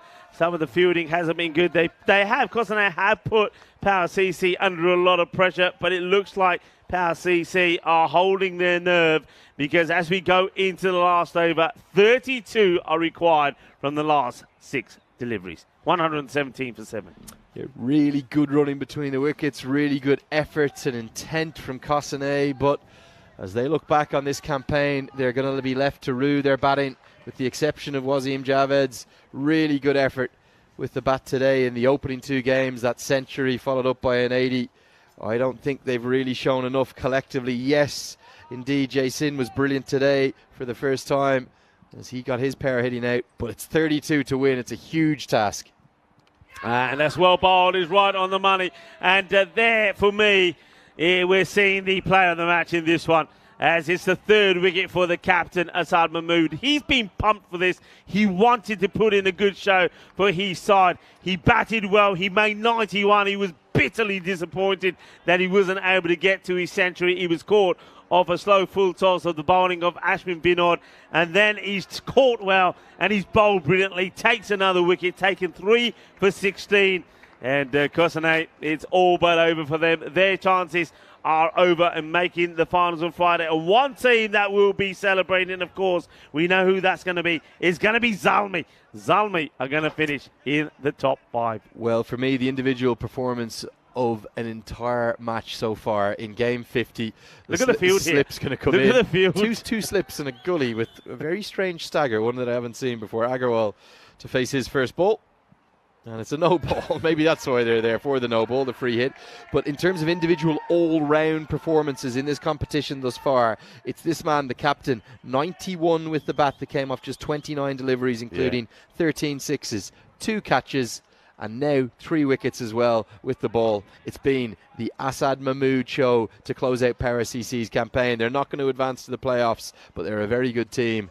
And indeed, Asad Mahmood, maybe the best player they have. Love to see first slip get a catch here. Yeah. Come on, get one to him. Swing and a miss. Can you imagine? That would just crown my day, Safi Hadullah. I think it was a hat-trick. Was it a hat-trick? Yeah, it was. I was just about to say, he took a wicket from his last ball of his first over. Off the first over. Took a wicket at first. So they knew it was a hat-trick ball. That's why he had this slip. So that's got to be probably the worst hat-trick ball that you've seen. But they kept him in there for even after the no ball for the fake hat-trick. Going to be all over for Cossonay. Just 4 balls left. In the air, it could be another one. And Fletcher drops another. Oh, dear. Well, Fletcher, I don't know. Maybe somebody introduced him to aloo parantas. Well, Fletcher, when you eat those aloo parantas, you got to wash your hands afterwards because there's a lot of butter on them. Aloo paranthe kha ke aaya par hath nahi saaf kite ghee lagiya bol nahi par hundi. And down it goes. Well, Fletcher's got a smile on his face because he knows it won't matter. But it's not a good look for Fletcher. Puts another one down. Well bowled, and it's all but over. And I've got to say, I know Cossonay, they're going to feel very bad about this, Cossonay, because they've had a mixed day, haven't they? They've played some exciting cricket. They gave us a thriller in match number 1, then they came back strong after that defeat to beat Battingen. It just hasn't quite happened for them. The same with Power CC. The first 2 matches in the day for them wasn't the best, but they come back with a win. This is blasted high up in the air. In comes the fielder and puts it down. It's another one that goes down. And Asad Mahmood quite easily could have had a fifer. He could have had a 5-wicket haul. And despite the 3 wickets he has taken, it could have been more, but it's not to be. But he's going to be the happy man. His team finished on the high. Both these 2 teams, actually, it was a big day for them, wasn't it? They both had 3 matches in the day. That takes a lot out of you. He should have had a 5-wicket haul. He had 90 to his name. He's got 2 catches too. The player of the match, he'll bowl the last ball. And he may well get a wicket from it. It's going to be Fletcher, 4 for come Shorley. Come on, Fletcher, yay! Well, he needs a second attempt for it, but he does finally hold it. I still say he's dropped 3 and caught 1. Well, he could have had 6 wickets, really, couldn't he? 2 drop catches off his bowling. He finished with 4 for 19 to go alongside 91 and 2 catches. That is the individual all-round performance of the tournament by a distance, and something that the Power CC skipper should be very proud of, as is his side. They finished with a win. It's going to be by 28 runs, and they've just proved too good for Cossonay. Those batting demons come back to haunt the men from Lausanne, or near Lausanne, and they will only be playing for pride tomorrow. Yeah, they will be. And the thing is that, as Power CC showed, there still is plenty to play for. You still can finish higher up the table, and you still want to showcase your talents, team talents, and also personal talents to the world. And that's exactly what the captain there did. And really well bowled, as we see the man with the outstanding tash there as well. But yeah, well done to Al Capitan Asad Mahmood. 91 he got. He missed out on 100. And then, well, not through his own fault. He missed out on what would have been definitely a 6-wicket haul. But this is how it started. The man who was scoring the runs, who was a centurion earlier today and scored 85 in the second match, was caught brilliantly. That was such a good catch, though, as well, from the captain. Don't forget that catch. So they did get Jarwood out for a duck. And then Andrews, he had to go because of this magical work. Well, Fletcher may have trouble catching the ball, but there's certainly no trouble when he's bowling it or throwing it in, because that was a great bit of work from him. And then, well, it was all on the likes of Jay, because there was this for me is where the match changes. That is a huge one, because you said it as well, that Animal Prabha he can be a big hitter. And when he goes without scoring for a diamond duck, then you know you're up against him. Yeah, certainly those 2 run-outs were killers, and Prabhu not even getting to face a single delivery run-out without facing. It was really a helter-skelter innings. We couldn't quite understand why that one wasn't given out, but Jay Singh, although he got to 50, he couldn't cash in. Ashwin Vinod's stay was a very short one. He was well held by Asad Mahmood down right on the vents. And then, of course, look at this moment, hidden away outside the off stump. And as soon as Singh was gone, I felt that was that. The chainsaw celebration came out, followed by the boom. I have to say, he was pumped up today, wasn't he? Asad Mahmood, a one-man show, a virtuoso performance from the skipper of the highest quality. Then the fear started to kick in for Kosane. They knew that the fat lady was about to sing. Her lungs were being cleared, as the chat was saying. And despite the drop catches coming down at long on, 2 of them put down by Bernardo Fletcher, it was all over, she wrote. And even though one of the most innovative pieces of running of the whole tournament, a cast iron, an actual 3 run to my man Safiadola, they just didn't have enough. And 28 runs shy. Kosane, almost every time they batted, it was 120 to 130. You're never going to get to the finals with totals like those. There'll be brighter days ahead for them. They're a very good side. They're a great club. They're doing good things. But for this year, their European Cricket Series dreams are over. Yeah, the dreams are over, but there's still opportunities for them tomorrow, of course, to make some highlights, like we saw there from Power CC.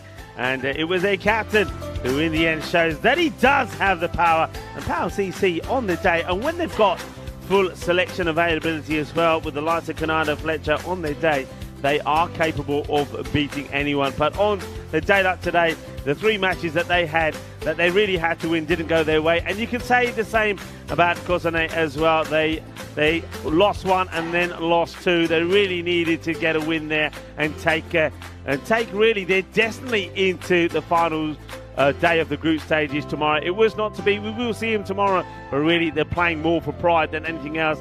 And we saw the batting figures there. Jason, of course, was the star with the bat. He batted beautifully.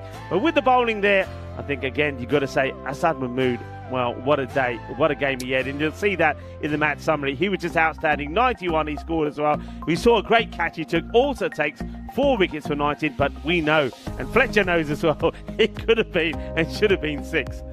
Well, guys, from us, it's been so good having your company throughout the day. We've really enjoyed every aspect of it. We've seen 2 centurions. We saw the hat-trick yesterday. We saw maybe the all-round individual performance of the entire competition with Asad Mahmood. Yeah. 4 for 19, 91, and 2 catches to go with it. It's been a hell of a lot of action, it really has. But our final 5 are set.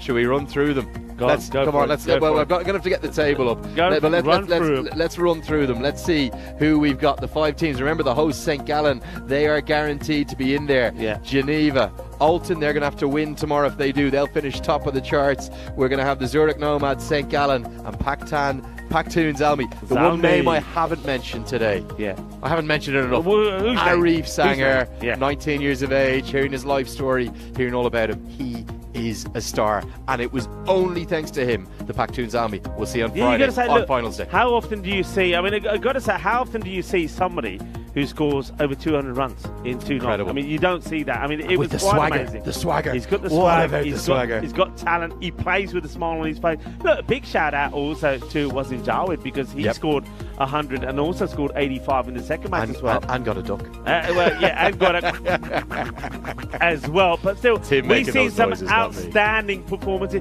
Don't forget, we haven't mentioned the 5th highest run chase as well, and that was done by It was all today. Zalmi. It was all today. And we've seen over close to 1,500 runs as well in the day. Yeah. It's been a magical day.